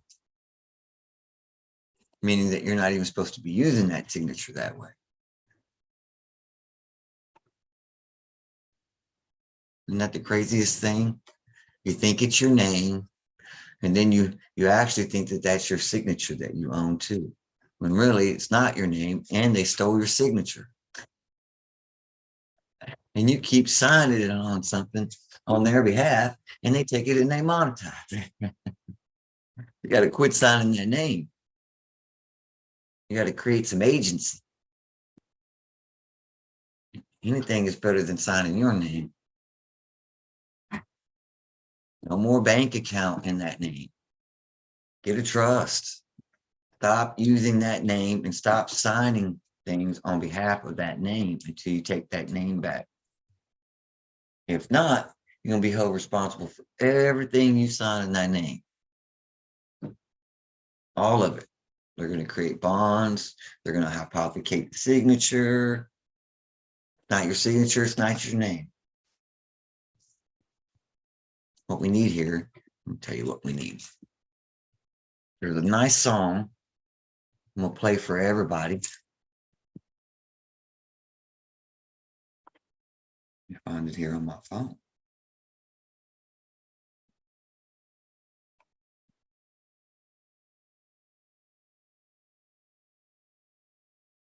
Look at that.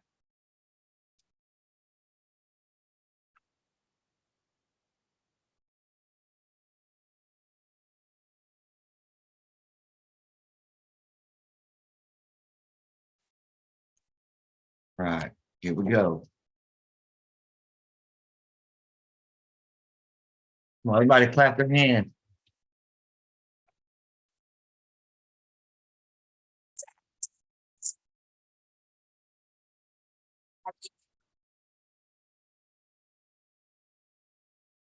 Where did it go?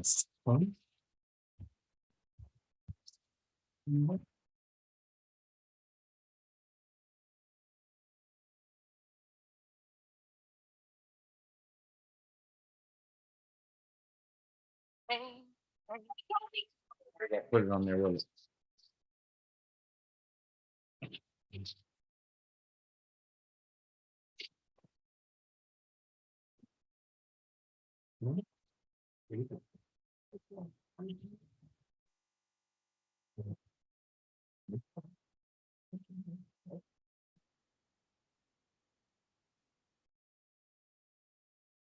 all right, that's enough of that.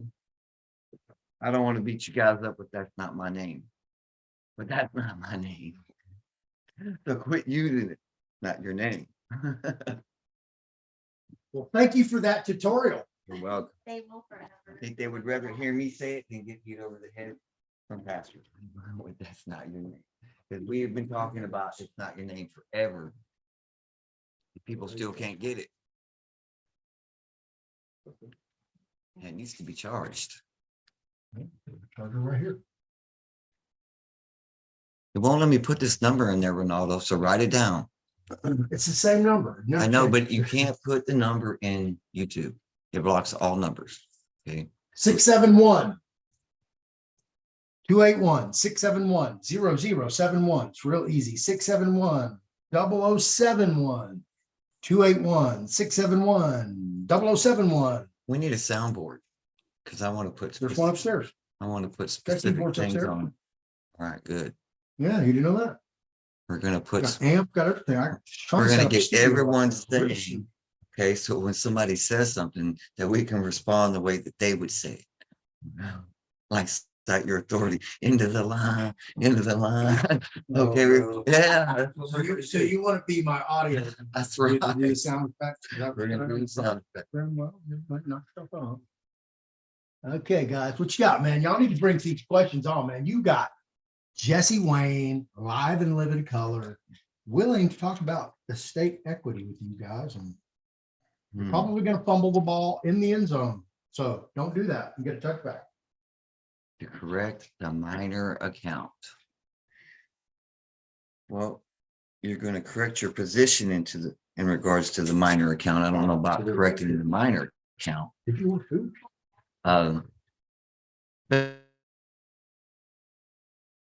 Best thing I can say to you is if you need to get on site your authority, law and equity, and we have a class twice a week and we talk about equity and we talk about some of the questions that you're asking and pertaining to that. It's really a lot to talk about on here, and some things that I really shouldn't be talking about. So come to class on Sundays and Thursdays at 9 o'clock Mountain Time.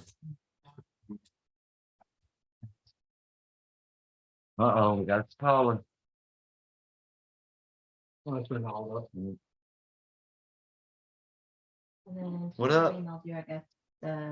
going on, bud? What's going on with you, man? Classes, making another day happen. Always love tuning in, man. I like Fearless Floyd Show, but Yeah. Well, I got back to Houston today. I've been gone for a couple weeks, so. You've been gone a month. Has it been a month? that's good. You're staying productive. That's always a good thing. Yeah, well, I kind of slowed down a little bit, but before that, last 3-4 months, man, I was on the road every day. I mean, all the time. Couldn't take it. Too much driving for me. I have never done a lot of driving like that. I've always rode like a company that did a lot of driving, but never driving myself. So I could not imagine really like on the highway. No, it's just from here to basically Fort Worth, Houston. That's not too bad. Okay, yeah. Well, But I mean, I went like 10 times though, probably, man, probably more than that, back and forth in the last 3-4 months. So that's the part that's really back and forth, back and forth. So what's on your mind, man? What you got going on? No questions, and I try not to get too diverted because I get sometimes on certain issues I do get, real excited about, worked up, or passionate about, so to speak. So it's just my direction of the light. I call it light, the light, because I really feel like everybody has the potential to receive that light, and that light is of truth and understanding and knowledge and spiritual growth. So for me, that knowledge is expressed through everybody in a certain special way, because everybody has a different walk of life or a different eyesight and visual or experience, knowledge. But with that, I do and have been understanding and growing to know that through everybody's differences, there is a special, unique blessing that everybody has, and that's the light that lies within them. And that light always shines through the darkness, always. Yeah, No matter. Hey, did you hear did you hear the word you said there? There's like a duality, dual meaning to that word, light and lie. Some people don't have the light inside of them. Some people, some people do, but they're just as lost like everybody else is, right? So Yeah. at the end of the day, man, it's all about breaking out of the world of another man's imagination and taking control of yours. Correct. I 100% agree with you. Oh, somebody else is calling in. I'm not sure who that is. I want to get that. What's wrong with them, dude? I'm good, man. I don't have. It's hard at times for me to gain certain speaking abilities, but I do know I have light inside of me, which is. Yeah, I can hear you. I hear you. I hear you. I'm all for you. Man. Well, I appreciate that. I know you're here every day, brother. You are here every day. Yes, sir. So that y'all know that y'all works are not being just invalid. They are good. They are awesome, and they are great. And I appreciate everything. But So let me ask you a question. Where are you at in your walk? What is your purpose and what are you trying to accomplish? In regards to, some of the things that we talk about and that we touch on here on the show and in the channels, or have you done any paperwork? Have you done a trust? Phone died or something? I was like, the phone died. Oh, I we did. sure did. Sorry about that, Ronaldo. The phone died, brother. I don't know what that was all about. Put this back in. No, it says it has 65%. Oh, that was weird. Are you still on? Can you hear me? Okay. I don't know what that was all about. Sorry about that. Say what you were saying again. I couldn't hear you. oh no, it's okay. Yeah, I was saying that I'm really first and foremost about serving my creator, and in that process of serving him, of my creator, brother, it's where where the creator wills me is the way that I will go. I do my best. Hey, good answer. Actually, that's a great answer. You don't even need to say anything else more about that because I know precisely what you're saying. Thank you. That was awesome. And that's really kind of how, I got led to these things too. I mean, for a long time, it was my will. And then, as I went along, I realized it wasn't working. It was not working the way I planned it to work, It's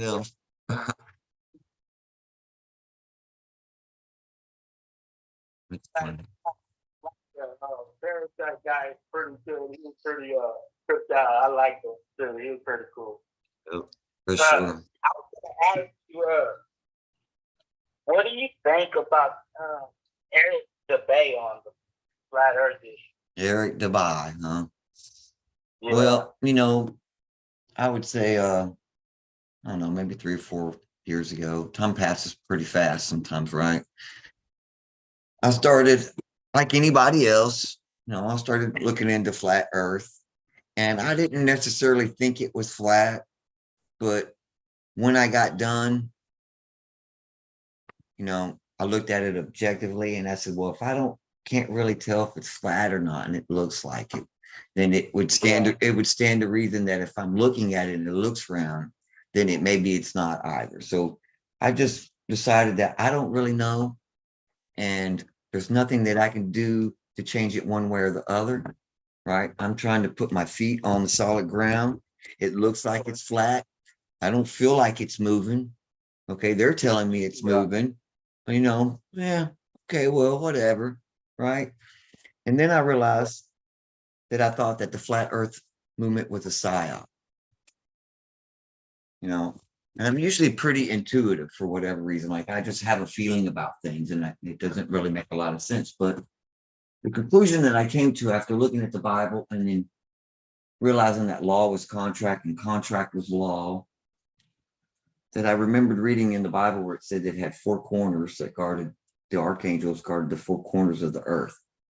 And I thought to myself, well, not everything is literal. Some things are metaphorical. Some things are allegorical, right? So you got to have a little bit of context within reason so that you don't go way off in left field and think that the earth is literally flat, right? So it's about so what I realized is it's really expressing a principle. And the principle is that a flat piece of paper has 4 corners on it. And each corner has a 90-degree angle, and there's 4 of them. Well, the higher principle comes down on the lower principle.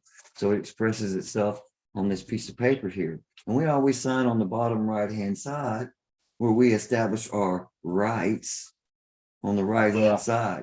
So that to me was what really I thought that the flat earth was really about. Not necessarily that it was actually flat. I just realized it was all about contract, and the law was basically expressing a contract and then expressing a trust, and how all those things started coming together. That's the first time I've heard of that actual expression. See, this is what's so lovely about conversations is that through positive conversations, you will get some positive feedback and info, and something that you've been questioning one spirit, is answered by another's drive to answer that very question they have at a future, a time before as well. Right. That's good, man. I just didn't want to become a flat earther, right? I thought it was kind of ridiculous, and I realized it was a psyop. And once I did, I realized that there had to be something else to it, that they were either trying to hide or to not get you to notice and put pieces to puzzle together. Because they always want you to be polarized to one side of the idea or the other. I remember the first thing that they showed me when I went to school. Okay. You walked into kindergarten and you saw a round ball. Okay. And then they started teaching you your ABCs and your capital A and your little a. They're teaching you who the authority is. They're the big A and you're the little a, and you're on this big round ball that's spinning around. And now you go outside and look at the top of the flagpole, and there's a ball on every single one, and it's telling you what's ruling over you. Okay. Is it round, or have you just been convinced it's round because it's their imagination that you're playing? Right. That's something that, I've been looking into their debate for a while, and it does bring up some major PowerPoints in the whole, because if you think about it, to me, from my studies, from what I've studied, and I've studied like the book of Enoch, I have done your black thread on your black ball. So I can have my thing back. I got shit to work. Okay. a lot of studies with your origins of your society, so to speak, that they do have a lot of positions, because when you study like the Masons, you understand that who wrote the Constitution, there was Masons writing the Constitution. And it's not to discredit nobody, it's just to say on the whole grand scheme of things, my spirit, the inside part of me feels like there's a grand scheme of manipulation and deceit going on, and more information with has come about or found its way about through people having this inside drive inside them that's bringing their quest of life to search through books and read things that they never thought they would read before, and start finding out that through the public publishing, and through these acts, these acts of wrongness or deceit or wrong agendas, secret agendas, have been brought forth through their own words or usury, so to speak, through their actions. And the Bible calls it the fruit of the actions. And let me say something. The other day when I said I didn't believe in the Bible, it's not to say I don't believe in it. It's to say I see the Bible like there's something I learned a long time ago. The Bible means basic instructions before leaving Earth. So I see it as an instructional manual, but I believe in the Creator within me, and that brings comfort, brings information, like it brings it to reveals it in front of my eyes by being able to listen to other people talk and or read things, and like there's certain words or certain things that are brought up, and my spirit goes, ooh, that's not good. Or, ooh, that's a bad one. That's something that you should look into before you actually cast judgment on that word. Look into it and find out the origins, the roots of these things, because I feel inside my spirit all things rooted somewhere, and the work of wrong agendas or evil intentions or deceit through usury of like saying, oh, you're in this jurisdiction, you're casting like they're saying, hey, you're in this jurisdiction because you're using these words. So you're using them words, you're now allowing yourself to fall under jurisdiction. And to me, all I hear is blah, blah, blah, blah, blah. You are trying to rob from me, or you're trying to deceive me into contracting with you, or you're trying to. Yeah, but hang on, stop for a second. Stop, full stop. Okay, I understand where you're going with that. But if you were in control of your own thoughts and your own words, and quit worrying about what somebody else is thinking and what their words are, then it wouldn't matter what their words or what they were thinking. It wouldn't have any effect on you. Okay, if you already know the situation that you're going into and who you're going to be dealing with, then you need to start thinking about how you're going to speak to them and what you're going to say and what you're not going to say. You know, are you going to be belligerent? Are you going to be, you're going to be friendly? You know, what is your demeanor going to be? Because I promise you, and cops don't care. If you're rude to them, guess what? They're military police. They have discretion on why they want to pull you over. They don't have to have a reason to pull you over. Supreme Court has already ruled it. So, when they pull you over, don't start going up. Pull me over. Man, that's being belligerent. Agree with our adversary. Sign the ticket, all rights reserved. Okay, get the hell out of there. And then go up to the courthouse before, the court date, and go talk to the DA or the prosecuting attorney, if not the judge, and say, hey, I reserved all my rights, and there's nothing else to talk about. But, at the same time, you have to understand that this is the most important thing, okay? The most important thing, guys. If you're in a minor status, I don't care, wrong, right, doesn't matter. They have discretionary power. That means over everything. If you're in a minor status, you're basically a kid trying to argue with your dad. You're gonna get thrown in the timeout and reset, go to the principal. Look at all those places that you used to go when you were a kid. Yes. Hey, Renato, we need to get off this phone because Floyd needs his phone back, brother. All right. Hey, I appreciate you calling in. And like I said, get in touch with me on Telegram, bro.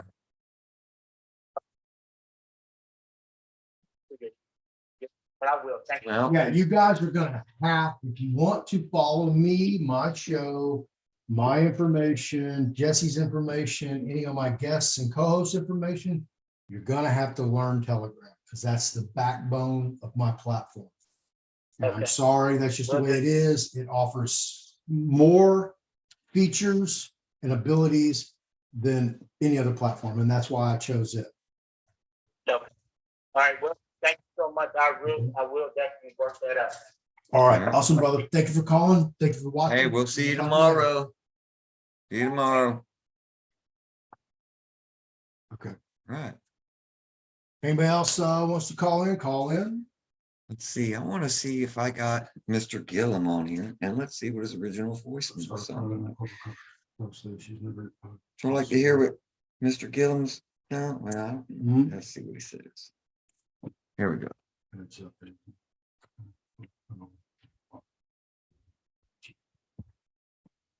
No, nope. All right. Any other questions on here? I've just decided that I'm not going to be at war with the government anymore. It's not going to They're do. gonna win. They're going to win every time. You know, I mean, and they have laws. See, there's. I'm not going to mention any names, but you know, there's a guy on Telegram, and I understand where his heart's at. You know, and he wants to fight the good fight. It's very admirable in a way, but very foolish in the other. And the reason why is because he knows all the codes and knows all the laws. You know, I mean, he researches all of it. But his point of contention is basically adversarial. He thinks that because it says in their code that they have to follow it. And he's trying to hold them to that code, right? Not a higher principle than the code or the statute. And they're never going to adhere to that. And they're never going to acknowledge it. And they're always going to smack him down because he's trying to act like he's an attorney. And then they're going to hold you to that standard. You either have to set the bar higher or you're going to go to the end of the line. And there's really no other way to put it. You're going to have to set the bar higher and bring in equity, God's law, you know, or a miracle. Because if they choose not to rule in your favor, you will be trapped in that system forever, trying to file a bunch of paperwork that will never be heard, you know, that would just go circle round and round and round and round until either they throw you in jail or you just give up until you exhaust all of your resources. Because believe me, they have more resources than you do. They have more time than you do. And then when those people retire, there's going to be people who replace them. Okay. That's just, you have other things that are way more important to be doing than trying to fight with the government. Like get your house in order. Figure out what you're going to do to protect your assets. Get it? And get out of this system as much as you possibly can. Quit feeding the beast, quit giving it your substance. That's correct. They do not have to follow the rules when they create them because he who makes the chair is the creator. The chair doesn't tell the creator what to do. Cut the legs right out from underneath that chair if you tried that nonsense, wouldn't we, hip hop?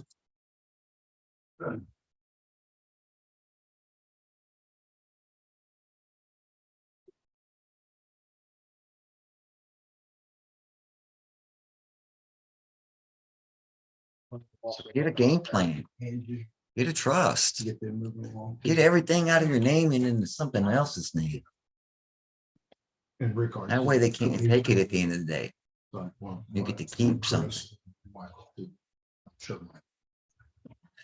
So we have anything else that we want to talk about for tomorrow? What's going to go on? Tomorrow is Wednesday. Let's see who have we coming up for guests on Wednesday. No. Eric Dingus at 1 o'clock. Okay. And then I will speak to many present and past nationals tonight on a Zoom. So I will have some more people lined up for you guys tomorrow, because Wednesday is National Day. And then Thursday, of course, we always have who? Pastor of the Way and Cite Your Authority. And who's going to make you cite your authority? That would be Cite Your Authority. Eric. Eric. And they're going to take the whole show Thursday. I don't have anybody scheduled for Friday except for Buffy Leanne. I believe Noah's going to come on at 1. He rescheduled, so I haven't had a confirmation on that. Like he told you guys, I was busy all weekend, so I didn't set anything up as a schedule. I haven't done any calendars, but now I'll be able to do all that and publish it, so you guys will have calendars to look at in advance. We will start scheduling for next week, this week, probably tonight and tomorrow. So if you're listening, you want to be a guest, you have a story to tell, come on, hit us up. Orlando John. All right, there we go. Hello. Yes, you're actually talking to Jesse. I am Floyd, but you're going to talk to Jesse. Just wanted to comment on something I tried to put in chat a little bit earlier. All right, go ahead. Erica was asking, and this makes a world of difference for folks that don't understand or know any better. 45 CFR 303, and I'm out on the road delivering, I think it's 0.21. Regardless, 45 CFR 303 contractors, the judge, the sheriff, the child support workers, the CPS workers are all on the same contract. Well, each of them has their individual contract. So if sheriff shows up at the house trying to enforce something, he's working under contract. That's all he is. Think of using an proper Minnesota assumed name certificate, properly filled out, and ask to see where their contract is with your assumed name. Right. Absolutely. Same way when they pull me over in the car, I present my assumed name certificate and I ask them for their business card. Because if we're going to do business, well, we can all get paid, right? Because I got a scheduled fee too. Exactly. So verbal on contracts like that, because you just pulled out a ton of those adhesive contracts. Absolutely. Anyway, I want to let y'all know, I posted it in the chat earlier. I'll try to get hold of Arica lady later, because that is a way to trip them up, prove collusion, prove all kinds of things with it. So you said CFR 45303? And I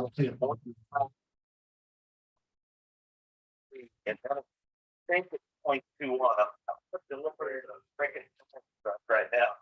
All right. I'll look it up specifically and I'll make sure she gets that, because that's good information. I'm pretty sure she'll definitely appreciate that. Force it upon them, and if the council doesn't vote for it, they don't get those matching funds that they're looking for from the federal government. Right. So they all pretty much have them, unless you're in some podunk town where there's 200 people total in the entire county. They might not have them. Everybody else, that's all they do. And you can request those contracts from the custodian of records. They have to provide it, and it's normally the Health and Human Services Director. Okay. Human Services Director. Human Resource. Mine didn't even fight me when I went in. Told him, hey, my tax man needs some I gotta write off some of this, but some of it I can't. I know you got, okay, so could you send them to me? Sure enough, he emailed all of them to me. Thanks, buddy. He didn't even see it coming, did he? That's awesome. Well, I appreciate you, man. And I guess we might talk to you tomorrow. See you on the show. All right. I will do this number that is that code of federal regulation number later on this evening when I get in about 2 hours. I'll text it to this number so y'all know what it is. All right. That sounds good. We appreciate it. All right. Be safe, brother. Godspeed. You too. Oh, man. All right. We got time for one more call. I got 5 more minutes to go. Hang on, I gotta call her. Gotta call him back. Calling you back, Daryl.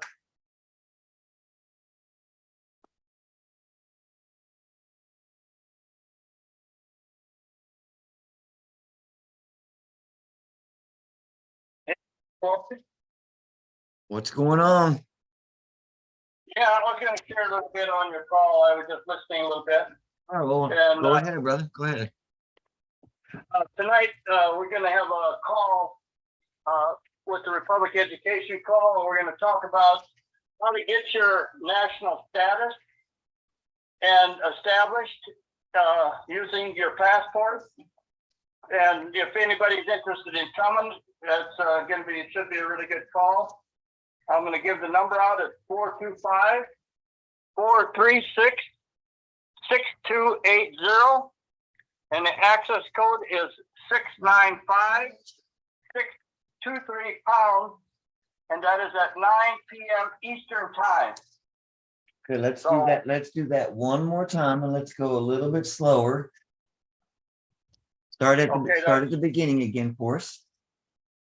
Okay, that's 425-436-6280. And the access code is 695-623#. Right. That will be at 9 p.m. Eastern time. And it usually lasts for about an hour and a half.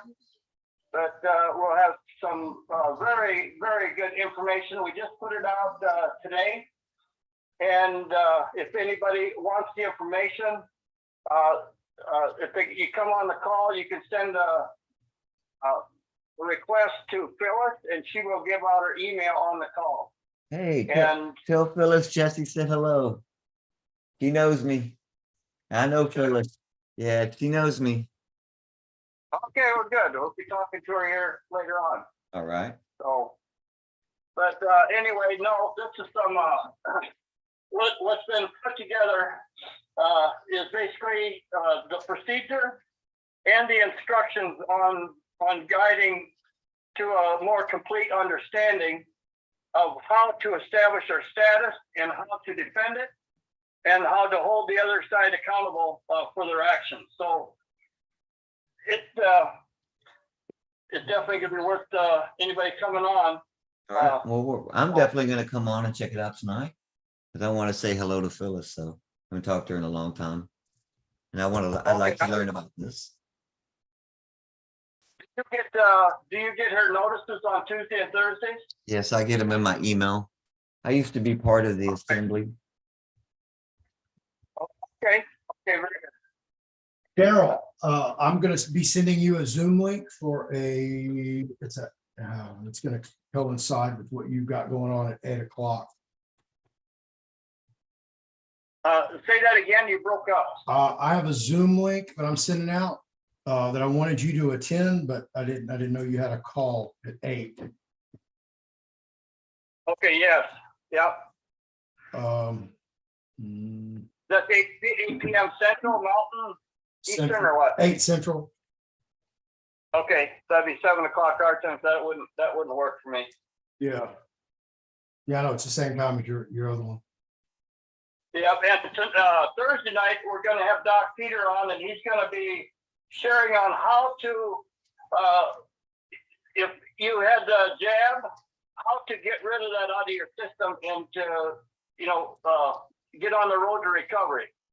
So that's going to be a very good call Thursday night also. So I think that information is very critical at this point for, those that have been exposed and walked in. Yeah, that I need that from some people that I know too. So definitely need that information. So we're just gonna make sure that sometime during, what is today? Today's Tuesday, right? Yes. Okay, so yes, sir. So tomorrow, get you to call back in, and then we'll get you on, and then we'll repeat some of this information and just kind of lock into people's brains so that they know what's going on, and we'll try to keep people informed. All right. I'm all about that. Give out the call number for people to join and get the information. So, All right, Daryl. I look forward to hearing from you tonight. And that's what's going to set us free. That we come to this point. Truth does not mind to be questioned, but the lie does not like to be challenged. no, it does not. That was a good quote. That's a great quote. It's right on point. If that lie will come out and try to snap your neck on it. Well, the whole thing is, in Zechariah chapter 8, verse 2, it says, speak truth to your neighbor, execute the judgment of truth, and peace in your gates. I thought, man, if that isn't what we're supposed to be about, is to spreading truth, because when you execute truth, the lie becomes exposed and dealt with. So Yeah, it has to go away. It's kind of like once the de jure comes back, the de facto has to depart. It has no choice.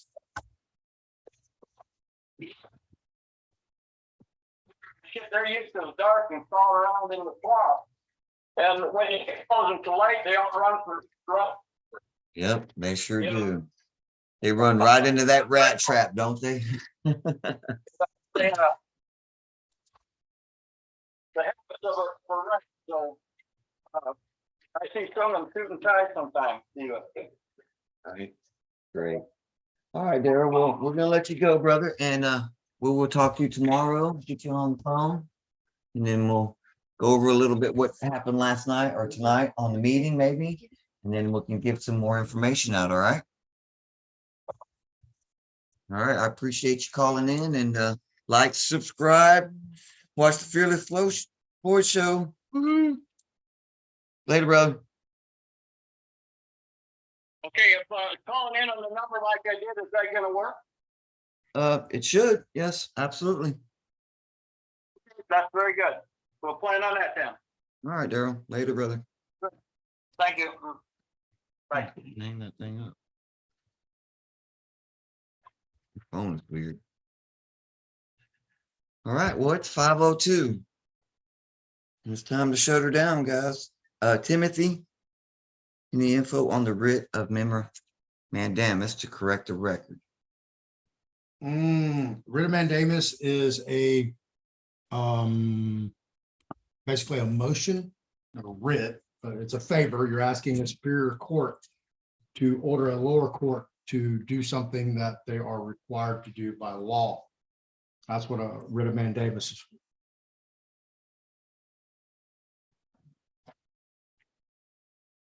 All right. All right, Floyd, we'll close this out. All right. Yeah, you can pick up a writ of mandamus. You can go to Scribed. They're everywhere. Just make sure when you do a writ of mandamus that you do it pursuant to all, if you're on the appellate level, appellate rules of court. And here in Texas, so that'd be TRAP, Texas Rules of Appellate Procedure. You'd also want to look at the Code of Criminal Procedure or any local rules for that reason. How LLC should one have in their name? You can have as many as you want. I wouldn't be putting them in my name. I'd be having my trusts and holding companies and Never nothing in your name. Yeah, layer of anonymity. All right. Let's Most see. important thing you can learn is you don't want to own it, you want to control it. And if you own it, you have all the liability. Right. And that's not a place that you want to be. There you go. Got to give kudos where the kudos belong. And I want to tell you guys, man, I'm very impressed and proud of Jesse, how far he's come in the last 6 months. We'll put that out there for you guys. He's got it. It's clicking on all cylinders for him. Yeah, he's blowing my mind with some of the stuff he's coming up with. So you're in the right place at the right time with the right people. So thank you for being here. Like, subscribe, share, hit the notification bell, leave a comment below. Fearless Floyd Show at yahoo.com. If you want to reach me, I'm Fearless Floyd Show across every platform you can possibly imagine. Facebook, TikTok, Twitch, Rumble, BitChute, Telegram, Unified. I go on and on and on. Cash App, Venmo, PayPal, the Fearless Floyd Show. Also have classes coming up. We have VCR class coming up tomorrow night, the 8th. And then we have a Trust 101 class following week on Monday and Tuesday. Tuesday is Valentine's Day. I know, guys, but it was a conflict with scheduling, so we had to reschedule 13th and 14th from it's scheduled from 7 to 10. It's generally not a 3-hour class, but I did that just for administrative purposes. So I can get all your information and kind of coach you guys on the rules and regulations and policies of how we operate in the private Telegram, as well as Trust 101, and what you can foresee in the future. We have Trust 201 on the 20th, 301 on the 21st, and that is Monday of Tuesday. The following week, oh, gee, boy, man, we're talking about going to Plano, so we'll have to work that scheduling out. That shouldn't be a problem. And then in March, we have the 401 class coming, and I know that's what you all guys are, hopefully, you should be. Thank you. How to become a private bank and operate with private securities through your trust, right? Is that not what we're trying to do? That class, 401, is available the 28th of March. That is a Tuesday. So let me give you the March schedule. We have VCR class on Tuesday, the 7th. And these times are always the same. It'll be 7 to 9 for the VCR class. Trust class on the 13th and 14th. Again, that's Monday and a Tuesday. The 21st will be 201. 27th and 28th, that following Monday and Tuesday, will be 301 and 401. As you can see, there is a pattern. It goes from Tuesday to Monday, Tuesday, Tuesday to Monday, Tuesday. And that's how it rolls every month. Next month in April, VCR class on Tuesday, the 4th, 101 on the 10th and 11th, 201 on the 18th, 301 and 401 on the 24th and 25th, respectfully. Again, coming up tomorrow, Eric Dingus at 1 o'clock, and I will have some other nationals, former nationals, past nationals, disgruntled nationals, happy nationals, and not the Washington Nationals on tomorrow. And then Thursday, of course, will be Pastor of the Way, Brian Robinson, and Eric, who's going to demand you cite your authority. And Friday, we have Buffy Leanne. I believe she's going to come on at 2. I have no idea what she's going to talk about. And then 1 o'clock, we will have Noah Robinson, IFBB pro bodybuilder, coming on and talk to you about diet, health, nutrition, and exercise. And we'll see how Buffy has her pre-scheduling. No telling who we might have on. I've got a whole host of people I need to tag and put on another list that we need to develop for potential guests for next week. Start contacting those folks. If you want to come on, you have a topic, you have an idea, you have a question, man, send it to me, TheFearlessFloydShow at yahoo.com. We will try to get you on the air or your topic on the air. Or if you have a personality, celebrity, doctor, educator, researcher, anybody that you think would behoove our audience, our group, send them my information, send me their information. We'll do what we can to get them on the air. For all of you watching, a lot of you are going to be receiving texts and emails from me right after this show regarding a Zoom that I'm having tonight at 8 o'clock Central Time. If you receive that, please watch it. I will record it. What I'll do is probably upload the recording to YouTube so you can view it privately. That way it can't be shared, because what I'm going to disclose, I'd like everybody to keep it under their hat, non-disclosure. We're going to do that in honor, good faith and clean hands, and we're going to do it verbally, like we're supposed to do it.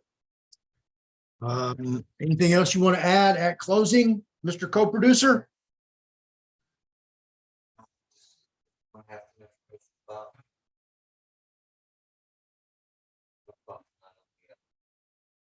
What did we do in the meeting last night? I just said that. Okay, then a little bit about here is I'm gonna listen to what he's saying while you're on the ordinance at the same time. So I can find out. The status correction, yes, we will be on the same time. And that's an important call. However, what I have going on, I think is just a little bit more important. Not much. Yeah, well, there you're going to learn. Here I'm creating something for everybody. So that's what we're doing. Already went the whole like, subscribe, share. I guess that's it, kids. If anything pops up, I will do another video. No RV news, no Christopher Howler updates. I gave you that at noon. I guess I'm done. Thanks for watching. Hope you enjoyed the show.